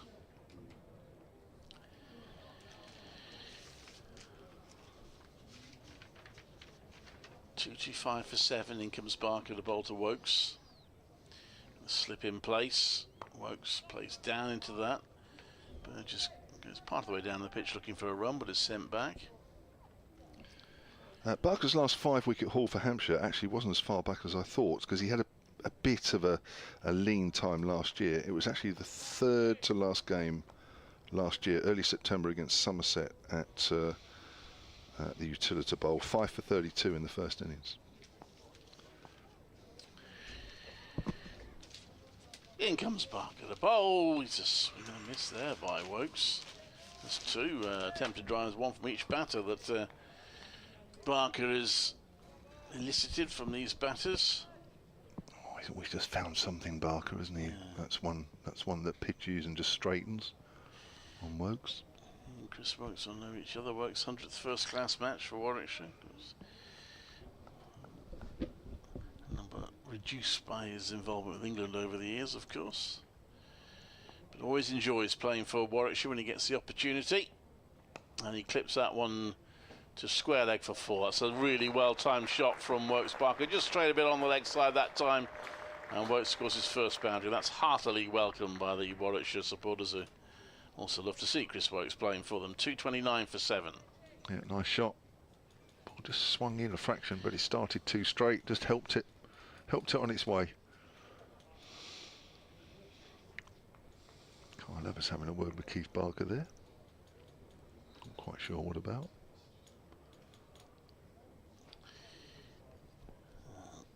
Last ball of the over.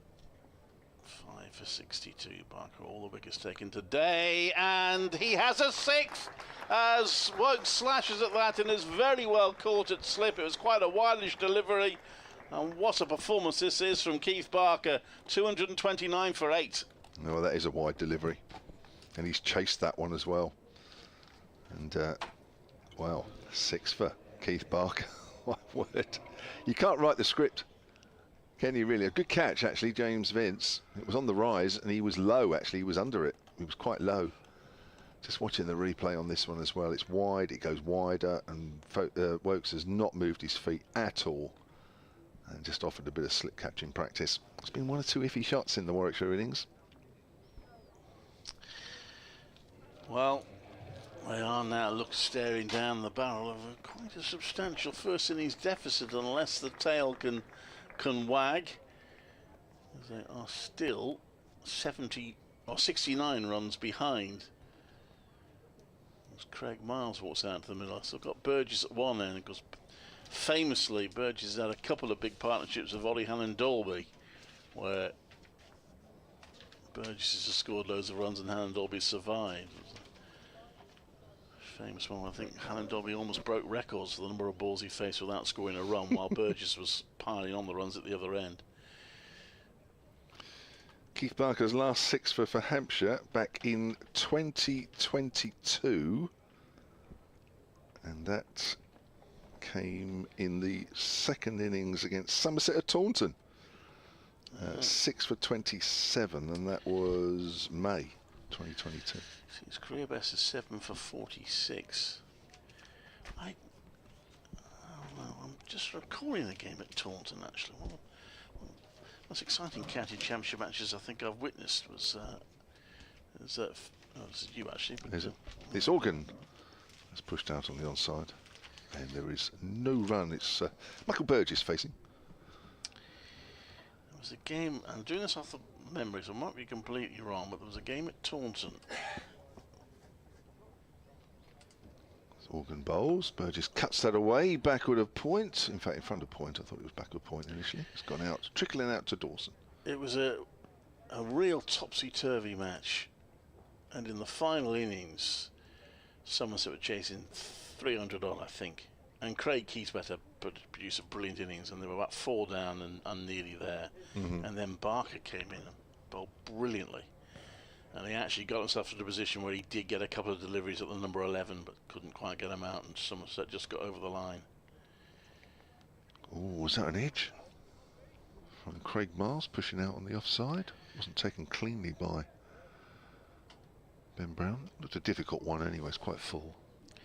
And that was Warwickshire's county championship winning season. It was the only game they lost that season. So I'll see if I can look that game up. Miles on the back foot, plays that back to the bowler. Barker's looks like he's either asking for the 12th man to come on. I presume that's what the signal was. To see what happens at the end of this over as Mars quietly pushes it out on the onside. Can't believe Barker's going to have an over off if it is him. What a performance. 6 for 62. His best for Hampshire is 7 for 46. So he'll have to get the last 2 wickets if he wants to better that. That's pulled away to Barker at short fine leg. Yeah, I think that's his career best, isn't it? So yeah, it is. Yeah. Oh, he's asking for replacement for Toby Albert. There we go. I didn't think Barker'd want to come off now. So the last 2 wickets for a Hampshire career best. I'm going to find this match just to make sure I didn't dream it.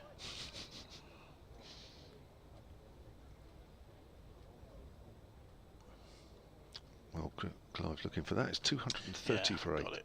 So Warwickshire made 400 in the first innings. There was a bit of a tale about that as well. It was the only time that season they went all out to get maximum batting points. They got criticism at times for taking the policy. We just want to make sure we win the game. We don't worry about maximum batting points. As Barker bowls, and that's run down to third for a single. In fact, Burgess wants a second, and will get it. Good running. So they did go. That's the one occasion they went for maximum batting points. Lost a whole load of wickets in the process, and ended up losing the match, which sort of. They were bowled out for 124 in their second innings, which left Somerset chasing 271 to win. Keyswetter scored 152 off 170 balls, and Somerset were 181 for 3. Barker comes into bowl, and that's run down to third. And Barker took 6 for 40. He got Keyswetter out, and a whole pile of wickets out. There were 259 for 5 actually, Somerset. So at that point they were only about 20 odd runs from their target. But he kept getting wickets, Barker, and in the end, Somerset got home by 1 wicket.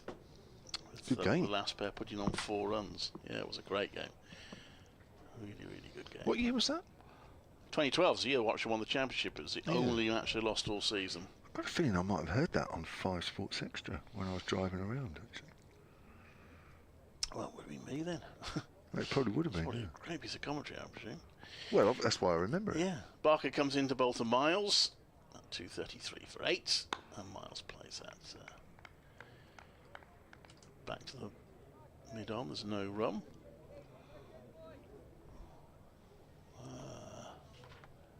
Yeah.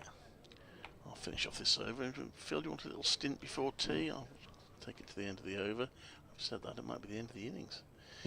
233 for 8. We've got, what, 7 overs after this till the break? At what point does tea get brought forward? Is it now? With less than half an hour? That's played to point there's no run if they're bowled out. I am the last person to ask. Really. We'll find out. As I've always said when I played, the umpires were out there to decide what happened. Players never had to worry, just worry about bowling and batting. And it's carried on into commentating as well. I've got that same mindset. Yeah. The walk off, you know, it's tea. Barker, the bowl. All Miles plays a forward defensive. Not well, for more of a driver, misses out, there's no run. Miles, I mean, he can hit the ball, and he has played as a night watchman a few times, but he's not in the team for his batting. Good delivery again, pitched and straightened. I just want to keep this next one out and let Burgess be on strike next over. Yeah, Burgess has got quite a big responsibility here. He's got to think about his own batting as well as trying to marshal these last 2 batters. Barker looking for his 7th wicket. Round the wicket he comes. Oh, that was into the body of Miles. To be fair, does quite well to fend that away. And end of the over, 233 for 8. Kevin will be joined by our Phil Britt. I know, I mean, you shouldn't laugh at these sort of things, but that's a really good bouncer. That's straight in at the throat. Miles, yeah, somehow patted it away. But I do like seeing that. I don't know why, it just did. 233 for 8 then, and Hampshire have picked up 3 wickets in this afternoon session. Mosley for 57, Bethel for 69, 74 and 64 partnerships for the 6th and 7th wicket. Bethel and Mosley, Bethel and Burgess for the 7th, and then Chris Wokes for 6 for 3 wickets.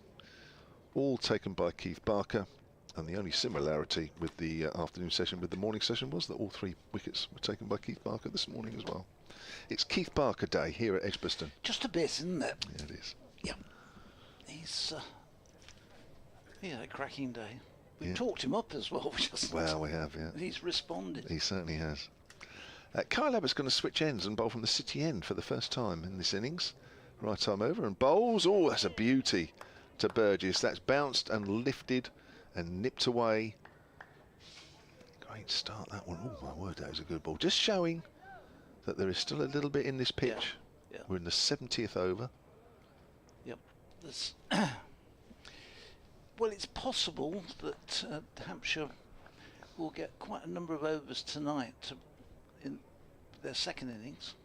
But, if they can just mop up this tail, get 35 overs even perhaps. Could very well do. Abbott into Burgess, comes down the wicket and drives, gets an inside edge, goes down to find leg, not very quickly. I think they'll run two. Barker comes in, throws the ball to Ben Brown, who takes it one-handed. Well, initially he wasn't sure where it was, Burgess, but when he realised that the ball was literally trickling down to Barker, he realised it was two. Good running. Warwickshire, of course, will want to get as close as they can to that Hampshire first innings total of 298 all out. Every run crucial here as they get towards the end of the innings. Burgess is 30 runs now. I was going to say off 66 balls, but it doesn't really matter. It's not T20, it doesn't matter. Barker, next ball to Burgess. He could take a single out on the offside, refuses to. So fascinating game, this one. We were thinking this pitch might just die down, but seems to be playing very similar to yesterday. The only thing that's different at this stage is that the ball is nearly 70 overs old, so you're not expecting the ball to bounce as often, to nip around as often, but there is still a little bit there. There was with the old ball as well yesterday. There was, yeah. So it's very similar today as yesterday, the wicket's playing. Short, Burgess ducks underneath that one. So there are two balls left of this over. Now Burgess is obviously looking around now. The field is quite scattered. Probably will be thinking about taking a single off this delivery and leaving Craig Miles to face one. Vince, I think he's going to change the field just to make it a little bit more difficult. Yes, he is. Mid wickets in, extra covers coming in. Long on is coming into mid on. Just squeezing it a bit. Yeah, of course you have to be careful that the batter then doesn't smack it for four. As Burgess is on the back foot, he's found the gap square on the offside. Exactly what Burgess wanted. Throw in from Gubbins is on his wrong side, so there was always a single. 236 for 8 leaves Craig Miles with one ball in this over. I bet he's 2 for 59. Hasn't added to his wickets from last night. He was overnight. He was 2 for 19. Bass hasn't been used that much today, has he? Bowled. Has he had one or two spells today? He's had. Come to that in a moment, actually. I think he's had two. He had one this afternoon, didn't he? This is a nice drive, nice straight dive from Craig Miles, and well stopped at mid-on. Keep the bowling. Oh yeah, he wants the bowling. Would you protect me? Yeah, I'll protect you. You don't need to protect me. 237 for 8. Well, overnight Abbas was 4 overs, none for 9. At lunchtime he was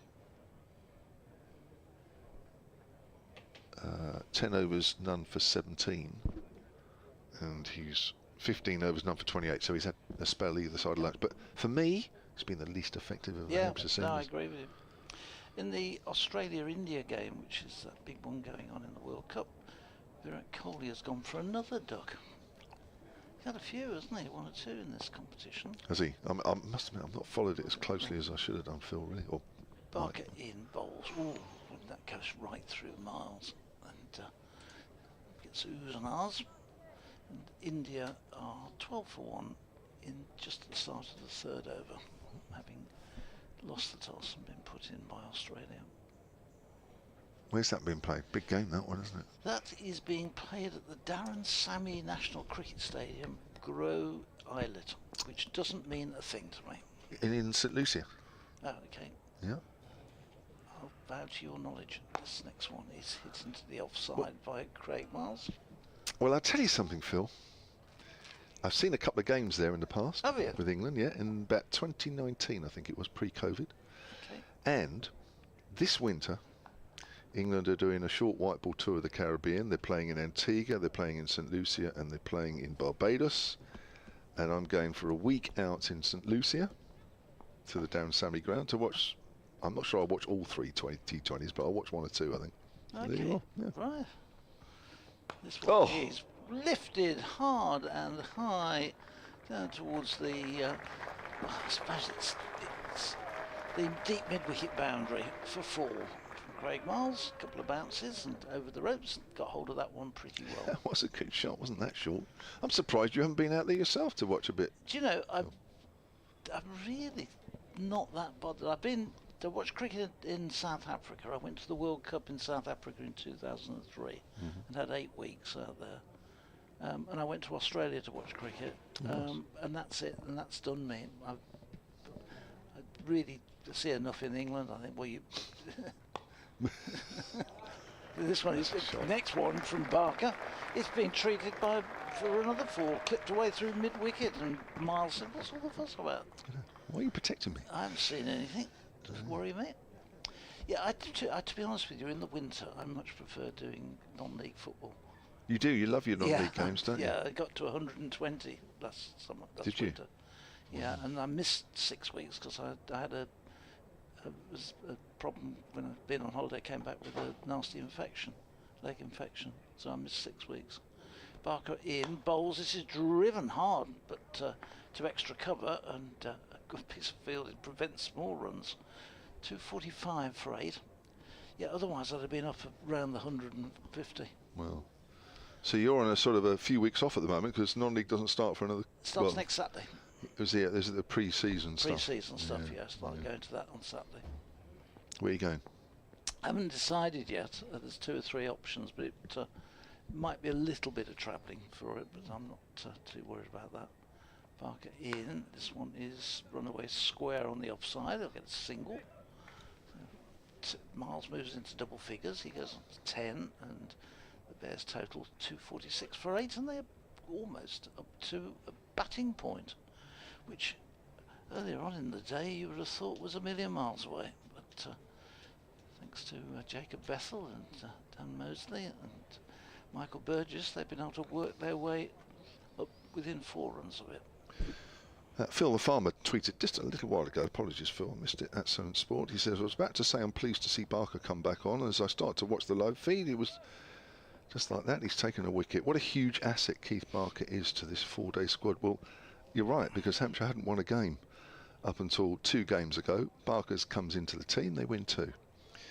Did he get wickets in either of those games? Not really, actually, no. But I think the very fact that he was there, Yeah. I'll come to that in a moment because there's a bit more of a story to that. Here's Abbott, and that's again, I keep thinking Barker all the time. Bowls to Craig Miles, shortest delivery, which he pushes out on the onside. It was just the fact that he was there. It suddenly seemed to lift 1 or 2 of the players. He got 74 in the first innings against Notts, which again, we know when he comes in, where he comes in. Him and Dawson put on a few runs, which again transformed the first innings and made the game a little better at that stage for Hampshire. He only picked up a wicket in each innings in the win over Notts, but what he does do, and we've talked about this a lot, and you will have done over the years when he's here, Abbott bowls, this is another short delivery, Miles is on top of that one, is that he creates a bit of rough and brings off spinners into the game. And of course Felix Organ, who's also into the side now, picked up 5 wickets in the second innings against Surrey. He picked up 3 wickets in the second innings against Notts.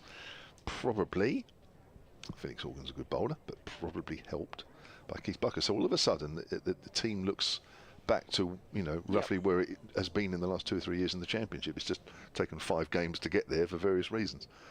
And I'm not saying they're going to win this one, I wouldn't say that at all, but you know, they're competitive now all of a sudden. Here's Barker, that's a short delivery. Miles just takes the bat away. I'm not saying they haven't been competitive before, but they kind of look like they're going to, you know, they've got a chance of winning. Whereas early season, I'm not sure they were really ever in a situation where you thought, Hampshire got a chance here. And one of those, of course, was against Warwickshire. Against Warwickshire, wasn't it? Yeah. But then the wickets didn't help, they weren't great, and the balls obviously weren't helping the seamers on any side. So yeah, there's lots of different factors, but just generally now Hampshire look much more competitive with him being in the side. 246 for 8. Here's Abbott again. Oh, that's bounced. That's come off the shoulder of the bat and it's flown down to third for 4 runs. 250 up for Warwickshire. Round of applause, which you can hear from on the effects mic from the crowd, because that's the batting point for Warwickshire to go with their 3 bowling points. So it's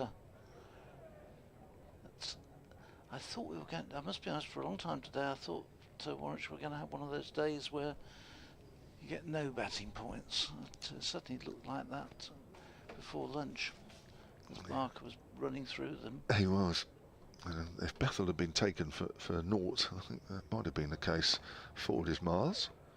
Goes out towards extra cover where Gubbins fields. Bethel had played absolutely brilliantly for his 69, but he was dropped on naught off Barker when Barker was in the middle of that incredible spell of 3 for 17. And Warwickshire really would have been in all sorts of trouble, but it was put down. And they've made a bit of a recovery since that moment. Trailing by 48 currently. Get just a little bit closer. I'm sure they'll be confident of getting much closer yet. Miles is bowled, I think. I think that's clipped the off stump. It has, and there's another wicket, the 9th wicket that's coming down, and it's just hit the top of the stumps. Just played slightly down the wrong line. Ball may have just come back a fraction, but Miles had looked solid up until then. Yes, and Abbott gets, I think, justified. He's bowled well today. He's without a great deal of success. He gets breaks the Barker trend. That it's the first wicket that Barker hasn't taken today. Warwickshire lose their 9th. That's the 3rd bowling point for Hampshire as well. So it just leaves Oliver Hannon-Dolby to come out to join Michael Burgess, and it will be. And of course, now we carry on, don't we? Till we've still got 4 overs remaining till tea, but is it 8 overs they can bowl because there's 9 wickets down?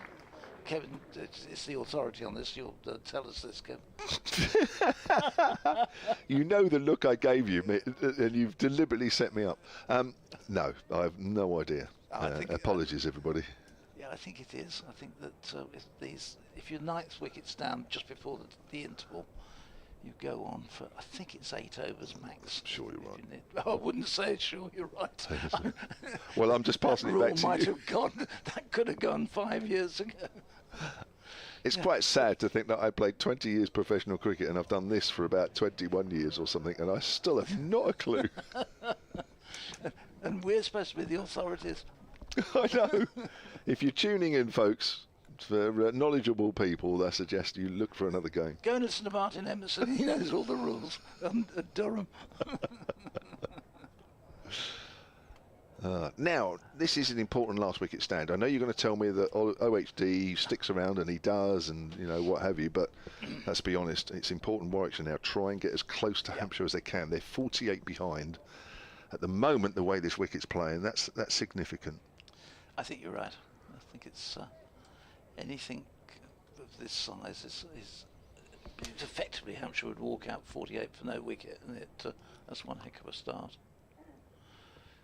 This Abbas has replaced Keith Barker at the pavilion end, and his first ball is played solidly by Burgess down to long on, but they refuse the run. Hannon-Dolby in the meantime is practicing his forward defence and a little bit of a latish cut.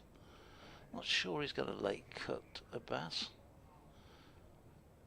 but it looked a nice shot from the striker's end. Burgess waits. Abbas is in. This is wide, but Burgess fetches it down from way outside the off stump, and in the end hits it straight back past the bowler. But again, there's no run. Comes down to. But it was long off. He went to, but they just walked across and picked the ball up. Barker down below us didn't make any moves towards it. It stays at 250 for 9. So. Burgess going to obviously try and take the strike. The field is set all around the boundary other than one slip. Bass bowls. This is hit by Burgess. Big hoik out into the onside, down to the cow corner area, and again, run is refused. He's trying to hit that into the hollies, didn't it? It didn't come out the middle of the bat at all. I'm never sure about this tactic. Hannon-Dolby isn't that bad about it. No, you could frustrate the opposition, couldn't you, by just taking the single. Yeah, he's got quite a reasonable defence. In bowled, Burgess tries to lap this one and gets it away down to fine leg. Real one-day shot, moving across his wickets helping it on its way, sort of over-the-shoulder type shot. A 254 for 9. Great ramp shot. Don't think we'd have seen any Dan and Dolby playing the ramp. From the height he's at as well, you probably wouldn't want him to. No. I'm not sure anybody would be too pleased back in the Warwickshire dressing room if he starts doing that with Burgess at the other end and leave Burgess not out. Yeah. It might be fine if he's bowled out, but if he's out playing a shot like that.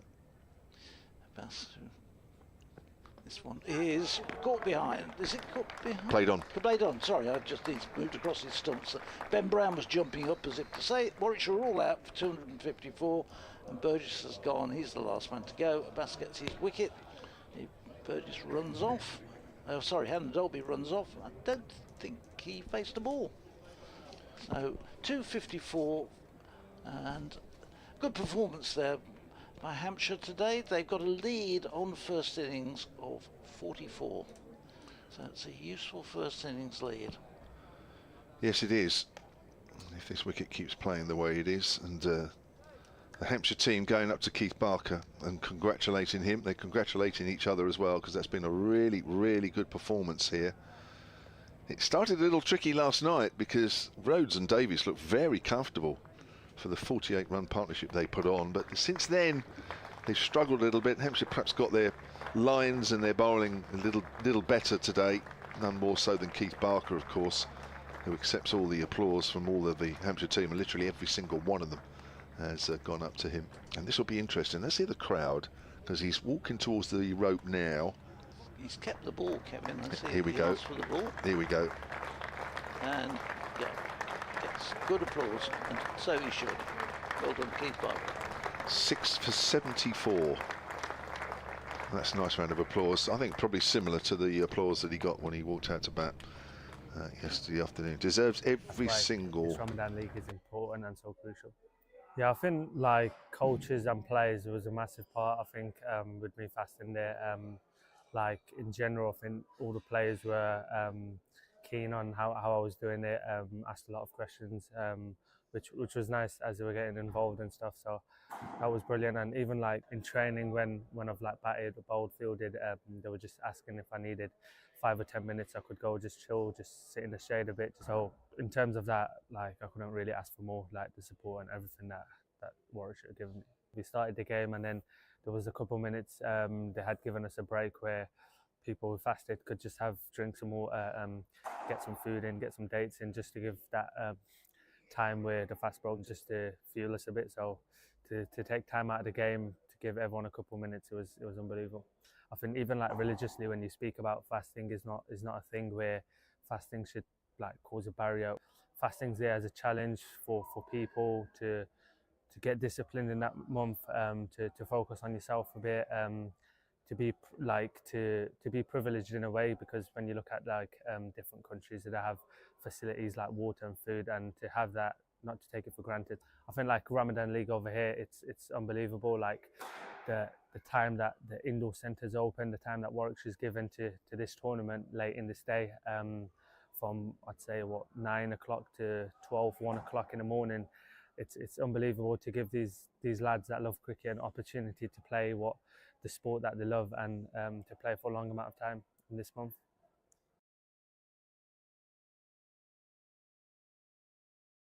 For almost 150 years, we have been Bears. Birmingham Bears have come through, the home team. People swarm onto the field here at Edgbaston. Birmingham batsmen are celebrating. Representing the city, the county. Birmingham is our home. Warwickshire is our land. A land we must defend. You Bears, come on! Easy as you like for Sam Hay.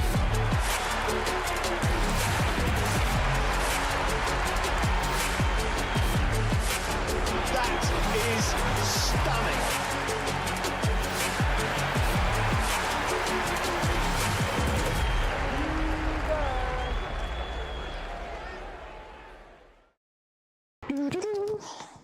How many hat-tricks you got now?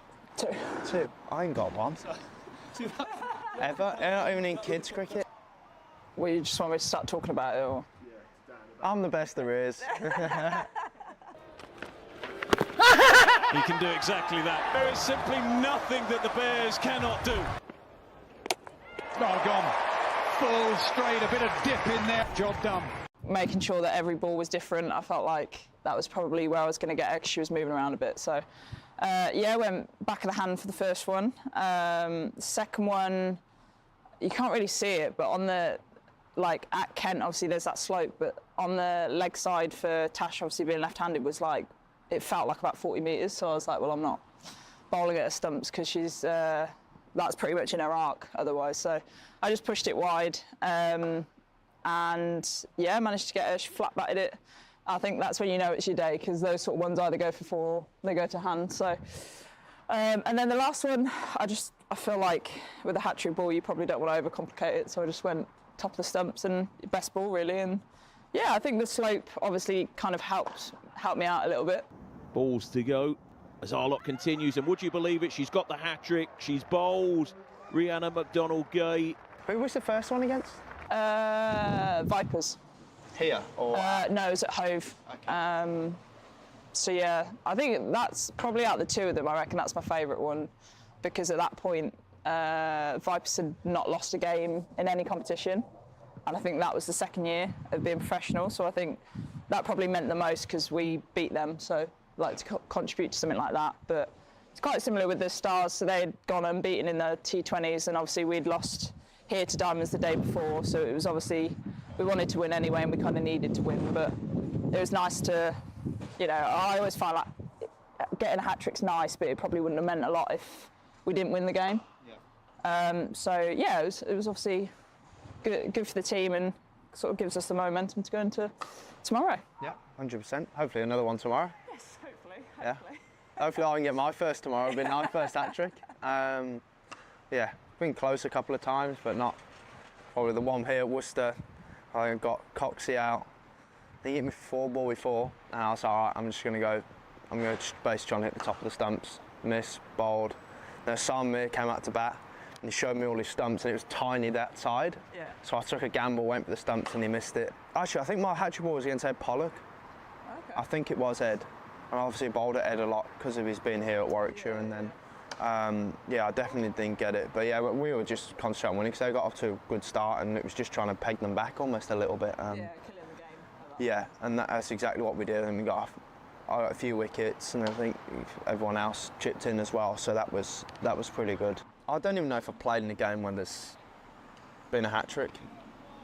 Well, what was interesting with our game yeah, go on. Like, sorry, KG at the other end was on a hat-trick the next over, and I actually said afterwards I'd be interested to know how many games of cricket that had happened where there's 2 hat-tricks happen not only back-to-back but in the same game. Yeah. I'd be fascinated to know, but I don't know. I was involved in a hat-trick last year, wasn't I? Against Northants. Oh, no. Oh, no. So Rhodes's got out, and I'm in the shower at this point. Long story. I'm in the shower. I won't ask. Rhodesy gets out, Rhodesy walks in, and I'm like, oh no. So I need to quickly get ready. First of all, Haney out. Oh, no. Haney is in the dressing room, and I haven't even got my spikes on. And I get out there, 4 balls, like I reckon probably 4 minutes. I reckon I would have been timed, genuinely timed out. Didn't know I was on a hat-trick.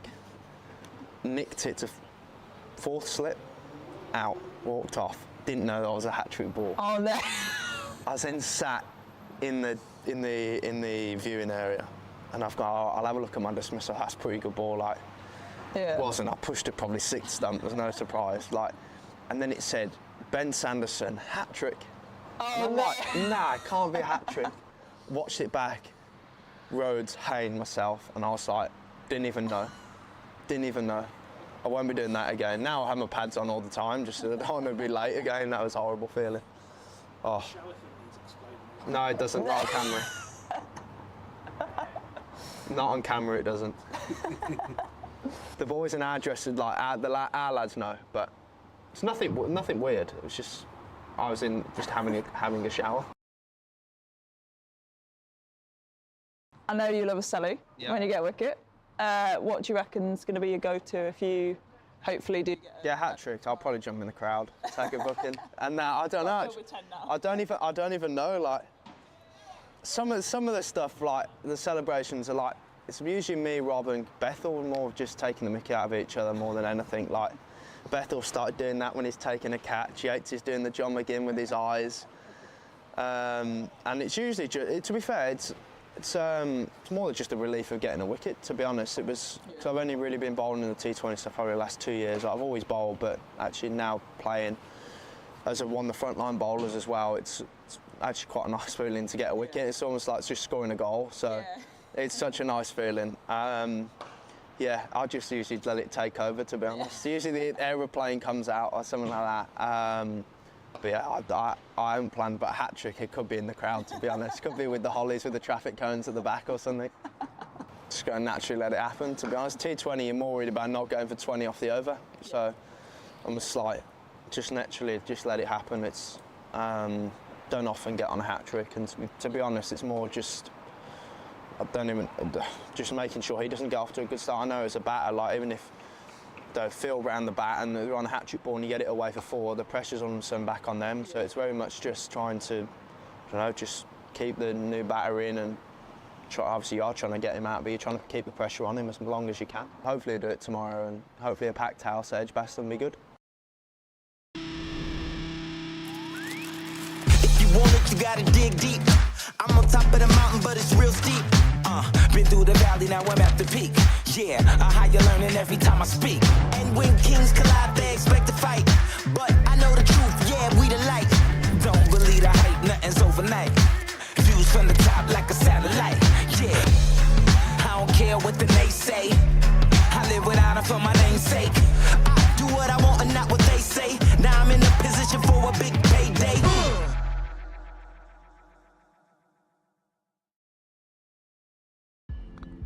Talk us through. I can't talk through it. I'm going to try and hit it somewhere near the flag. It's going to go nowhere near. Hi, I'm Ian Bell, and this is the Unlucky Dip Challenge. Draw a club, get a ball closest to the pin win.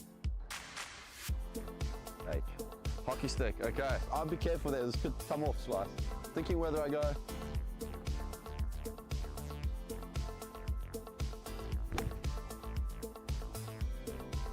Nearly.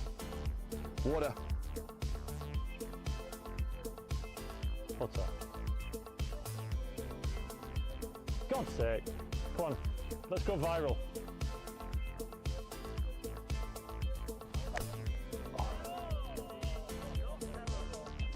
Can I have a quickie go?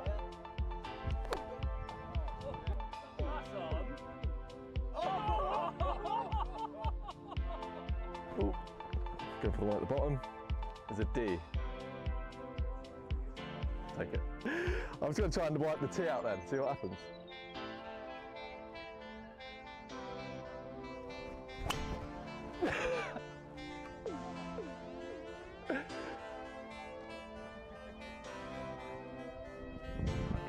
Cricket bat.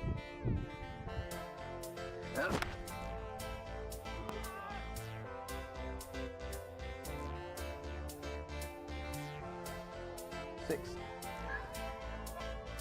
D. D?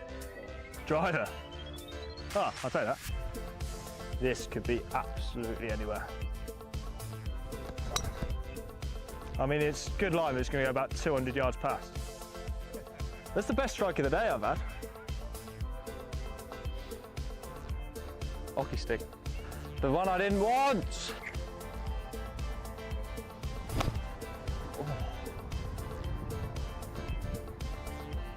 Wet.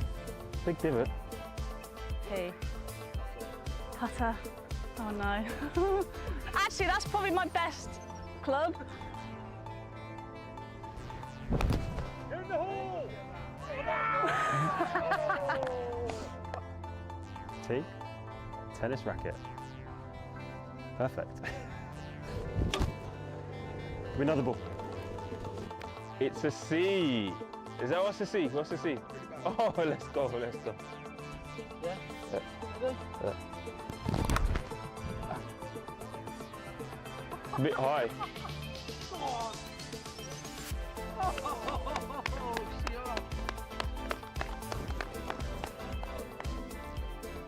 See? All right, see how this goes.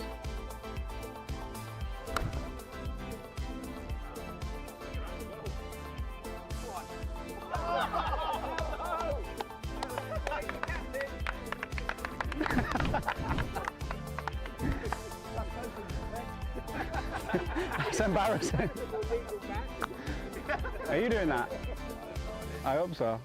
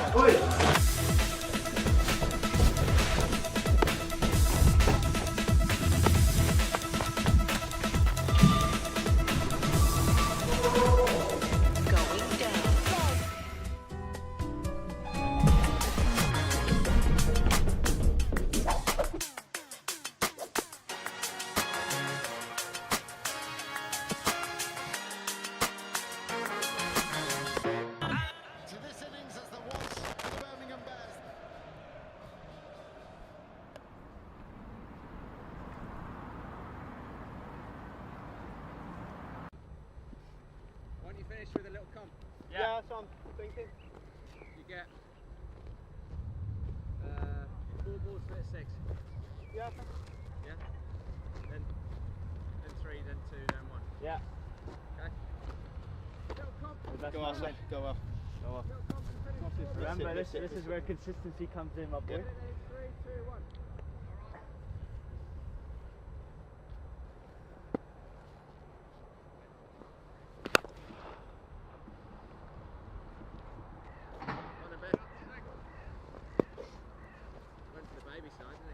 Yeah. Cliffy! Yo, Cliffy! Yeah, played.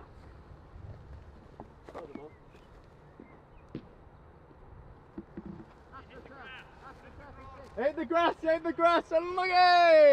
Hey, that's bigger than your one there.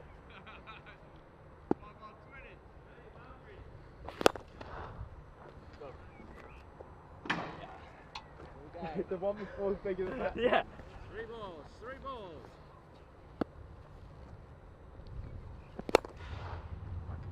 That's right. You always reach these comps.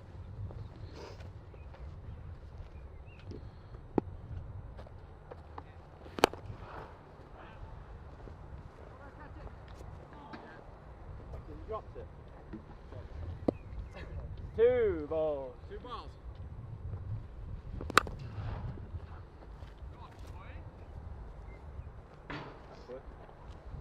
Don't even know actually how big that was 6. That was on the back foot.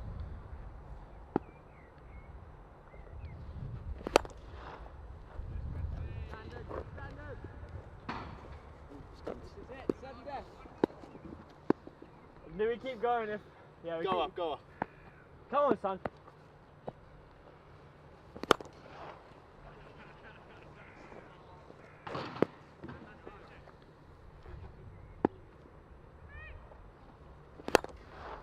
Hey, it's Monty!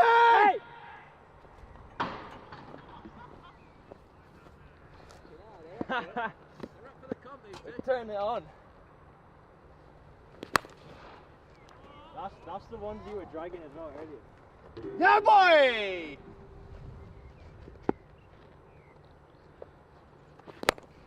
Go! Go! No! You can't, that's unfair, you yorked me. Sorry mate, was the feed not good enough all that time? You stitched me right up. Cheers, sir.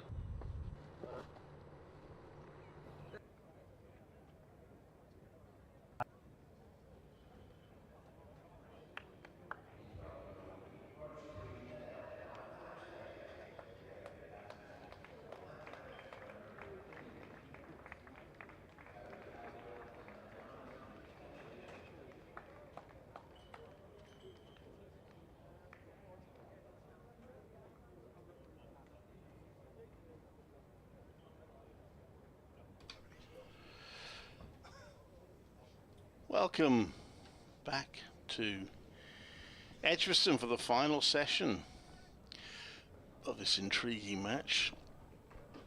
It'll be a slightly longer session than normally for a final session because we have 35 overs left in the day.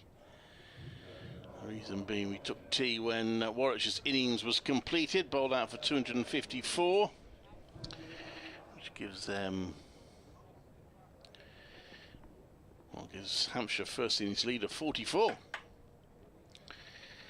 So what are Hampshire looking for, Kevin? What would be a winning score for them? 550. Yes, that would probably do it.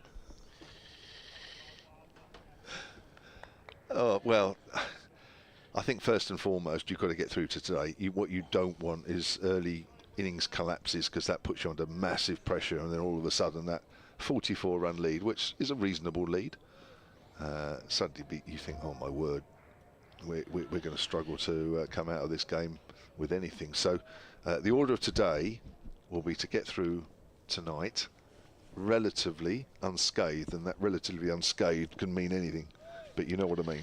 You don't want to be 7 down come the end of the evening, which, let's be honest, on this pitch with a little bit of movement could quite easily happen. It could. Chris Wokes will bowl from the Birmingham end. 35 overs to negotiate before the close of play. He's bowling to Albert, plays that into the ground for no run. So we've got 30, sorry Clive, so we've got what, 35 overs? Yes. So I'm looking at the scoring rates in both innings. Hampshire was scoring at just over 3.5, Warwickshire was scoring just under 3.5, so let's say a minimum of 3. So, you know, because it's, you know, it's a tight situation. If you're 150 ahead, aren't they, by the close of play, you think, assuming they haven't been bowled out? Yeah, I think that's what Hampshire will be looking. Wokes in, and that's played out to backward point. Tony Albert looks a little bit annoyed with himself that he didn't manage to steer that into a gap. But, there's no run. I think what you don't want to be is 150 ahead tonight, about 6 down. No.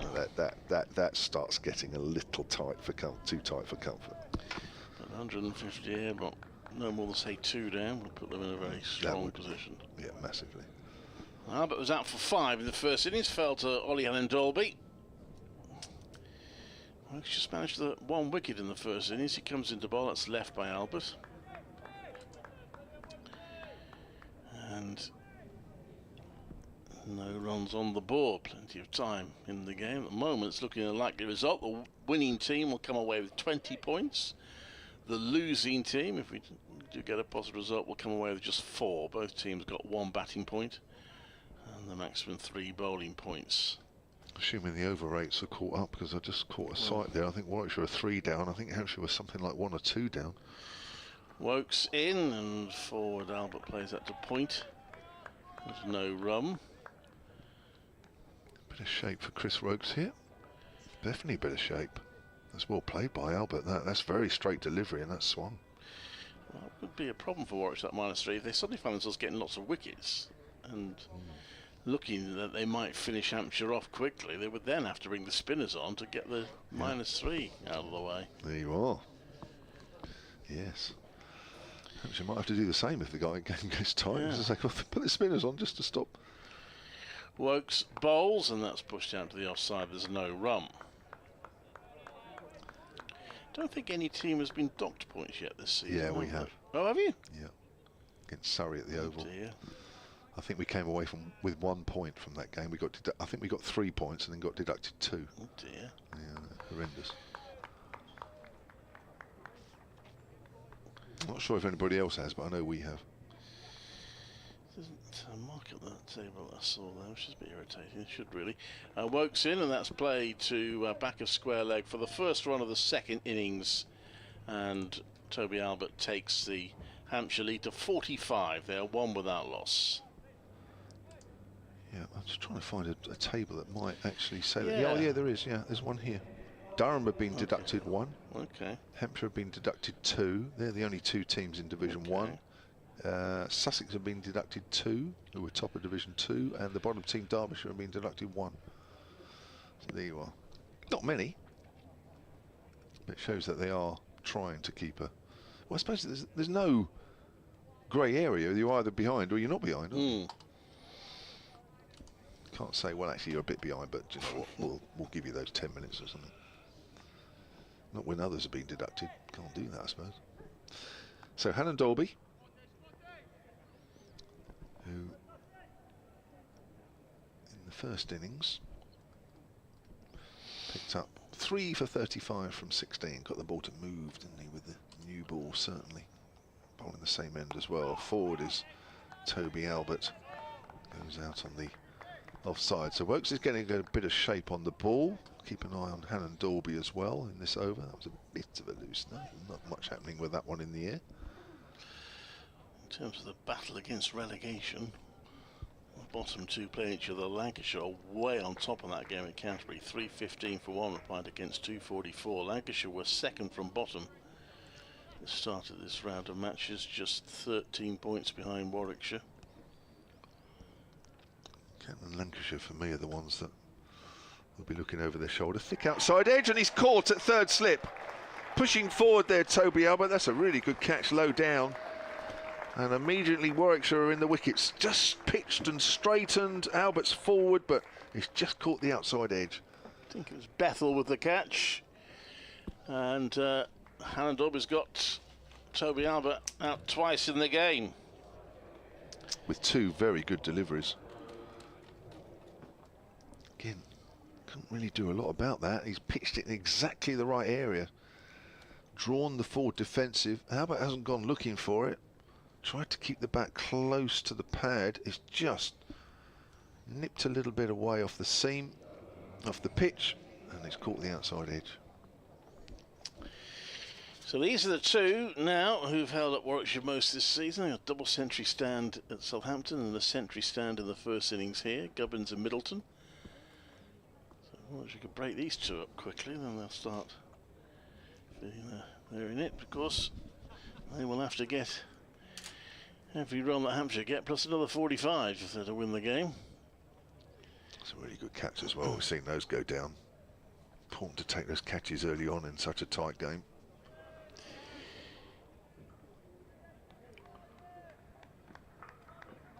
Wow. Hampshire immediately under pressure.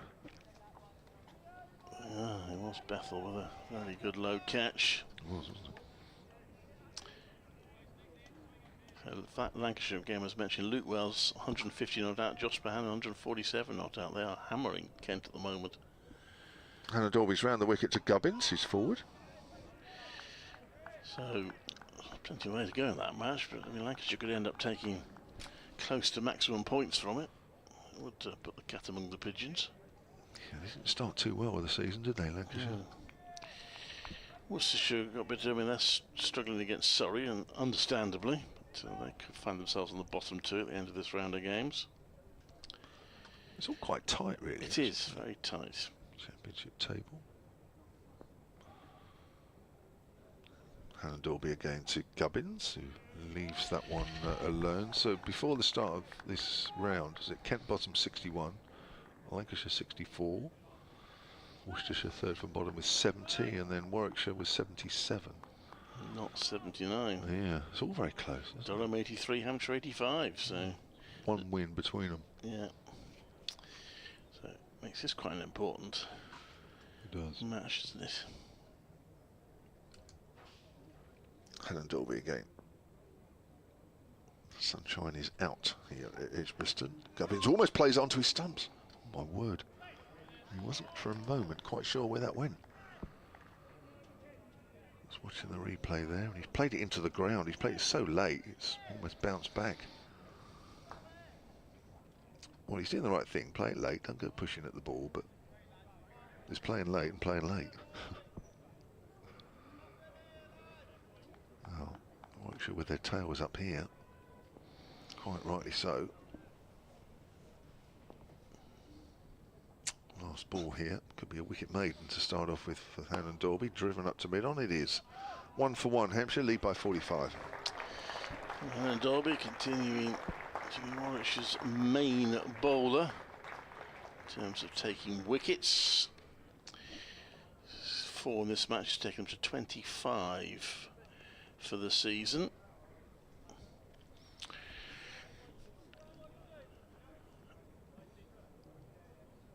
Chris Wokes has 24 fewer at the moment. We'll be bowling to Fletcher Middleton. Well, he's only got to get the ball enough in the right areas because he's getting some movement. Yeah. And he will cause problems. Wokes to Middleton, who drives at that, doesn't really get hold of it, into the ground, fielded one-handed off his own bowling by Wokes. And dot ball. That didn't really swing too much, didn't do too much, that one.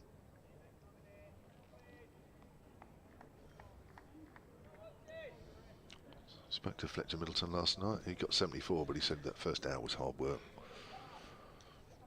Yeah, well, what shall I hope? Chris Wokes did admit they didn't bowl as well as they might have done in the morning. They got 1 wicket with a new ball, but I'll need more, you feel, this time. That one from Wokes is pitching a bit short. It's left by Middleton. 1 for 1. Real tension out there, really, isn't it? It's just such a big 30-odd overs tonight, this. Well, Warwickshire will probably feel they need to get Hampshire out for around 200. So they're not chasing more than 250. Even that would be testing. So they have to get wickets pretty regularly.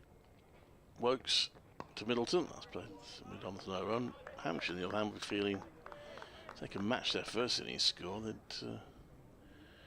be in a very strong position.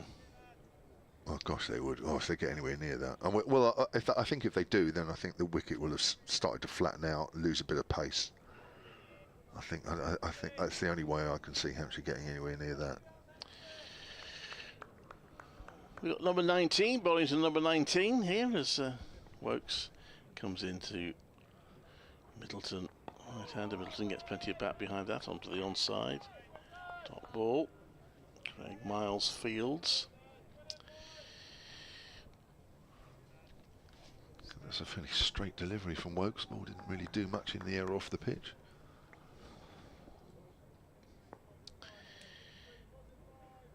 The lead 45.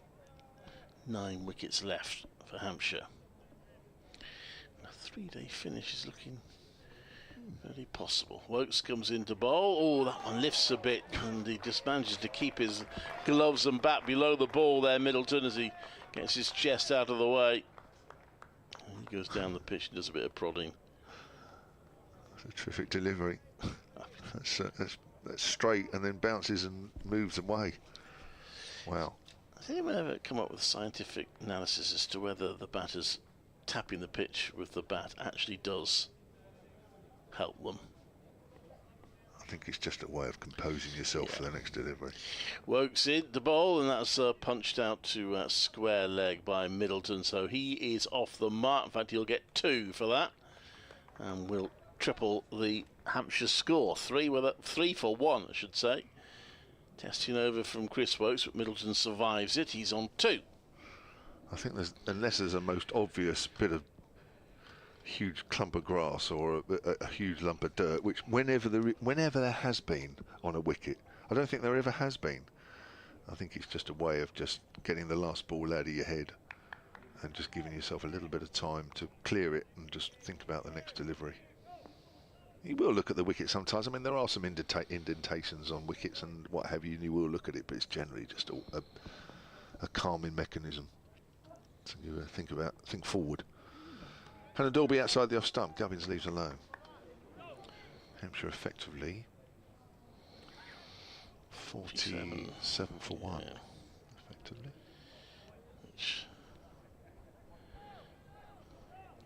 Which is not a lot, really. You'd be happy if you started this game 11 o'clock yesterday morning and Hampshire were 47 for 1. You say, okay. Both sides would say, okay. Gubbins yet to get off the mark. 5 balls he's faced. And Dolby in round the wicket. Length ball. Gubbins right in behind that one. Gubbins in the first innings, you mentioned about this partnership between these two, was 102. Caught by Will Rhodes off the bowling of Ed Barnard for 44. Trying to think whereabouts Rhodes was. My memory's shocking. I'm trying to remember as well.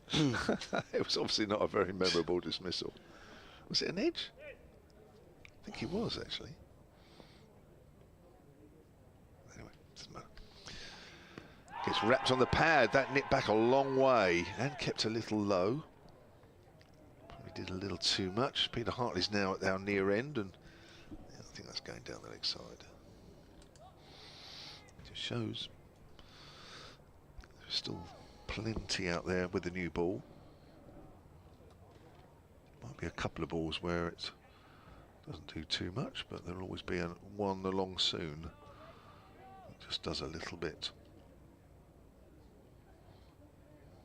Just watching that again. Yeah, it's come back a long way and it's high actually. More a look at that.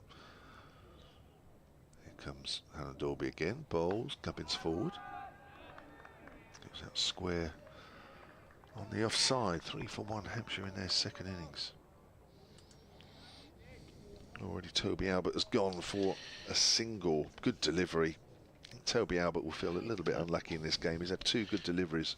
Gubbins edged straight to slip in the first innings. Rhodes was feeling it at first slip. Took a relatively straightforward catch. Here we are.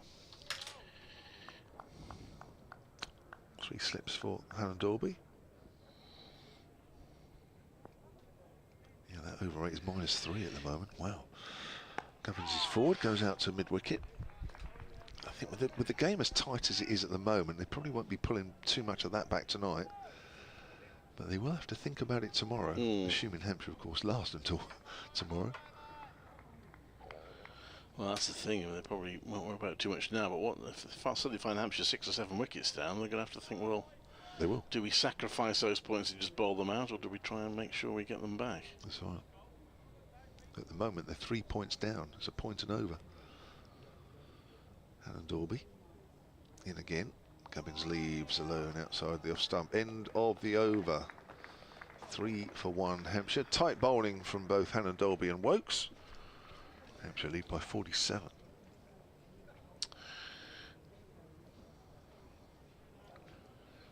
Woakes to continue from the Birmingham end. The Warwickshire and Hampshire flags both fluttering quite nicely. Flags here are placed on top of a stand near the scoreboard, almost directly opposite us. It's unusual. They're normally sort of by the pavilions everywhere, aren't they? Or are they not? I don't know. Woakes comes into bowl. That's another podcast, isn't it? Flags at county grounds. That was played to back of square leg for 2 runs for Middleton. Bit of an inside edge, but 2 valuable runs. He's on to 4, 5 for 1.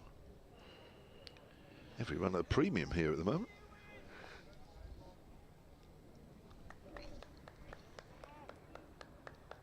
Doesn't help when you lose an early wicket, do you? It always feels like that. Puts a bit of pressure on. Means the number 3 batter's coming out to a very shiny new ball. Woakes into bowl. That's played to mid-off by Middleton, and there's no run. Watching that delivery again, didn't quite move too much for Woakes on that occasion. You just feel that there's another one somewhere in this over that will just swing and bounce with this new ball. It's going to look things elsewhere. Essex still up against it. 133 for 4, applied to Durham's 587 at Chelmsford. In comes Woakes to bowl, and he chops on that. I don't think that carried to Michael Burgess, the wicketkeeper, who stops it with his gloves. He's getting sort of pats on the back as if he did well to stop that, rather than missing a chance. Yeah, bounced about a yard in front of him, a couple of feet anyway to his right. Just chopped down that one a bit on did Fletcher Middleton. Kept a fraction low as well. Canterbury, Lancashire have finally lost Luke Wells for 150, but Josh Mahannon's still there. 3-2-3 for 2. They already lead Kent by 79. It's you, isn't it? Yeah, I think it is. In comes, you made me want to that. In comes Woakes. Middleton plays it into the ground, back to the bowler. Kevin just briefly leaving us to do an update for BBC Radio Solent. Worcestershire 75 for 3, so Surrey are in a strong position there. 490 they made. And Glamorgan are 20 runs ahead of Northants with 5 wickets left in their first innings, 299 for 5. In comes Wokes, and that's pushed out to point by Middleton, no run. Derbyshire 166 for 2, replied to Middlesex's 433. Leicestershire look like facing a first innings deficit at home. They're 210 for 6, 232 runs behind. Yorkshire have taken a couple of Gloucestershire wickets. Gloucestershire 99 for 2, still 357 behind Yorkshire's first innings total. And in the crucial match, the T20, Australia look to be up against it. In a match which, if they lose, could knock them out of the T20 World Cup. That's a good lead from Middleton. It looked like missed by a huge amount, but it did miss. End of the over 5 for 1. India are 117 for 2 in the 11th over there. Now, if Australia lose that, they won't necessarily be out, but they could well be. Rohit Sharma has hit 92 off 39 balls in that game. He's hit 8 sixes. If Australia lose and Afghanistan beat Bangladesh, then Australia will be out and Afghanistan are through. And even if Australia lose, it could even be that Bangladesh, if they win, if Australia lose by a fairly heavy margin and Bangladesh beat Afghanistan by a big margin, then it could yet be Bangladesh that join India in the semi-finals. Olihan Dobby round the wicket, bowls to Gubbins, hits out off his toes, straight to Chris Wokes. Mid-on, there's no run. So a really interesting game going on there then. In Gross Islet, Australia playing for their place in the T20 World Cup semis. India, I don't think are mathematically through, but they are pretty much certain to go through. In comes Hannon Dolby round the wicket to bowl. That's a bit of an inside edge to square leg for a single. First run that Olihan Dolby's conceded. This is third over. 6 for 1. Gubbins off the mark. So they're 50 ahead now exactly. Hampshire. 9 wickets left to try and add to that.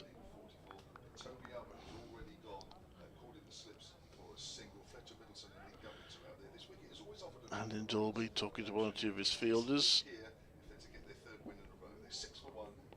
Comes into bowl with 3 slips. Bowling to Middleton, who drives that. That's a good shot. That could be the first 4 of the innings. It will be. Alex Davis gives that one up. A very well timed shot from Fletcher Middleton, and 4 precious runs for Hampshire. He's on to 8, 10 for 1. Any boundary's precious now, isn't it, at the moment? Gosh, my word, this is a really tight at the moment. Both sides don't really want to give an inch. Still 29.5 overs left today. I might as well finish this one off then. We'll have a change of ends, Kevin, just for the novelty of it. Olihan and Dolby. Short sleeve shirts, comes into bowl. It's taken the 1 wicket to fall so far. That's solidly defended by Middleton. Back to Hannon Dolby. It's a dot ball. It's imperative that Warwickshire make the most of this new ball. There will still be a little bit of movement around. We've seen in both innings, even with an old ball, there's been a little bit there, but of course it'll move more frequently with the hard ball. Well, you should remember looking for their first championship win of the season. This is the 8th game. And then Dolby into Middleton. Middleton drives, cut off by Alex Davis. It's a dot ball. Yeah, a little anxious, I guess, Warwickshire, to get that first win on the board. Everybody talks about starting the season well, and you usually have a win in your first game in mind. When you get to this stage, you're already in the second half of the competition and there's no W's in the column, that you do start feeling a bit anxious, start to look over your shoulder as to the teams below you. Hampshire were doing that up until a couple of games ago. Yeah. Amazing what a win or two does, though. Hannon Dolby pitches that one up. Middleton digs it out to Davis in the covers. Yes, early season they were drawing games, so at least they weren't losing them, but they have lost a couple now, so nothing in the wins column, a couple in the losing column. They're pretty anxious to put that right. 6 overs seen off so far by Hampshire, albeit for the loss of 1 wicket. They're 10 for 1. Yeah, you always look at other sides, don't you? And you think, well, actually, man for man, we're better than them and better than this and that. I mean, I would have you guys down sort of a mid-table side at the worst, actually. But sometimes when you're on that run without a win, you get a little bit anxious. And, you know, there's still a few games to go. What are we at? This is match day 8. Yeah. And there's 14 in total, so there's still quite a bit. After this, yeah. There's still quite a bit. As long as the weather's fine and you play your fair amount of cricket, you guys should be all right. We're not in the second division because you don't think the second division matters, so we don't want to be in it. Well, that's only my personal view. Wokes is round the wicket to the left-hander Gubbins. He's playing a missing, or maybe just playing inside the line. Let's have a look at that one again. Just watching Wokes come in, and yeah, I think Gubbins has just held the line with his bat. Good delivery though. The one thing about being in the second division, I suppose, the Warwickshire have won it the last 2 times they've been in it. So I guess it's an opportunity to win something. Yeah. Wokes in. Straight. Gubbins works it on the onside. We haven't even got the benefit of going to Hove if we're in the second division next season, because I'm tipping Sussex to go up. Did that at the start of the season. It looks quite good now. Anyway, let's not get ahead of ourselves. That's a long way to go yet. But no, I miss not having Sussex in the first division. Yeah, because that's obviously an ideal fixture for us down in Brighton along the coast. Well, I quite enjoy Hove. I think 2016 was the last time we played Sussex in the Championship down there. Oh, Gubbins almost plays on there. Plays it into the ground. The ball bounces away to short third slip. If I'm staying around the centre of town, I like walking along. I give myself a bit of extra time and walk along the front to the ground in the morning. It's nice, isn't it? Real holiday feel. Yeah. Yeah. With the ground only being 2 blocks away from the sea anyway. No, you're right. It's. You got to remember to turn up the right road though, otherwise I've overshot it once or twice. Here's Wokes again. Bowls. Gubbins is playing that back to the bowler. I mean, there was a time, and I think it was back in 2016, that you could think the expenses just about stretched to a room on the seafront. I've not been down there for a while. I'm not sure they do. I don't know, but they put a tent in my car last time I went. Did you really? No. Well, it's almost worth it, isn't it? Because it would be crazy to go to Brighton for a 4-day game and find yourself staying in the suburbs somewhere. Yeah. That's wide of our stump. From Wokes. Yeah, you've got to get in early. When you see the fixtures come out, you say, well, just get in early. There must be a cheap room on the seafront somewhere. We did do really well one year because we used to stay with the team. The team would sort it out for us. What, at the main one in the centre? Wherever the team was staying. Oh, right. Stay with the team. Okay. And there was one year, I better not name the hotels, I don't want to cast aspersions, but anyway, I'll come back to it. Does it begin with M? No. That's turned away to Square Leg, no, right? The point is, there was it probably wasn't the hotel's fault, I think it was an agency's fault, and the team had been double booked. So the hotel they were supposed to be in, there weren't rooms because they'd been double booked by an agency, so they had to, the agency sorted it out, I think, and just booked them, but they didn't get them all in one hotel. And Phil and I were putting this fabulous hotel with a lovely sweet bottle of champagne in the room, which I didn't touch for 3 days because I thought I'd have to pay for it. Turned out it was complimentary. Oh. And Alan Donald was absolutely livid when he heard this because he didn't get anything like as good a spot as we got. He was in a different hotel, with nothing like as good. So we got a bit lucky that year. Anyway, Hannon Derby comes into bowl to Middleton, who gets bat on that, plays it to mid-on, there's no run. 10 for 1. I was down there Wednesday actually with the Vipers, Southern Vipers, against the South East Stars for the day. It was a day like this actually, but of course didn't have time to get down the seafront. But it's always nice when you drive along the M27, the bypass bit, as you come into Brighton, you can see the sea to the right by Worthing, just over the hills, and then as you come down into Brighton, you can get a glimpse of the sea. It's lovely.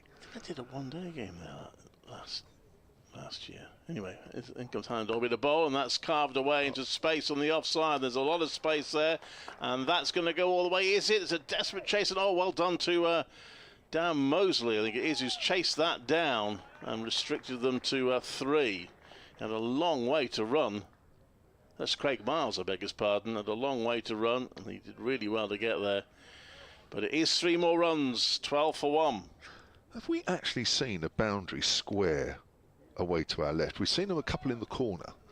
But have we actually seen, when it runs over the square like that, have we actually seen anything go over the rope in that area? Not too sure. I don't think we have. It's such a long way. Well, Sussex has seen a bit more of this new ball off. Hampshire.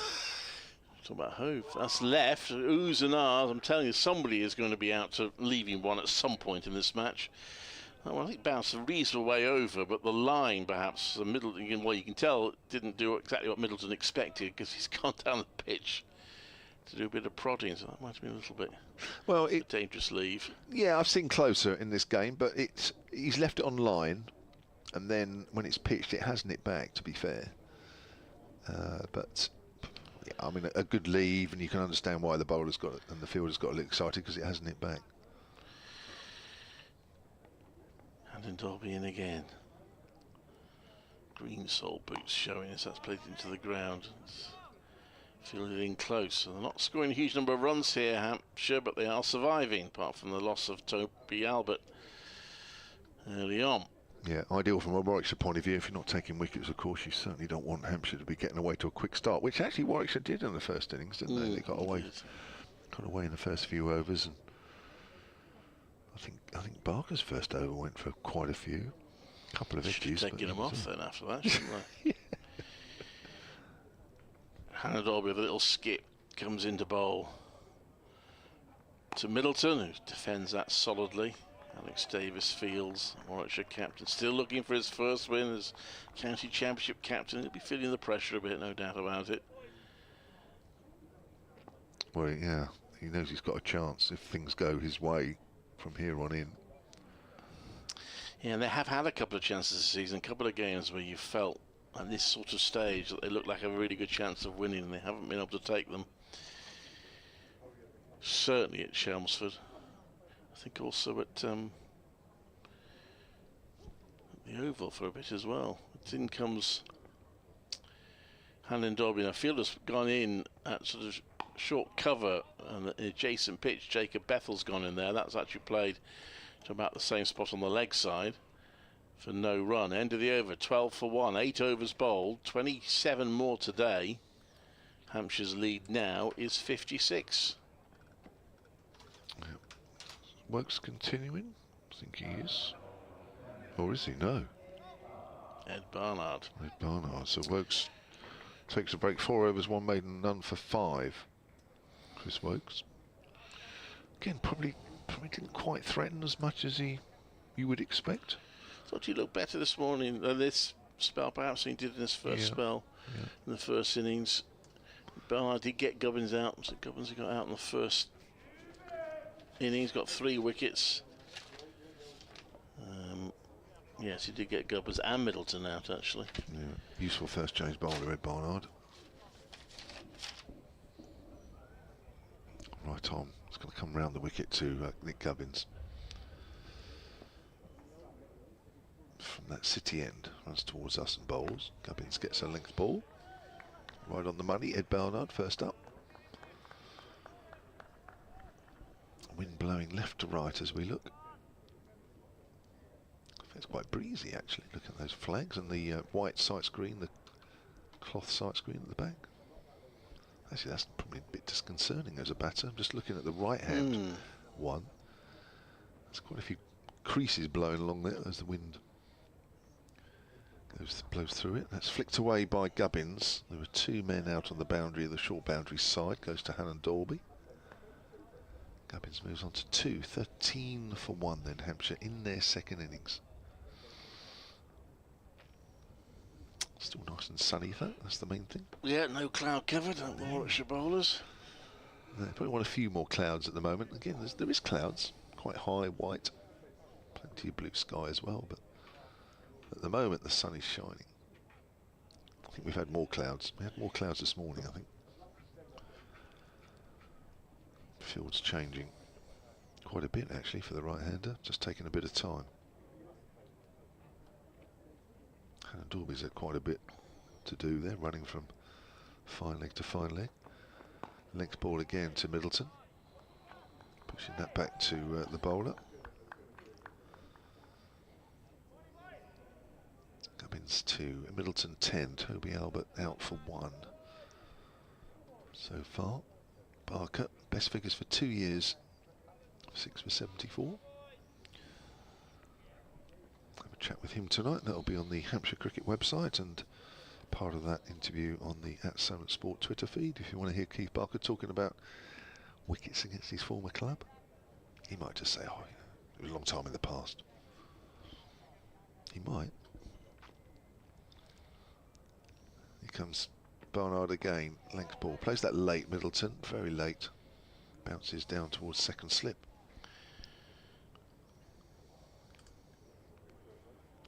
In fact, yeah, it'll be the skill of the interviewee if he says that to me. I'll just say, yeah, but Keith. So I'm ready for every eventuality that's coming back my way.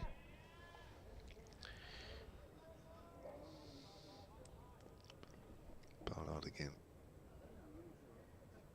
Middleton. Another length ball. Good start here from Ed Barnard. Nice and straight. Good length. Yeah, a bit of a sort of stalemate here, aren't we? Hampshire not scoring runs, but they're not losing wickets either. No. Too much movement for Ed Barnard yet. Probably still warming up. Just the 1 run off it so far. 1 ball left of his first over. In again. That's a bit shorter this time, and Middleton off the back foot works that out into the covers. That's the end of the over. 13 for 1 Hampshire. We've got 26 overs left in the day, and Hampshire lead by 57. Alan Dolby will continue from the pavilion. It's one of his qualities. He can bowl quite long spells. This will be his 5th over, just 1 for 7 from his first 4. Well, should be anxious to break these 2 up, but held them up in the first innings.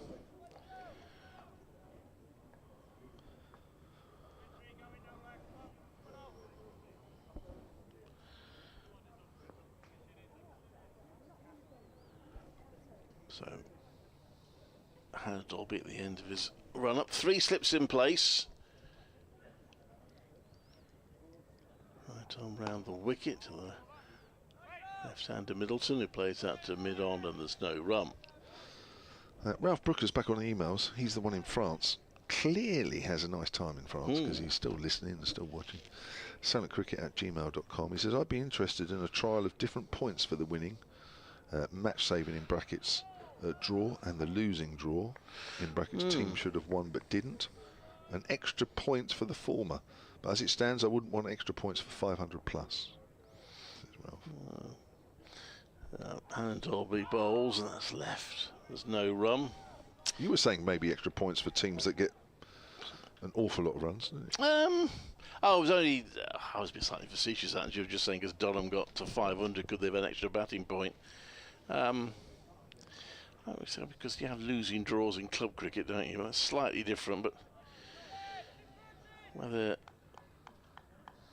you could have points for first innings after a certain number of overs, in the comparison, I don't know. Hannah Dolby comes into bowl to Gubbins, who pulls that down to fine leg, where it will be cut off, but he'll get 2.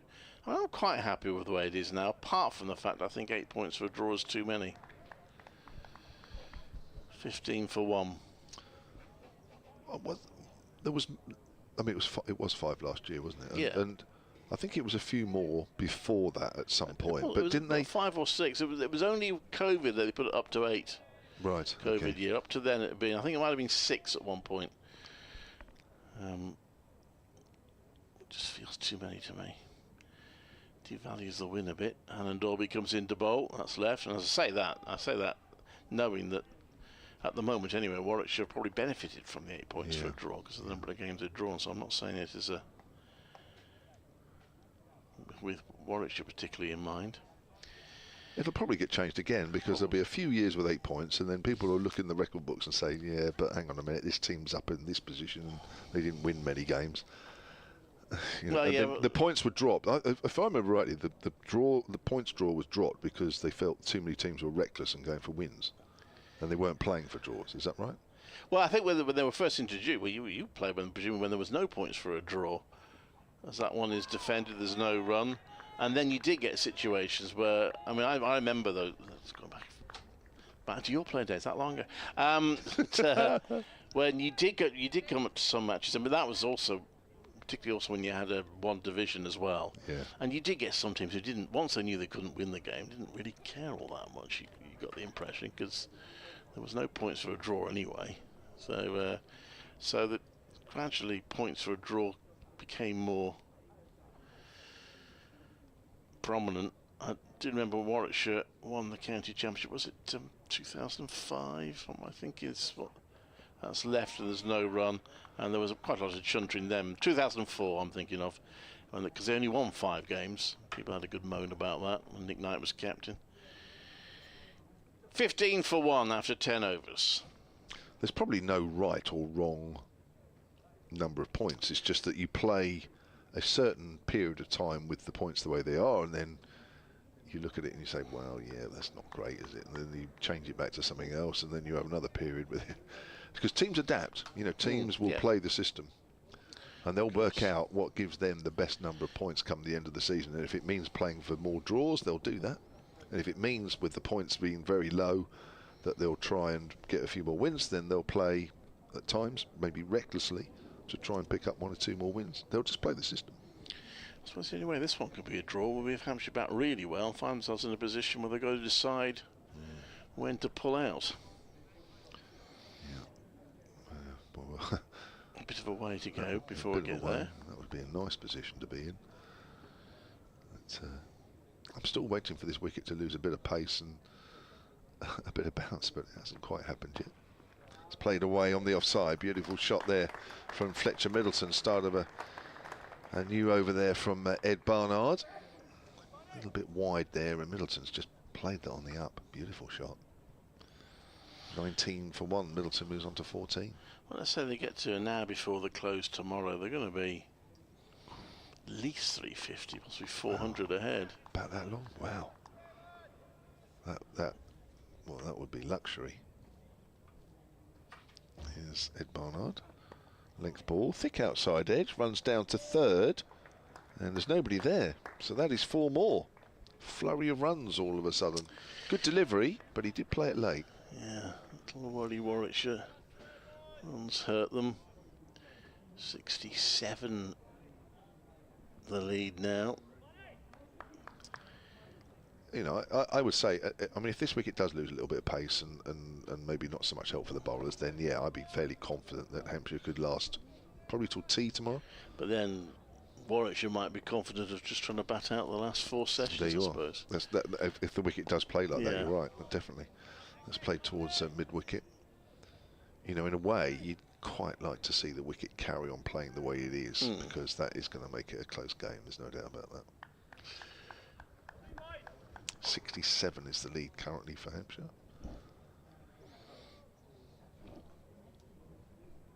More sun tomorrow on this wicket, you never know.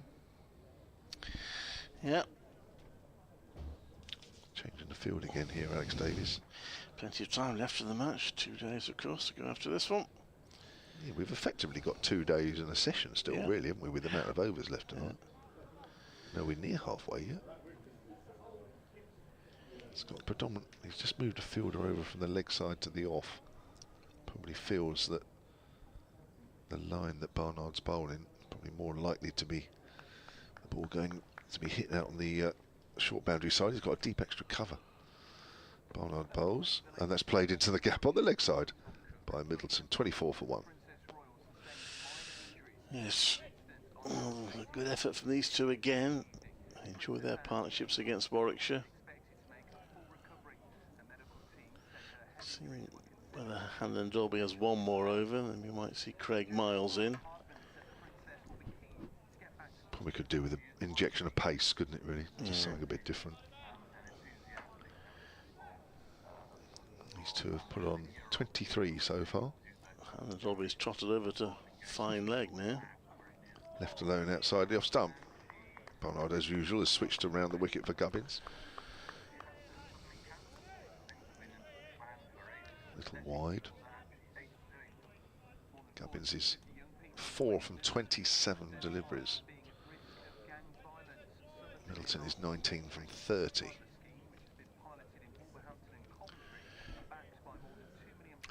Nine runs off this over. Yeah. So far. Barnard again. Gubbins gets a thick outside edge. More runs here. Don't think it's going to go all the way to the third boundary. They'll pick up 2. Will they run 3? No, they decide against that. So 11 runs off that over of Barnard. 26 for 1. Sam Hain chasing that one down with Jacob Bethel in tow as well. So good over for Hampshire. It's going to be Hannon Dolby to continue.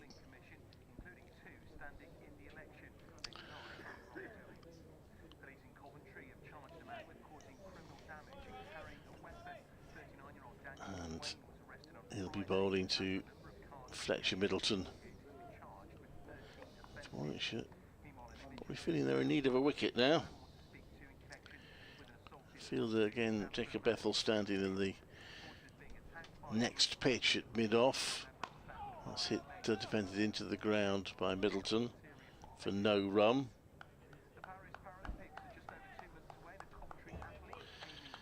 Let's see.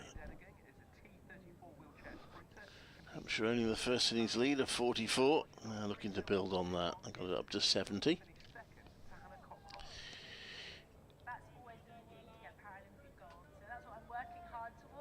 Mid-off also a fielder quite close at mid-on, 3 pitches away.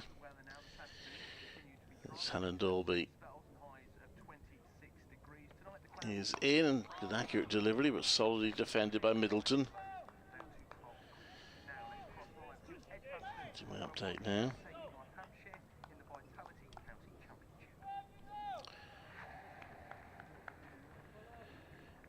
This is Clive Eakin at Edgbaston. We're in the 3rd innings of the match. Hampshire 26 for 1. They lead Warwickshire now by 70. Warwickshire bowled out for 254 in their first innings to concede a first innings lead of 44. Good contributions by Dan Mosley and Jacob Bethel, who both made half centuries, but no one could go on to make a really big score, and in the end Warwickshire falling short. They have taken 1 Hampshire wicket already. Ollie Hannon Dolby removing Toby Albert, very well caught by Jacob Bethel at 3rd slip for 1, but Warwickshire up against it a little bit at the moment, with Hampshire 26 for 1 and leading now by 70. This is Clive Eakin at Edgbaston. Almost forgot the sign off there. Just remembered in the nick of time. Only a trained eye would have known that, Clive. No, I'd get emails from some presenters. I know, I didn't know you'd finished.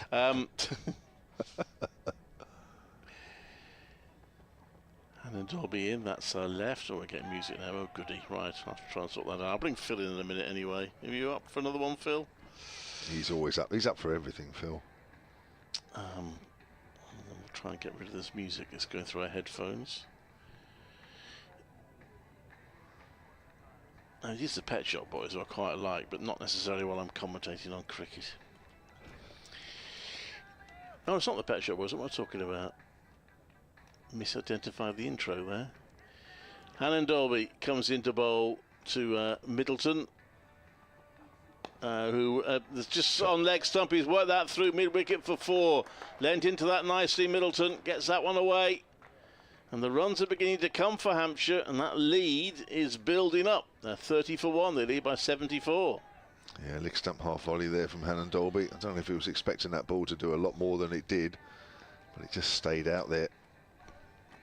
Nicely put away by the young Hampshire batter.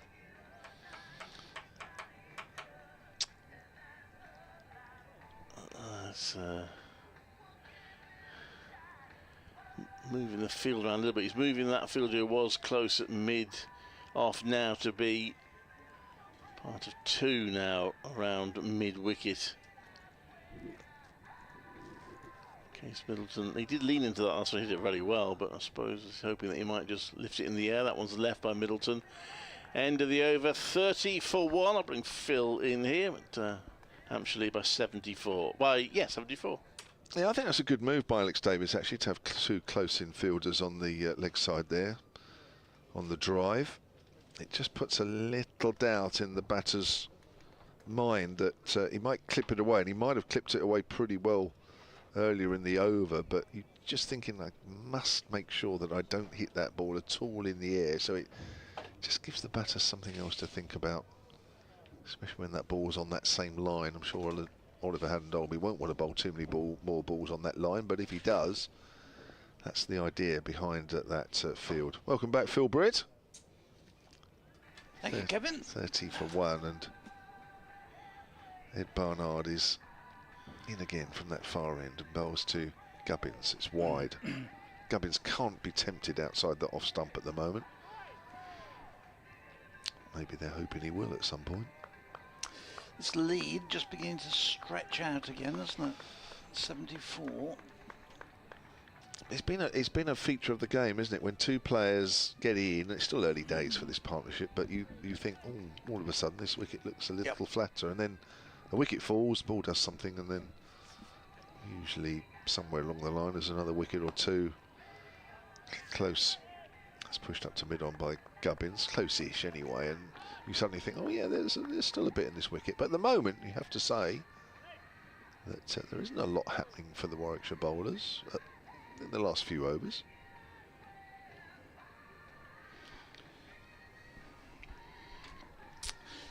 We've got a really nice, very pleasant to have a tune buzzing away in our ears back at base, but Gubbins on the back foot steers that out into the cover area. Fielded by Craig Miles, who I'm sure will be into the attack shortly. Doesn't look as though he's warming up. Doesn't look as though he's imminent. Just standing around, not doing any exercise whatsoever. 30 for 1, Barnard in again.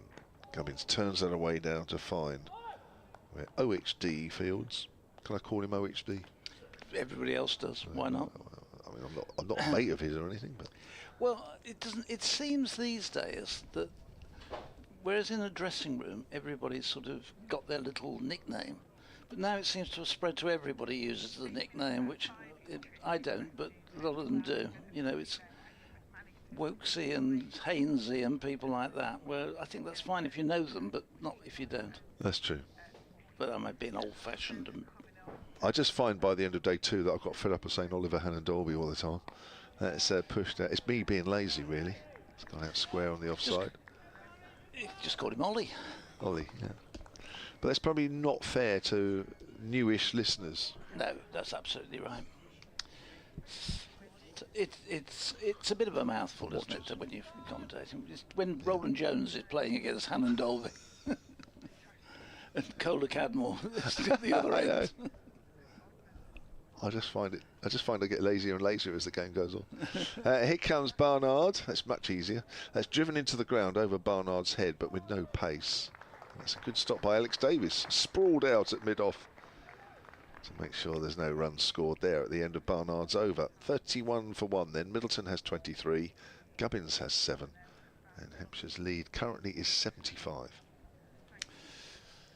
Yes, Middleton and Gubbins, who looked impressive in the first innings, and I think Gubbins played here when he was on loan. He came on loan to start with, didn't he, and to Hampshire. Oh right, yes. I think he came here, and he didn't have a great game when he came here on loan, but that would have been about 2021. Yeah, a couple of years ago. Yeah, 2 or 3 years ago. Yeah. He's. Yeah, I mean, overall, his stats are pretty decent. Just having a look, actually. He averaged 36 at Middlesex, of which, of course, he was better known, really, up until he joined Hampshire.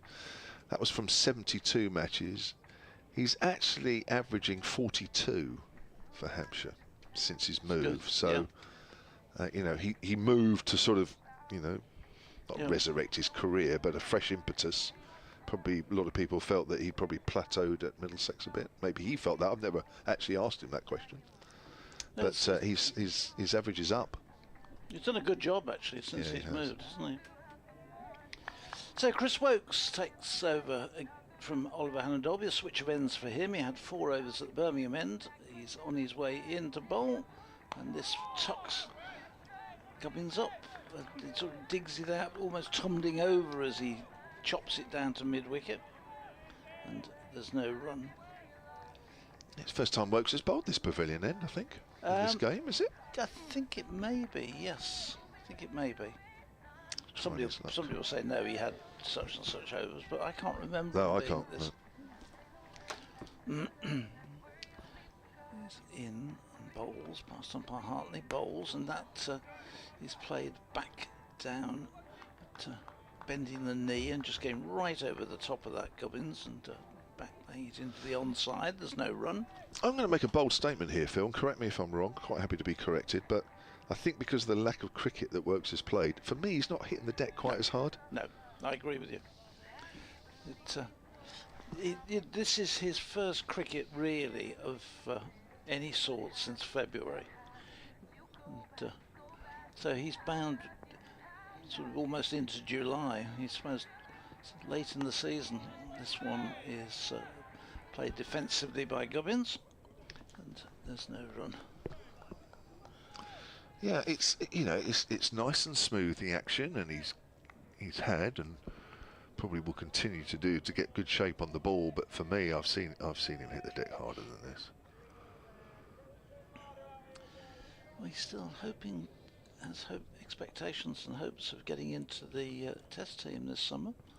This one is, oh gosh, well, it hits him on the pad, Gubbins. There's a shout for LBW. The ball rolls back and stops in front of the stumps. Now, from here, it looked quite close. I would imagine, judging by Gubbins' reaction, that it was a bit further away, but it rolled back in towards the stumps. You've got it on the replay. Yeah, I have. Yeah, it was almost level with the stump, and it literally was another stump's width to the leg side where it buried itself. Wow. Close one. He gets away with it. Here's Wokes in bowls, and Gubbins turns this one into the onside. Hannon-Dolby at mid-on has to go running across to pick up, and there's a single. That's a good tight line from Wokes. 32 for 1. But no appreciable movement at the moment from this end for him. Don't think there's been that much movement in the whole. That early wicket made us think of there's still quite a bit there, but I think it's died a bit, this, which is good news, obviously, from Hampshire's point of view. That's Wokes in, bowls, and this is left, a ball which goes away after it's past the stumps, and Burgess has to take it at stretch down to his right, but no runs, no extras or anything. 32 for 1 at the end of that over. We've had 14 overs of this second innings, and there's a substitute fielder on who I have absolutely no idea who they are. Warwickshire seconds are playing today, so it's likely to be somebody perhaps from the academy or something of that ilk. He's got no number or name on his back. Yeah. Hannon-Dolby has just left the field. Here's Barnard again then, round the wicket to Gubbins. Gubbins gets a straight delivery, which he turns to mid-wicket.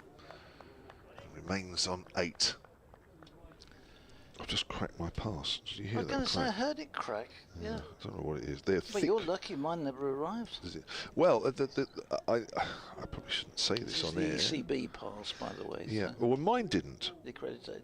Mine didn't, but then somebody said to me, if it hasn't arrived, you need to get in touch with them again to say it hasn't arrived. Oh, okay. And then apparently it mysteriously arrived.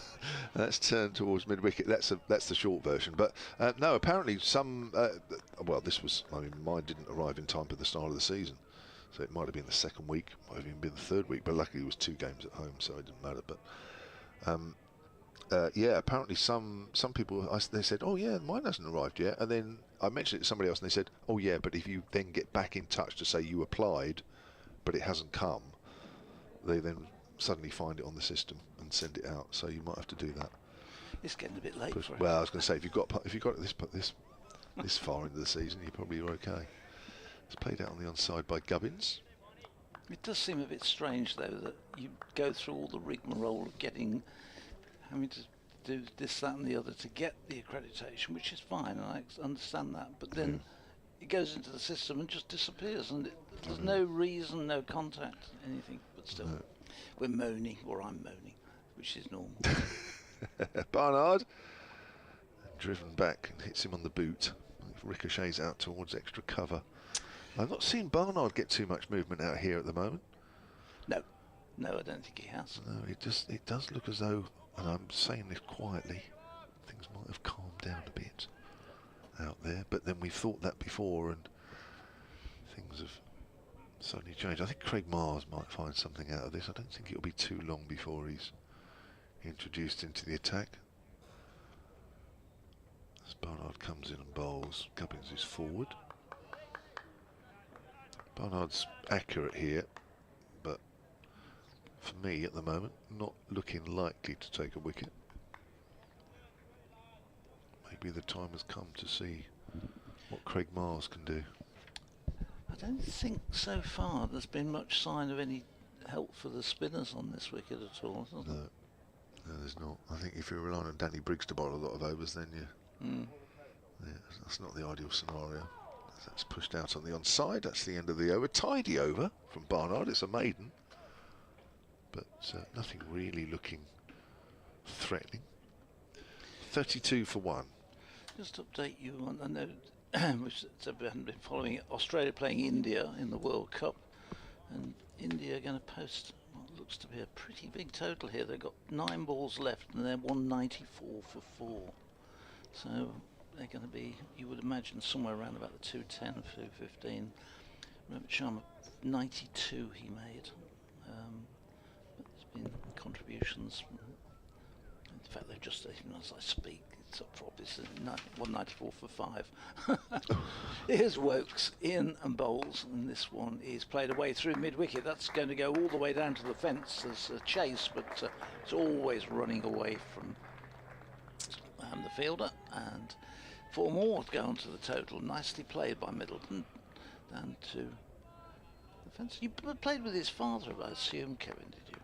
Is it his father who played for Tony Middleton? Yeah, quite a few times. Yeah. I was going to say, it is his dad, isn't it? Yeah. Tony Middleton was his dad. Opening bat with Hampshire, opened up with Chris Smith and one or two others. I wasn't 100% sure, but I thought it was. Yeah, 100%. And Tony still does some coaching with the first team. Right. He's been a coach down at Hampshire for quite a while now. Yeah. They joke down there that his son plays an awful lot more shots than he did. The lead is up to 80, which is a good, healthy 80 for 1, effectively. That we've still got a good chunk of the day to go. Yeah, we've got best part of 19 overs remaining. Wokes again, still looking for a wicket. He's in, bowls. That's left outside the off stump. Steps across, covers up the wickets, offers no shock, bat held high. 36 for 1.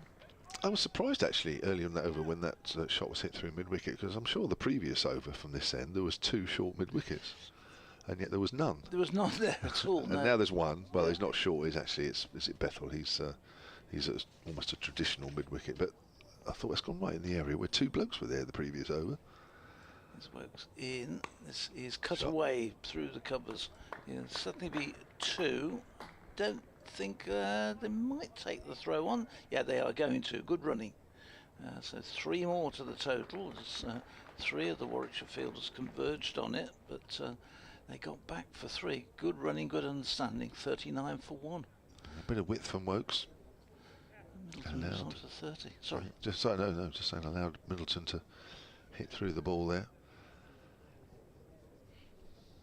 Not one of those that was a little wide and went wider, which we've seen quite a bit in this game. That just held its line.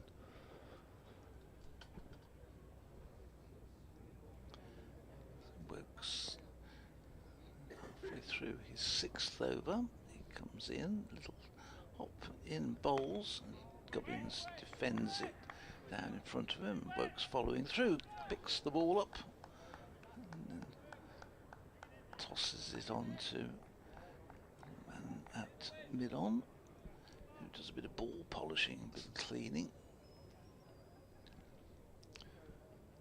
Gubbins is playing very deadpan at the moment, not pushing out at anything, playing things very late, quite happy just to defend, just pick off the odd run, but it only has been the odd run. 8 from 44 deliveries. Works round the wicket, bowls short, and Gubbins thinks about pulling, then ducks out of it and lets the ball fly through harmlessly through to the Burgess behind the stumps. For a second I thought he was going to take that on, but he shaped for it, but then I think realised it was just a little bit shorter than he'd anticipated. It's a good bouncer, actually, good line. So Alex Davis having a chat now with Chris Wokes, and they're doing a field. So the man out at extra cover is coming into leg slip. So what assume their theory there is that if he goes for the pull and gets the top edge, there might be I don't think he's bowled too many where leg slip would have normally come into play on it, but we'll see. See if he changes the line. He's in and bowls, and this one is turned up to mid-on. It's the end of the over, 39 for 1. And, the overall lead is 83. There's no obvious reason, I think, why there's suddenly a deep leg slip being put in by Alex Davis, unless he's trying to just kid the batter a little bit into thinking something might happen that has happened that hasn't. I don't know. It would almost suggest that Chris Wokes is going to bowl short. I'm quite sure that in this game anyway, he's got quite enough pace and be banging the ball in to do that on a regular basis. I think it might have been just a little bit of kidology there from Alex Davis. Either that, or he's thinking that Wokes might bowl a full delivery, leg stump, outside leg. Here's the Ed Barnard short, pulled away by Middleton. Keeps that down well as there is a fielder out deep. Goes in front of square. Played that well, didn't he? Yes, he did very, very well. Field set for the short delivery. Barnard's not the quickest, but you've got to do is make sure you get it high enough and straight enough. We'll get the batsman some problems, but not on that occasion. 40 for 1. The Hampshire lead is 84 now. But yeah, the thinking with the Wokes, I suppose, you know, an outside leg stump half volley where Gubbins flicks it fine in the air, but other than that, yeah, a bit of an odd one. Here's Barnard again. Gubbins again is leaving that one alone. So just the 1 wicket so far, and we've had almost 16.5 overs of this Hampshire second innings. It's a slightly extended session, this one, 35 overs. Because Warwickshire just bowled out just on tee. They took tee, so that eliminated the loss of the 2 overs in the day. Did. Barnard again to Gubbins. Gubbins behind that one. He's not doing a lot, Gubbins. He's just making sure that he's out there and giving himself a chance as to when things might get a little easier, even if indeed they do. Just making sure that Warwickshire don't have their tails up as they did early on when they got Toby Albers out early. Australia going to need 206 to win to beat India. If they don't, that sets up a really interesting situation with Afghanistan if they could win. Gosh, yeah. Gubbins on the back foot, steers that out to extra cover. I'll bring you some sellotape. Have you got any in your bag or anything? Well, funny enough, I haven't brought any with me, no. Some clear sellotape. I'll bring you some for him. Thank you, that's very kind. Yes, I was looking at this thinking I don't really want that crack to go too far. I'll bring some in the morning. It was hard enough getting one pass, let alone asking well, for that. I think you have to pay. You can have mine. Yes, I think you have to pay for a second one. Oh, I think I might have to pay for the first. Barnard again. Forward is Gubbins. I sent a new photograph as well. That might be it. Did you? Oh, the old photo I've had for about 8 or 9 years was always okay, but they insisted on a new photo this year. Did they? Yeah. Mine's the same one as last year. Don't tell anybody. I think it might have just been that it was such an old photograph. Ah. Anyway. Here comes Barnard. Gubbins is forward up towards mid-on. Again, it's an accurate over from Barnard, but not very penetrating. But he's keeping the scoring rate low. He's bowled 5 overs, none for 14. Just the one scoring shot off that over. Oliver Dolby is back on the field. And the young man who was doing the subbing is off. Wokes will continue from this pavilion end. Lovely evening here again. We've been really blessed for the last couple of days with some beautiful weather, probably as good as we've had all summer. Agreed. It's been, I don't know what it's been like down on the south coast, but it's been really iffy up here. Oh, same. Yeah, same. I think it's been the same all over, isn't it? I don't think you can distinguish between the north and south like you normally do. Or the winter or the summer. Yes. I think it's been the same all over. Well, we wouldn't call ourselves the north here. I know to where you are, that anything's north. Oh, this is north. But the north is sort of Manchester and above. Yeah. Clive was in the queue. We were talking about lunch earlier. Clive was in the queue, and they offered me mushy peas, and I said, "Yeah, I'm in the north, so I'll have them." Woke starts a new over. It's driven by Middleton up to mid-off, and there's no run. And Dolby does the fielding. I don't like mushy peas south of Salisbury.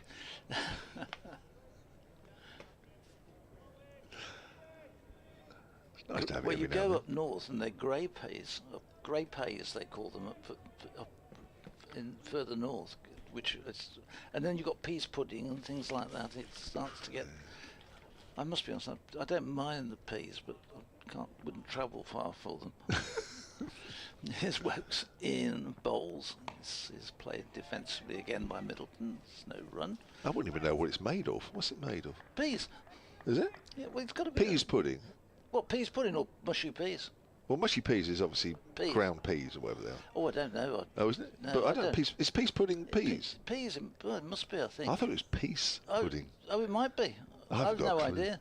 Well, it's not a dish I see in the south, so I don't bother with it. See it very. I don't think you see it very much anywhere else. I don't know what it is. I don't know what it would be made of. Wokes in bowls. I'm sure somebody does. This one is played out into the offside. You're going to Google it. Yeah. Peas pudding recipe. Oh. Here we go. Northeast food, it says. Yeah, I say. Oh, well, I got the right region. Oh, site currently unavailable. It's probably because I'm out of the northeast. You can't pick it up. Yeah. Here we go. They don't want to give the secret of the recipe away. That's why. They want it travelling.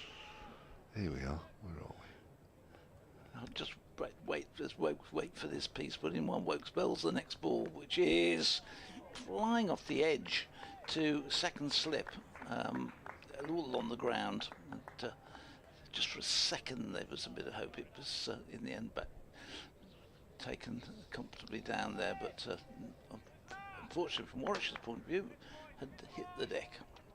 Right. So. Yellow split peas. Yeah, so it is. Yeah. What are yellow split peas? They're peas which are in half. They're dried peas, I think. Oh, okay. Which go yellow and then split them in half. Wokes bowl short, and Middleton looks at it and sort of ignores it as it goes through to the keeper. Offers nothing at all to it. Onion, carrot, bay leaf, and a thyme sprig, as well as some olive oil. But that doesn't sound too bad. But those individually don't sound too bad. I think it's when they're all put together. Yeah. Oh, a bit of malt vinegar and butter. I didn't see that. Yeah, that spoilt it, actually. I was quite happy with the original When green. you get back to Southampton, have a go at making some. This is Wokes in bowls. This is crashed away to the offside. It's going to be picked up just inside the rope. They might run quick and get back for run for. No, they decide against it in the end. But it was a nice shot, good piece of fielding, but stopped at the single. More runs onto the total, 43 for 1. I still don't think that we've had a boundary square on that side. No, it's a good old hit though. That's running across the square. You'd think it would pick up pace, but it's still a long hit. We have a listener, I know, Pete Hemmings, who listens to us. He would know because he's up in the northeast. He comes, Warwickshire supporter, comes down on the train to watch. So he'd know all about that. He'd probably be able to bring you a bag full if he came down to the match. And I'll sit and watch you eat it. Let's hope this is over in 2.5 days before he gets You know, you said you liked the lunches here. We can put a stop to that. I've just had a message here. Where's the Hampshire media guy? This is for you, actually. He's still on. He's Ed Barnard, and it's a length ball to Middleton, and that's pushed up to mid-on. Ask Phil about orange chips, a West Midlands delicacy. Well, I live in Gloucestershire, you see, so I don't actually. I qualify the southwest. I don't have orange chips. I really, genuinely do not know what those are. Okay. In the Cotswolds, we don't have them. Oh, look at you. I thought you just dropped that one in. We have very few fish and chip shops. Don't you know? You and your hanging baskets in the Cotswolds?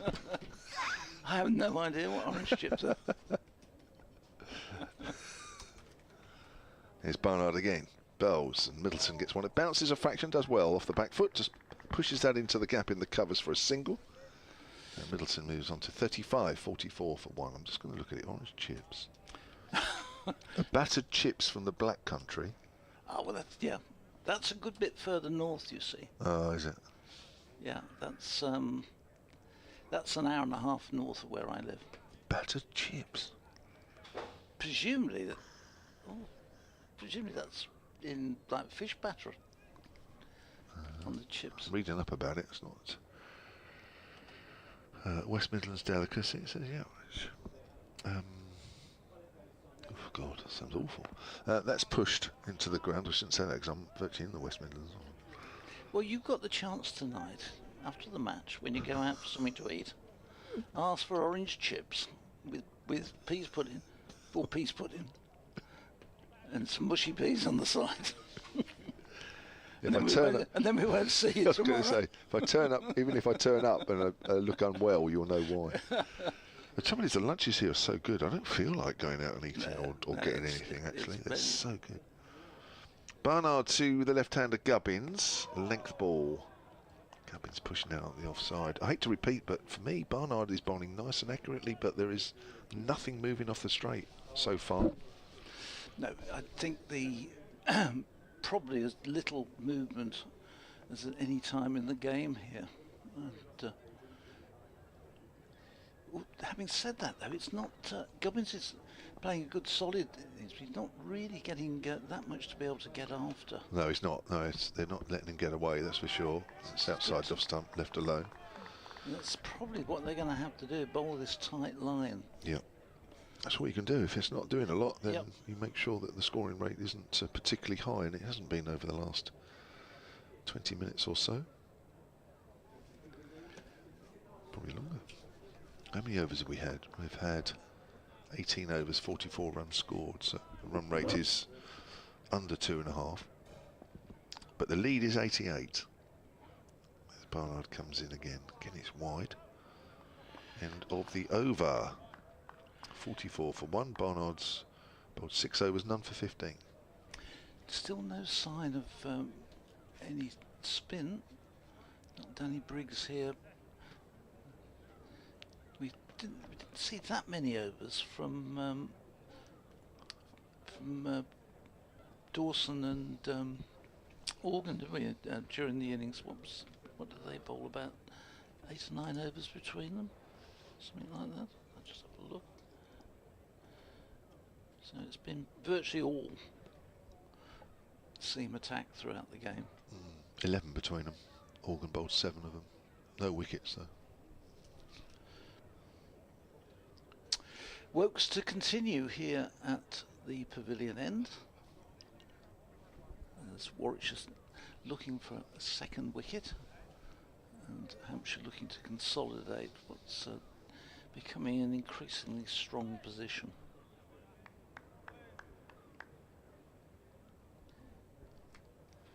Here comes Wokes running away from us in and bowls, and this is left by Middleton. Ball going through to Burgess. Crowd, a been a decent crowd in today. It's always so difficult to work out how many people are in these grounds. You've probably got the same problem down at the name which I can't remember. Utilita. Utilita Bowl. I've only just learned how to say the other previous company who had it. This one is run into the onside and Hannah Dolby. I got told off because I didn't put the advert in when I mentioned it, because I talked about the Rose Bowl, but you have to put in the new name, don't you? Well, you do, otherwise you get escorted off the premises. Well, exactly, yeah. So you have to, if you want to stay there for any length of time. The last time I came down, I never actually went on the ground. We were in that hotel commentating, and I never went any further than the hotel. This one is clipped away beautifully through mid-wicket, past Oliver and Dolby, down to the fence, lovely shot, 4 runs. That was picked up beautifully by Middleton, and takes the total on to 48. And Middleton, again, looks to be in good form. It's a nice, beautiful shot. It's 39 from 54 deliveries. Yeah, I saw Wokes' demeanour after he bowled that ball, looked very disappointed with it. I think he just tried to angle the ball in a fraction, just overdid it with the length. Now we're back to having 2 on the leg side on the drive, I think, or is... Yeah, we've got 3 on the leg side on the drive now at mid-wicket. We've gone from 2 to none, and now we've got 3. They're going to drop one a little deeper, aren't they? Originally they got 3 in a line, now they've dropped one to a sort of cricket pitch length behind them. 20 yards, 25 yards behind. It's Danny Briggs. As Wokes in bowls, this is turned down to one of them, but he picked the man out, but bounces, and man's in the right spot, but didn't quite get the necessary result. Well, he's got to kick this arrow straight now with that field. There's big gaps on the offside. Alex Davies is fairly wide mid-off, and you've got backward a point. That's all you've got apart from the slip. There's Wokes in again and bowls, and the sun goes in. This gets the outside edge and flies away through the vacant second stroke third slip down towards the third man boundary. It's going to be pulled up just inside the ropes, but Middleton will get 3 off that edge. It was a slightly false shot, and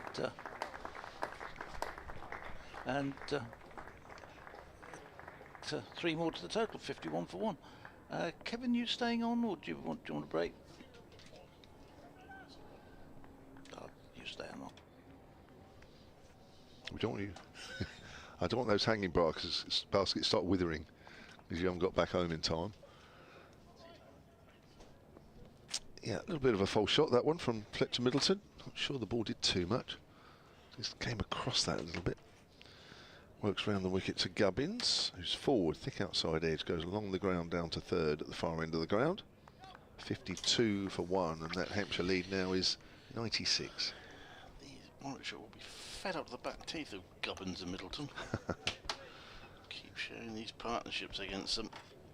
And, well, they're not scoring quite as many runs as I think we sort of discussed at the start of the inning, so they're not going to have as big a lead by the end of the day as we thought. But 15 overs to go. If they're 1 or 2 down at the end of the day, I fancy their chances, Hampshire, of... Well, I suppose... Do they want to set Warwickshire a target, or do they want to bat them out of the game? Honestly, I think it's far too early to even think about that. I think if they first of all, they've got to bat well here, and they're still very early days, very, very early days. Well, Danny Briggs is coming back into the attack with -3 still on the board. Yeah, I still no Craig Miles. No. I don't know whether he's on. Is he on the field then? It was a little earlier. Yeah. I'm just surprised. I mean, even if he only has a couple of overs, just a little bit of extra pace, bit of bounce. I just thought, surely that's got to be worth it, but no. Listen, when you're behind the over rate, you're about to bring your spinner on, you do want to get on with it, guys. Obviously, they've got to bring the helmets and the padding out for Sam Hain. Oh, he's dispensed with the... I hope he doesn't get hit on the shins now, because he's dispensed with the leg pads. Or declined them.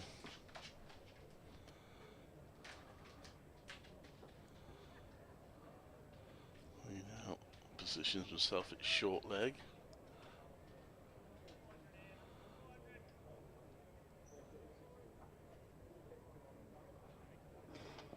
And Briggs. Is it me? Sorry. Yeah, that's played out quietly on the offside by Gubbins. So Gubbins is 9 from 56 deliveries currently. Playing virtually a dead bat to everything. Doing a good job. Yeah, he is. Yeah, just taking the heat out of the situation. Gets a single there as he works it out to deep mid wicket on the Holly side of the ground. Well, I shall hope for a productive morning session tomorrow. Tends to do a bit more in the mornings. I need to make significant inroads. Changing the field again. What have we got? Well, we've got a right left-hander in, so that's fair enough.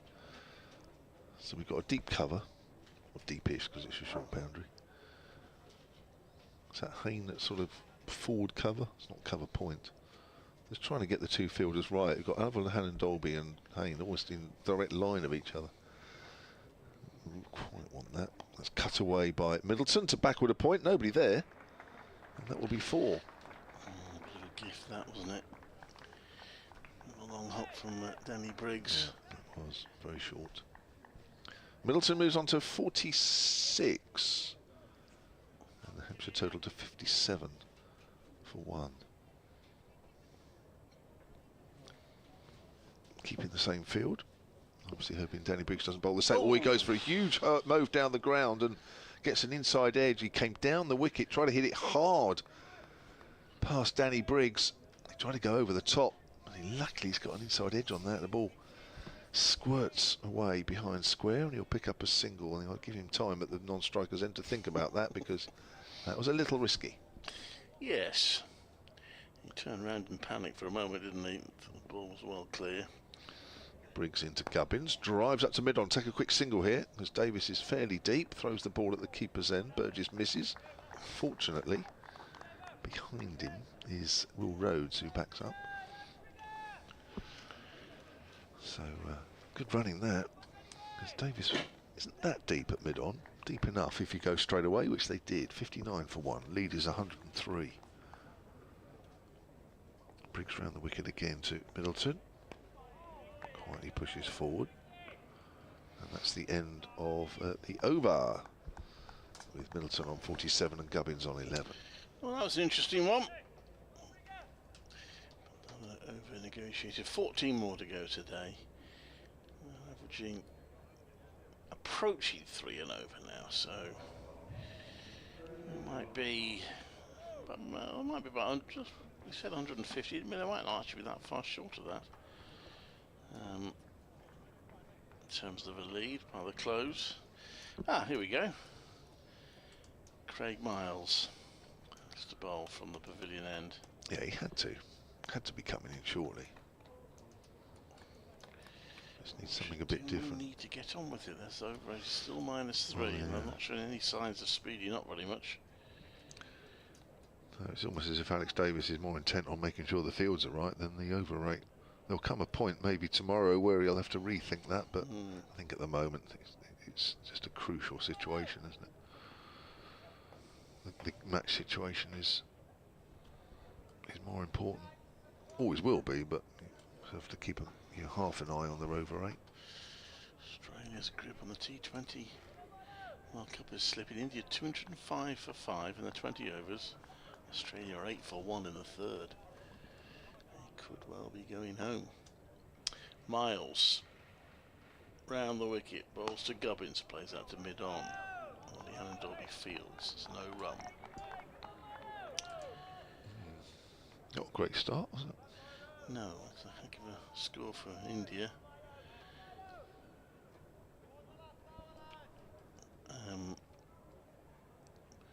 Rohit Sharma finished on 92 in the end. He hit 8 sixes. Oh, they're trying to replace the ball, that old trick. Well,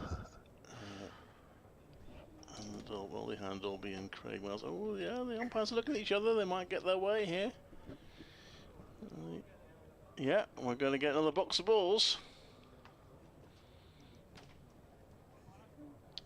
Second one today. So, I should do the trick for Warwickshire. 3 wickets will go down the next couple of overs. Could be interesting. I'm just trying to think of reasons why maybe Craig Miles hasn't come on earlier. I'm just looking at his sort of overall economy rate this season in the Championship. It's higher than Hannon Dalby, as you'd expect. Hannon Dalby's just over 2.5.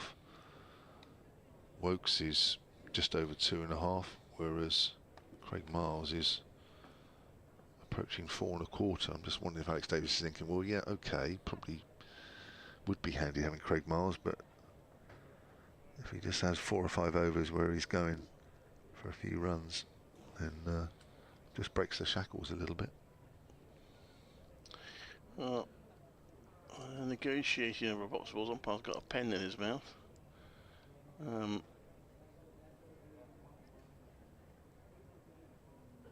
we got a ball? One umpire's walked away. The other one's still by the box of balls here.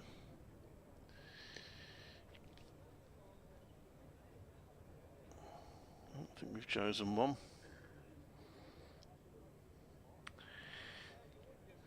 It's a bit of a puzzle. These balls don't last.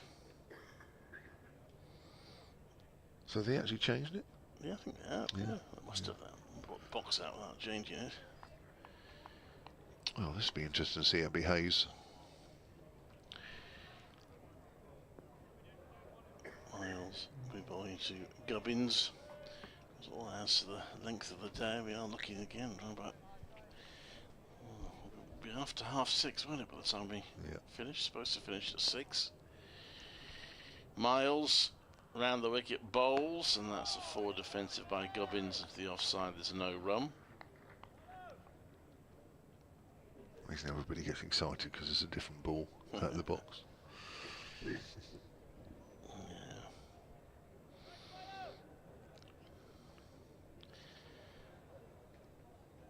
It's funny, when the kookaburras were used, they didn't change at all because they went so soft straight away that it wasn't worth it. In comes Miles. Around the wicket bowls, and that's pushed out to the onside. Miles scampers across the field off his own bowling.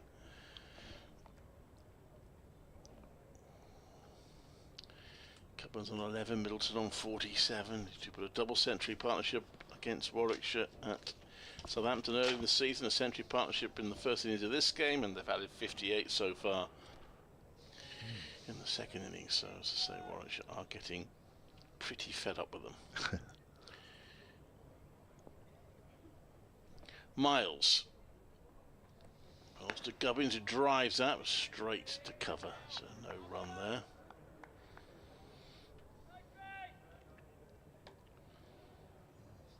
Middleton, who's dominated the partnership, he's on 47, Gubbins on 11.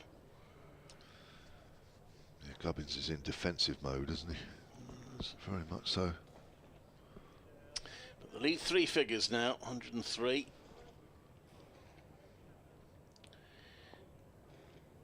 Miles. Well, it's a bounce search. Gubbins ducks under. Good pace.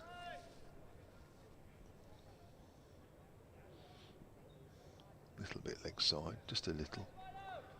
Allowed Gubbins to easily duck under that.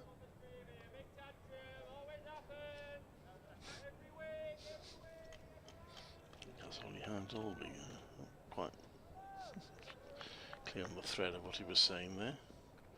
Anyway, Miles around the wicket to Gubbins. He turns that round to the leg side, goes for a quick single. Miles is quickly onto the ball, but it's a well-judged run.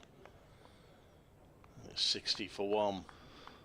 The end of 22 overs, or at least he was reasonably economical that over Miles,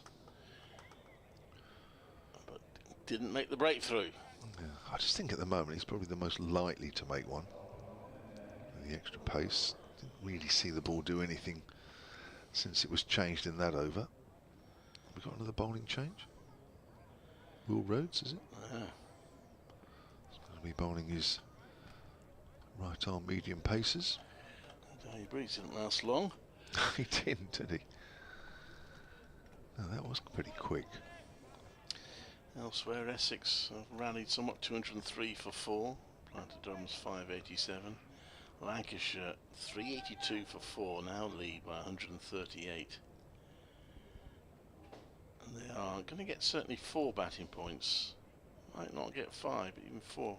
If they win that game, they're in a good position to do so. They'll get 23 points, which, given that they started just 13 points behind Warwickshire. Rhodes coming in down the leg side, taken by Burgess. Everybody that's bowled to Gubbins has come round the wicket. Barnard. Before that, Hannon Dolby and Wokes, and now Will Rhodes. So I think anybody's come over the wicket to Gubbins, yeah. Lead is 104, and there are just under 13 overs left in the day. Rhodes again. Length ball. Gubbins does what he's done quite a few times already in this innings, plays it with a dead bat. Bit slower, Will Rhodes, very much medium pace. Trent Bridge, Somerset 241 for 4, just 119 now behind Notts. But Surrey in a strong position at New Road. Gubbins on the back foot, steers that back to the bowler. Worcestershire 115 for 7, still 375 behind.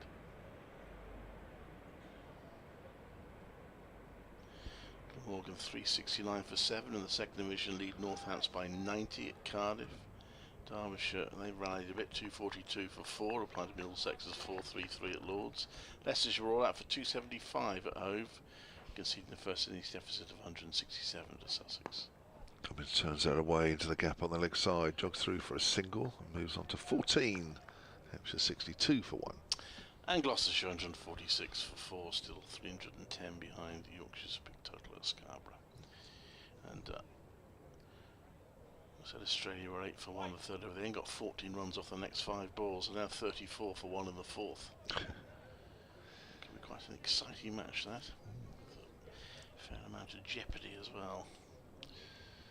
It's actually 61 for 1, apologies. The scoreboard, I think, had already turned the run over before they'd finished. Yeah, which I don't like. I like it being quick, but they shouldn't really do it until the run's completed, because they haven't scored the run until it's completed. Agreed. You never know what might happen. Anything. Rhodes over the wicket to Middleton. Ooh, in the air. Over, backward a point. It's going for 4, but couldn't keep that one down. Rhodes outside the off stump. Middleton just leaning back a little bit as he played it, but he's got 50 nevertheless. 51 from 60 balls. You can hear the Hampshire teammates below us, they're in the dressing room below us, cheering a little louder than the locals. Well, that's the 4th half century of the match, and he's got 2 of them. No one's gone on to make 100 yet, I keep saying, so maybe he can do that now. We saw Fuller caught in that area, didn't we? Off a short ball outside off stump, couldn't keep it down. Middleton there couldn't. Down the leg side from Rhodes. That's the end of the over. So it's 65 for 1 now. Our Hampshire, and that lead is up to 109. That was a very wide delivery, that last one.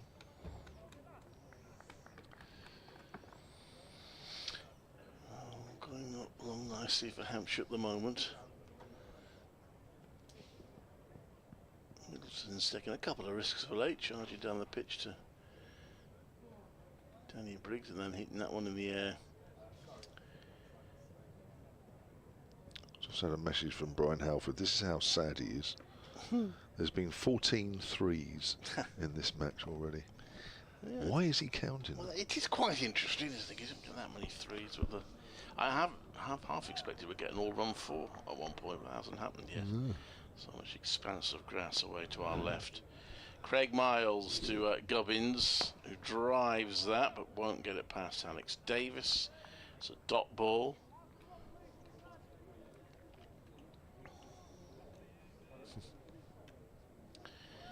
I can see him a couple of boxes along. Yeah. What he'll come up. Where we used to commentate from that box. Was it that little one? Yeah, yeah. How comes you got the big one now? Oh, I don't know. I don't decide these things. We just go where we're told. I think it's partly to do with the stream commentary and the technicals they've got for that. That's all in here. The TMS box. In comes Miles. That's played to mid-on, to mid-wicket rather. There's no run. Yeah, normally in this box you're almost looking right down the line of the wicket, but this one's cut well to the right, so we're not.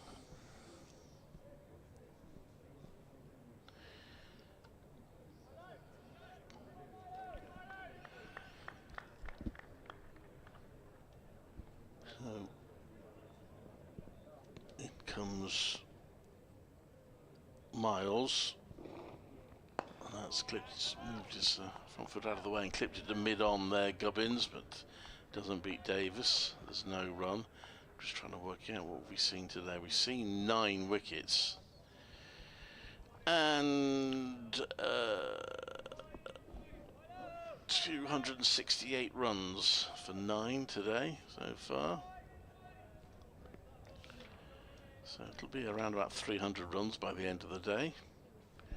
Will it be 9 or more wickets? In comes Miles, that's left. He's placed the fielder Sam Hain at a shortish mid-on, quite close to the non-striking batter. Just a bit further forward of him on the next pitch along.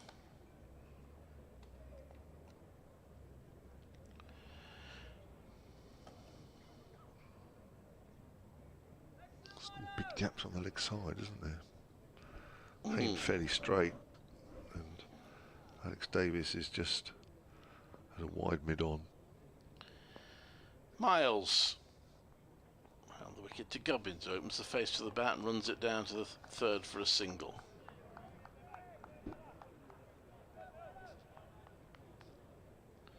He's on to 14, 66 for 1. 11 overs to go in the day after this. Still quite a lot of cricket left yet.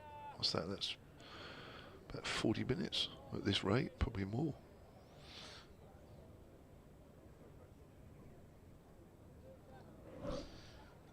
Though Danny Briggs, we thought when Danny Briggs came on, I thought, well, that's good. Quickly, yeah. 1 over, 7 runs, whisked out the attack. Miles to Middleton, leaves outside off stump. End of the over, 66 for 1. Hampshire, which means they lead by 110. Yeah, there's not a lot happening out there with the ball. Probably shaped a fraction that last delivery from Craig Mars, but nothing really to get too excited about. This looks like it's just a little period for the Warwickshire bowlers here where they've just got to keep it tight and just hope that the ball does something, but I haven't really seen too much bounce, have we, in the last 15-20 minutes or so. Here comes Rhodes again. My word, that's wide. And it's called a wide. I'm not surprised by Peter Hartley. First delivery there from Rhodes. He tried to angle the ball away from the left-hander. You could see the wrist going down the left-hand side of the ball, but he started it wide. He got the shape on the ball, but just took it wider. Just had a little smile at Peter Hartley as he walked past. 67 for 1, leaders 111. Comes in again and bowls. That's 2 straight this time, flicked away to square leg. 1 to Gubbins, who's inched his way to 15. 68 for 1.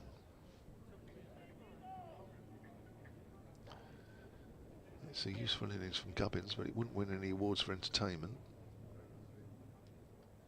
More than useful innings, it's just what Hampshire need. In comes Rhodes again and bowls. Middleton gets a length ball. Terrific game for Fletcher Middleton so far. Yeah, it's been a really good effort from him. Terrific. Gosh, what time already? We'll be doing one at 7 o'clock this rate. Rhodes again. He's still got the slip in. To Middleton. Middleton cuts that away. Oh, it's almost carried to short cover. Just pushed at that one. Thought that was going to reach Bethel just for a moment. Bounced just short. Trying to force that away. It's one of those that if that had a bounce, then he would have really struggled to keep it down. He just, fortunately, got over it enough that the ball bounced about a yard in front of the fielder. But initially off the bat, you thought, oh dear. Yates again. Forward is Middleton, goes out to point.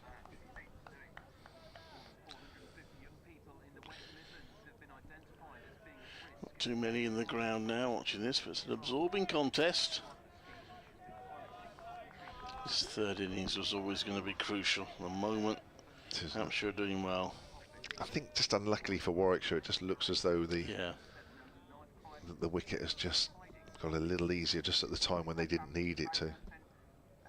Comes in again and bowls. And Middleton pushes that up to mid on, no ball. Yeah, this is probably just the session that they needed a wicket to carry on the way it's been playing.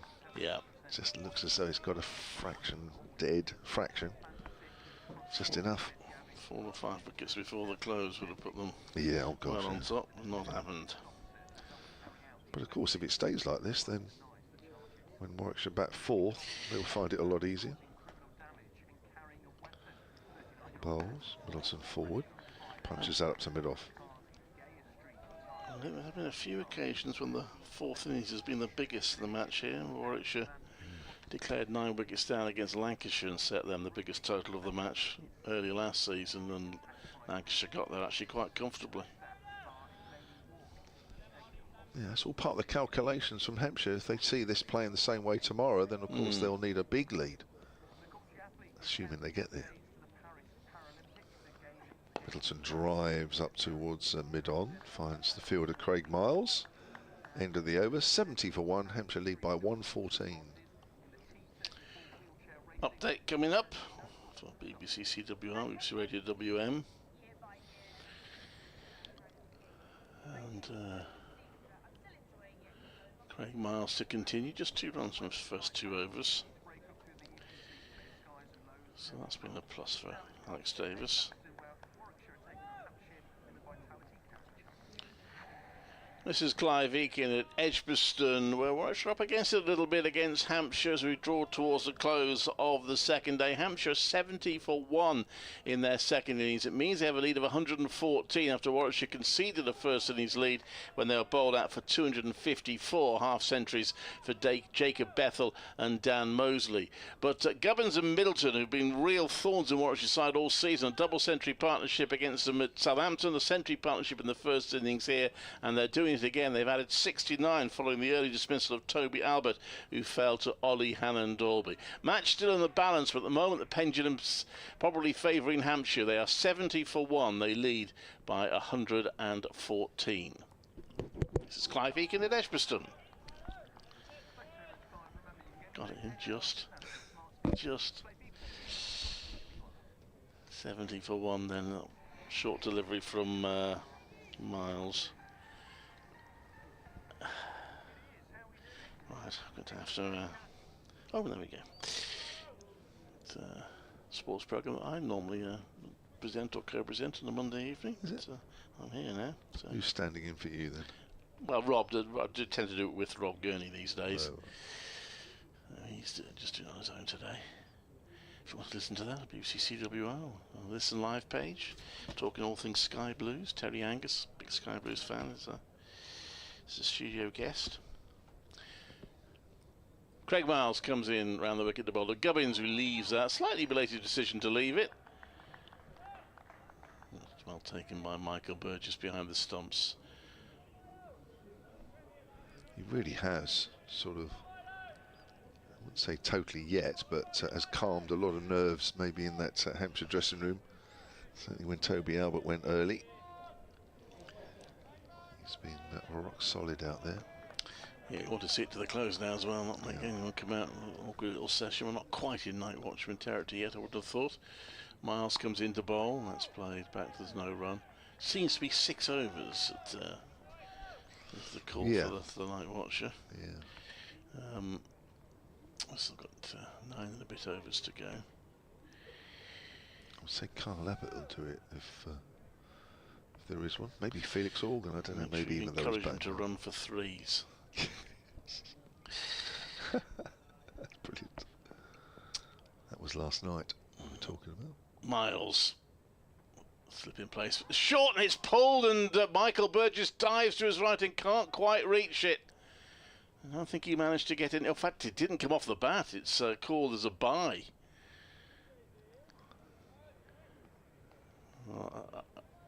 Burgess is actually saying to him, hang on, he nicked that. Or maybe he's saying it should be a wide. Why should that go against me? I don't know. But I think there would definitely have been an appeal if he'd managed to grab that. But clearly the umpire felt it didn't hit anything. He's a long way across, isn't he? It has induced him to put a second slip in place.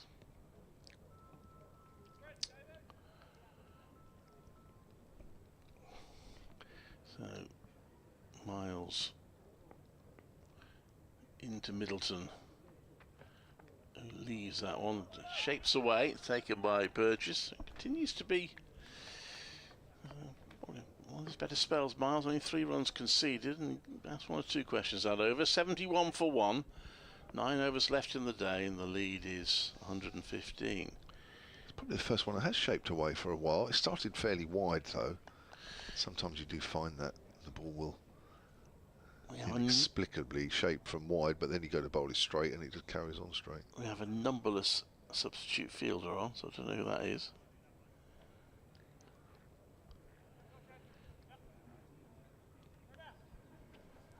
While you're figuring that out, Will Rhodes will start his 3rd over. I'm not sure I'm going to, I'm afraid. I must admit, that's my ultimate nightmare with a Hampshire player doing that. 2 overs, none for 9 for Rhodes. Into his 3rd, that's quietly played on the onside by Gubbins. He seems determined to make sure that he's not only here tonight, but obviously for quite a while tomorrow if he can. He's played very few shots in that 15. Most of those would have been singles, but it doesn't matter. Hampshire are 27 overs into their innings nearly, and they've only lost 1 wicket. Gubbins pushing that out to extra cover, which is pretty much where I think they're pretty much where they'd hope they'd be at this stage, with still overs to bowl, of course. Yeah, you would think so. Warwickshire would be frustrated, but they've got to stick at it. Warwickshire not start feeling sorry for themselves. At least keeping the scoring rate down, so it buys them a little bit more time to potentially make some breakthroughs. Definitely. Yeah, it's below 3s. That's okay, because it hasn't done that much. As Rhodes comes in and bowls, Gubbins gives himself the luxury of hitting that through extra cover. A little bit wide from Rhodes. They'll pick up 2, as there is a fielder in the deep once more. Gubbins just reaching for that one a little bit, but we've seen players get out like that today. Maybe this wicket being a little calmer, perhaps not affording that bounce, so perhaps not so much of a chance of an edge through behind. 73 for 1. Gubbins moves on to 17. That lead is 117.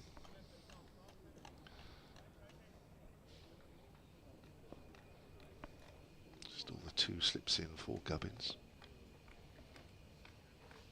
Comes in now Rhodes. That is very wide again. If this is a ploy from Rhodes to bowl quite wide of off stump, actually. Just to help keep the run rate down. But it's an awful lot of time left in the game to be thinking too much about that. Yeah, might be thinking tomorrow, new day. If we can keep the score down today.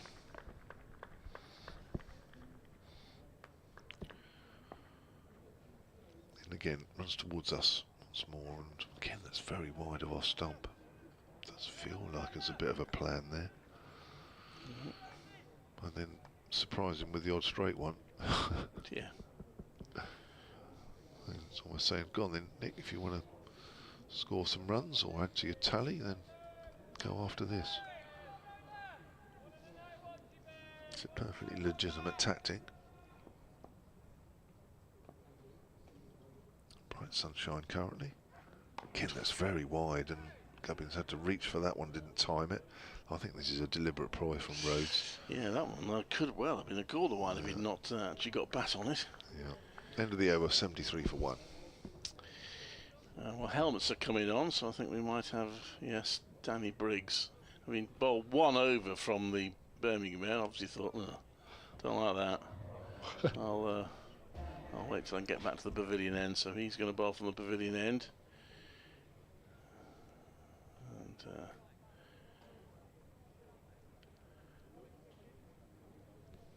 he's 1 over. Did go for 7 from there. 8 overs to go, so he's potentially got 4 to the close. 73 for 1. The lead then is 117. One thing Hampshire will be keen to do is make sure that Warwickshire are chasing the biggest score of the match. And they bat last. For that to be the case, they need to get to obviously match Warwickshire's first innings total of 254.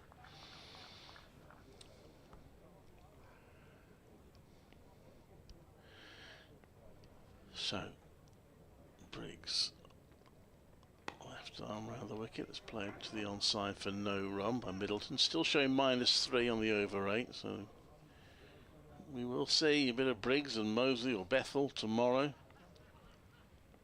Briggs bowls, that's hitting to the ground, and they think about a run. Michael Burgess is quickly onto it. Middleton bang out into the ground, bounced up in the air.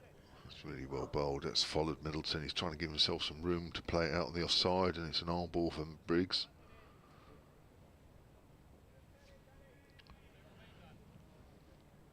Briggs still wicketless in this match. Bowls that's carved out to point. It's fielded. He gets nothing for that. Middleton, who's on 51. 72 balls. And Danny Briggs, flattered delivery, play back to that Middleton. Dan Mosley fields in the covers, no chance of a run. It was quite flat, that one.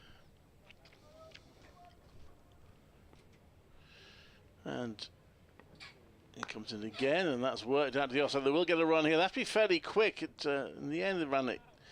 Well, the ball actually bounced rather kindly into Dan Mosley's hand there, but he couldn't quite get the throw in quickly enough to put the batters under pressure. 74 for 1. Oh, Jacob Bethel looks like he's preparing to have a bowl. Well, the way things are going for him lately, I expect he'll finish the day at about 3 for 4 or something.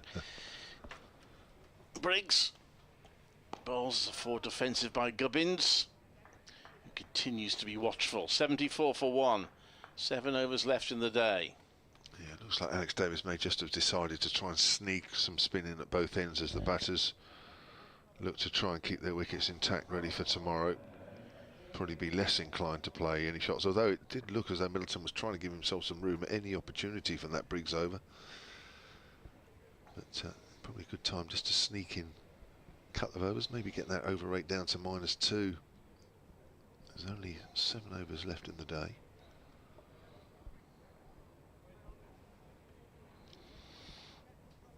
So we're going to have some slow left armers. Bethel did bowl in the first innings, did he? He did. Did he bowl in 2 overs? I can't remember now. So he didn't bowl much. No, he probably didn't. No. He didn't bowl at all. Dan Mosley bowled a couple, didn't he? Yeah. First time for him in the game. Wants to be a bit of a mystery spin then for Hampshire. Round the wicket, as you'd expect, with a slow left armour. Pretty standard. Comes in and bowls, and Middleton's forward. Looks like he's trying to give himself some room there initially. Yeah, he wasn't happy the way he landed there, whether he slipped a bit. I don't know. He was looking at the sole of his shoe and looking at the front crease. There might be some other bowlers' footmarks there that have just dug a bit of a hole. It's probably landed on the side of it or something. Here comes Bethel again. Shortish and straight and easily tucked away on the leg side for a single by Middleton. Moves on to 75 for 1 now, the Hampshire total, and that lead is 119. Quite an an easy shot there for Middleton. That's a ride around about leg stump. Easy to tuck that away on the leg side.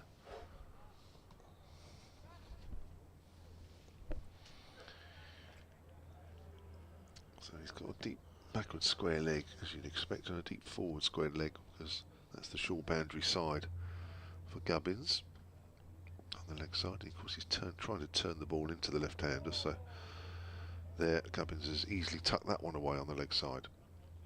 Jogs through for a single and moves on to 18. Two left-arm spinners operating. They aren't actually getting any turn, and it's not their fault, it's just the pitch.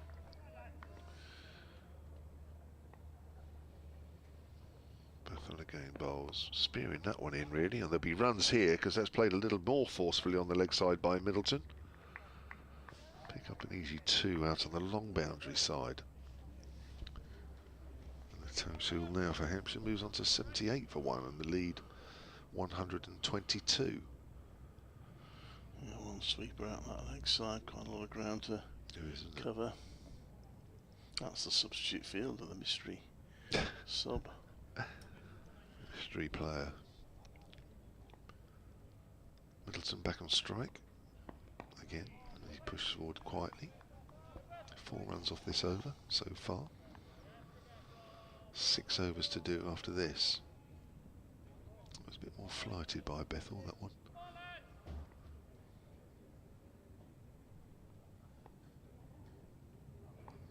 Again, Middleton again looking to give himself some room from a ball that's fairly straight. That's why the two getting excited. 7 wickets this year for Jacob Bethel. It's 38 apiece. End of the over. 6 to do, 78 for 1.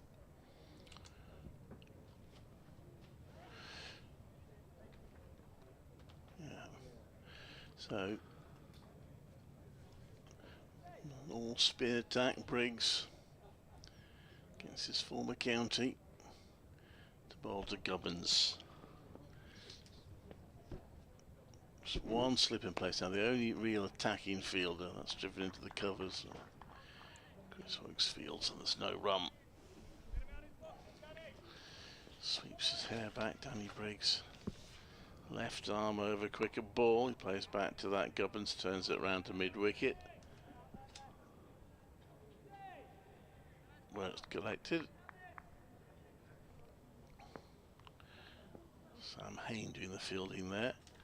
And that one, oh, it's almost gone through. Has gone through. Missed everything.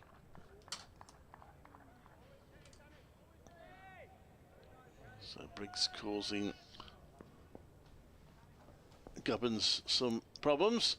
Comes in now to bowl. Gubbins plays back. That misses it. It's a strangled appeal.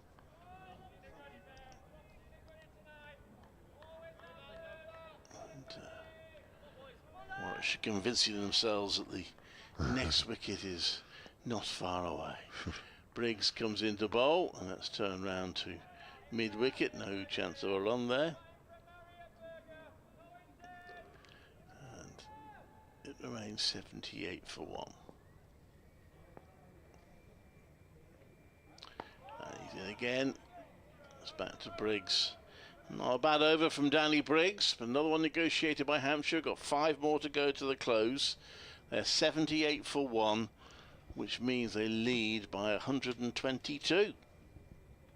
Yeah, just that 1 wicket at 20 past 4 this afternoon, Toby Albert. Not been a wicket since then, and we've had a full session of the Hampshire innings with Warwickshire bowled out, well, just before the tea break, even though it wasn't time-wise, but in terms of the number of overs. So it's been a long session, this one. Bethel again with his left-arm spinners bowls, and Middleton gets wrapped on the pad trying to flick that away on the leg side. Did he get an inside edge onto it? No. Leg bye called by umpire Steve O'Shaughnessy at the far side. 79 for 1. Hampshire lead by 123, coming towards the end of day 2, the halfway point in this game. Bethel over the wicket to the left-hander Gubbins on the back foot, tries to steer that up to mid-on, doesn't quite time it. Goes back to Bethel.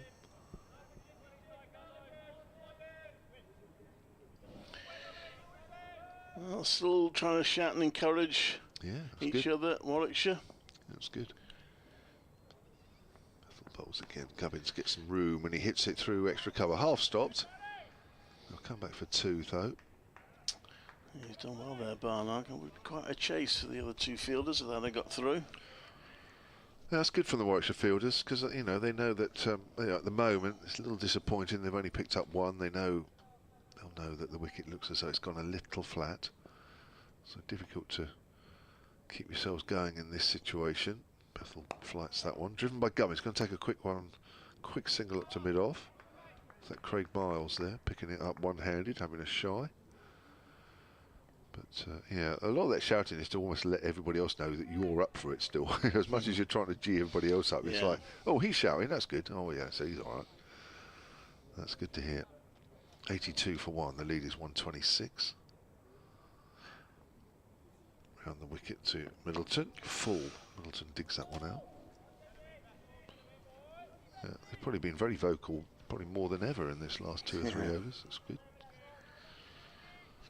Even just get 1 before the close. They wanted more than 2 initially, but they'll just lift them a bit, wouldn't it, if they get 1 before? Yeah, that's what they're looking for. In. Yeah, you'll settle for that now. Wrapped on the pad, but it's going down the leg side to the Middleton. Yeah, you've had your good go. You've had your 30 odd overs. You've only got a few left. You've not got the wickets you would have liked, but you still know that while you're still playing, there's always a chance of, and even if it's only 1 more, it's something.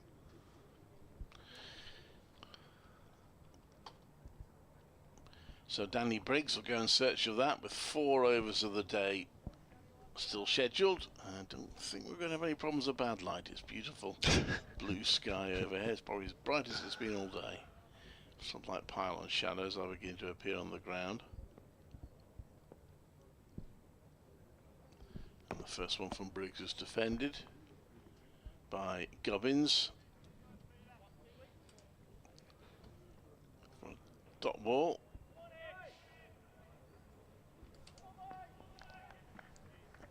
And he's in again, Briggs. It's a quicker ball, it's just clipped away. Oh, well fielded by Craig Miles, who picked it up on the run and prevented any run. Very good. Glad they weren't thinking about a run there. Yeah, Briggs in. Let's play back to him.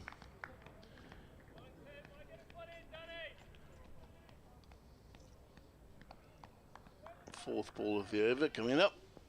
Briggs bowls, it's driven by Gubbins.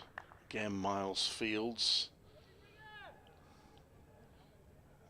And there is no run. Dan Mosley might be preparing to come and have a bowl. That's plays forward to that. Gubbins has to be quick with a run. The direct hit might have been tight. Craig Miles with the throw probably would have made it. And it was a bit of a risky looking run. He looks lively in the field, Craig Miles, doesn't he? Yeah. Good fielder.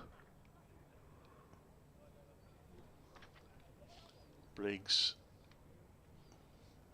to Middleton. Oh, and that's a streaky shot on edge. It goes past slip. It's going down to 3rd. So being chased by Bethel. They will get 3 runs, but a false shot. 86 for 1. Well, there's a bit more happening in that over. Yeah. End of it. 3 overs to go.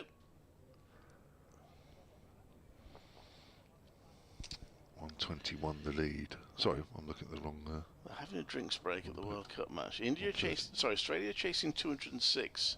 The halfway stage of the innings, they're 99 for 2. So they need 107 from 10 overs. Glenn Maxwell has just come in. Travis Head is on 54 of 26 balls. So that's a really exciting game. It's on, there. Isn't it? It's on. Yeah. Glenn Maxwell. Oof. Yeah. Well, he was the one player that nearly won it for them against Afghanistan, but none of the others could manage it. Briefly of this parish, played 1 championship match, bizarrely, when Warwickshire were... Was it the game at Chelmsford? Warwickshire were that short of players that they managed to persuade him to play 1 match. He did say, I'll play 1, but only 1. So he did play 1 first-class match for them last season while he was in the T20 squad. Dan Mosley with his off breaks, taking over from Bethel. It's immediately turned by Middleton to square. On the leg side, no run. Yeah, he was terrific for us when he played for us in the T20. Ooh. Just before he got really famous. That's turned away on the leg side. Well, to be honest, for the Bears, he wasn't that successful in terms of runs, but he was regarded as a really good influence around the place. Was he? There's a lot of praise about how he sort of marshalled and helped the team. Short, quicker, and turn to mid-wicket. Bounces just in front of the short mid-wicket. Be careful, Fletcher Middleton. Especially this is Bethel, because he's the one that can dive in impossible angles and impossible ways to take catches like that. Quicker delivery. Is he out? Caught behind, and he is. Doesn't like it. And he's got him out. Fletcher Middleton doesn't want to go. Middleton even. And that's a ball that's just gone on with the arm. And he doesn't look particularly pleased, but he's gone for 58, and there is that second wicket late on day 2. With Dan Mosley getting it. And Warwickshire desperately needed that. That will just lift them up a bit. Give them a bit more. That's 6th first-class wicket for Dan Mosley. Well, not at any stage did Fletcher Middleton look behind him. Which I know you might be interviewing Fletcher Middleton at the end of the day. I'm glad you're not doing it right now. Oh no, it'd be Keith. Oh yeah, I wouldn't want to do that. No, definitely not. Yeah, it was well taken by Michael Burgess, standing up. I haven't seen a replay, I don't know if you have, but obviously he felt he didn't hit it, which I suppose probably, unless he's a good actor, probably means he genuinely believes he doesn't it? It is possible. Sometimes players think they haven't hit it when they have. Yeah, and you know, there are so many players now that look dejected when they're out, and you ask them, well, you obviously didn't hit that, and they say, well, actually, yeah, I did. yeah, you're right. I think he's probably just probably disappointed that he's got out at this stage. Yeah. Anyway, he nearly perished the ball before. It does go now. So just now we've got. Oh yes, Felix Organ. So. Yeah, I mean, so he's up the order a bit. Yeah, he was what, 9 in the first innings, but yeah, he's come in as a proper batter stroke night watchman. Probably the ideal one really to come in at this stage. I suppose it was either him or Kyle Abbott. Mosley bowls. Organ turns that away on the onside. So I can't really tell on the replay. All I will say is that Michael Burgess didn't look that convinced. Really? Dom Mosley was. Interesting. Dan Mosley even, not Don Mosley. He's somebody else, isn't he? I'm trying to think who he is. That's turned away square on the next side. There's probably a picture of him here somewhere. He's one of the commentators on Test Match years ago. Well, good first over, wicket maiden. Yeah. Should Mosley. See if I can see that again.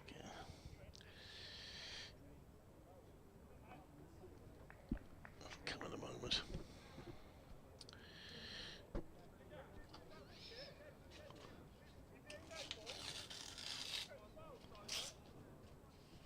So, can they get one more now, even before the close? Be a bit greedy. That was the partnership that held them up most in the first innings. They managed to see it off for 85 this time. Nick Gubbin's still there, being very watchful. Briggs floats that one in and he plays that out to sweep in the offside for a single. I think Warwickshire were quite keen to actually get the new batter on strike, so they gave him a pretty easy single there.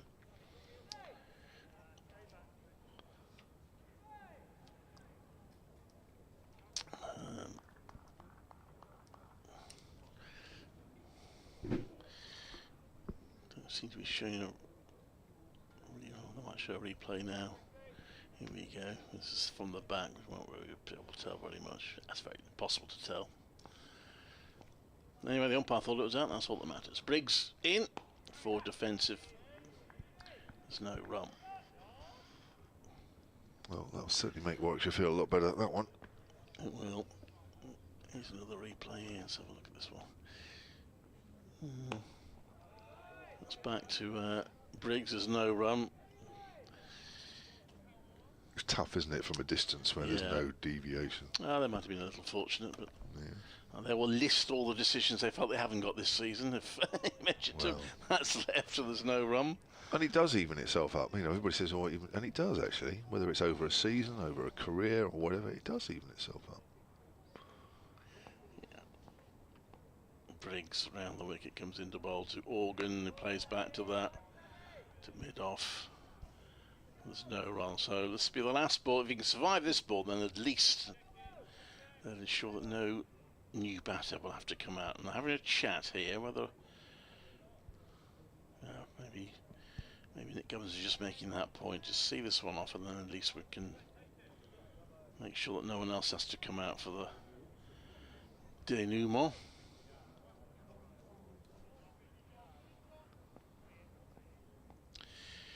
Briggs round the wicket, and a very solid forward defensive from Felix Organ.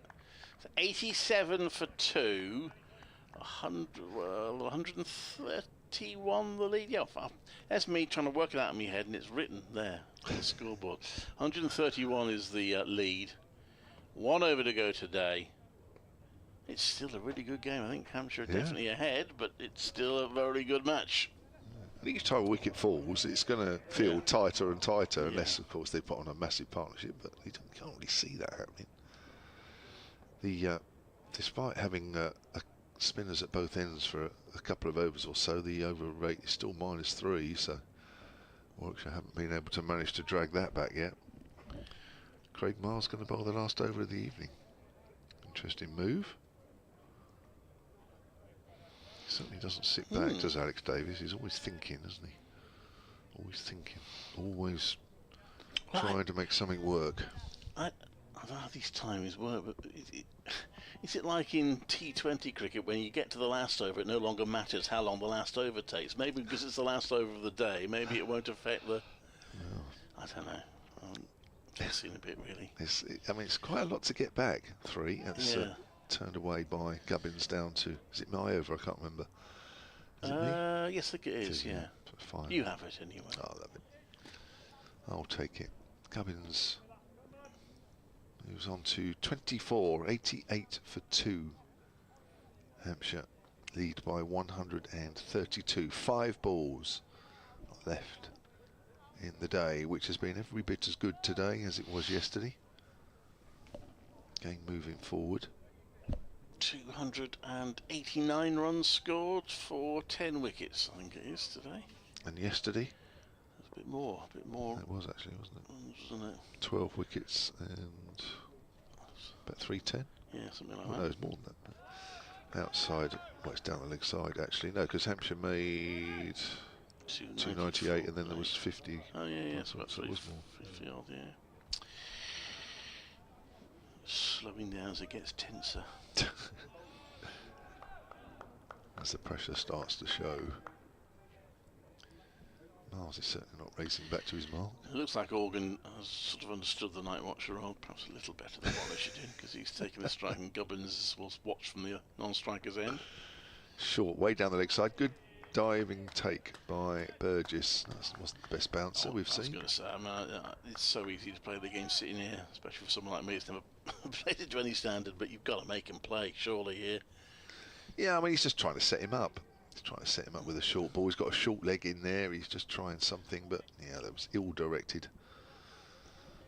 Maybe the effects of a long session there from Craig Miles, although he's only into his 4th over, but even so, as he comes in and bowls, short of a length, in behind it is Organ.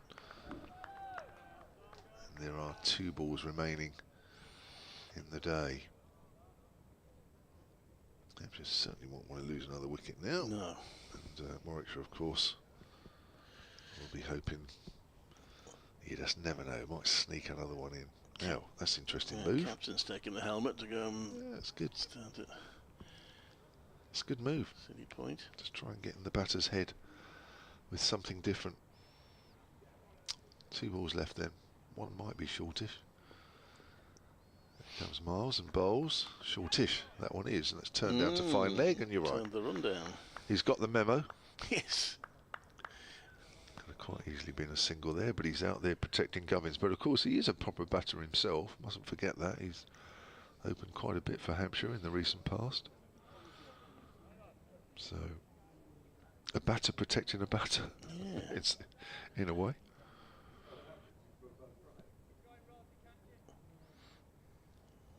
Long leg fielder comes in this time. Although presumably he does take a run if it's available off the last ball, because it won't matter then. No. As long as he's not run out.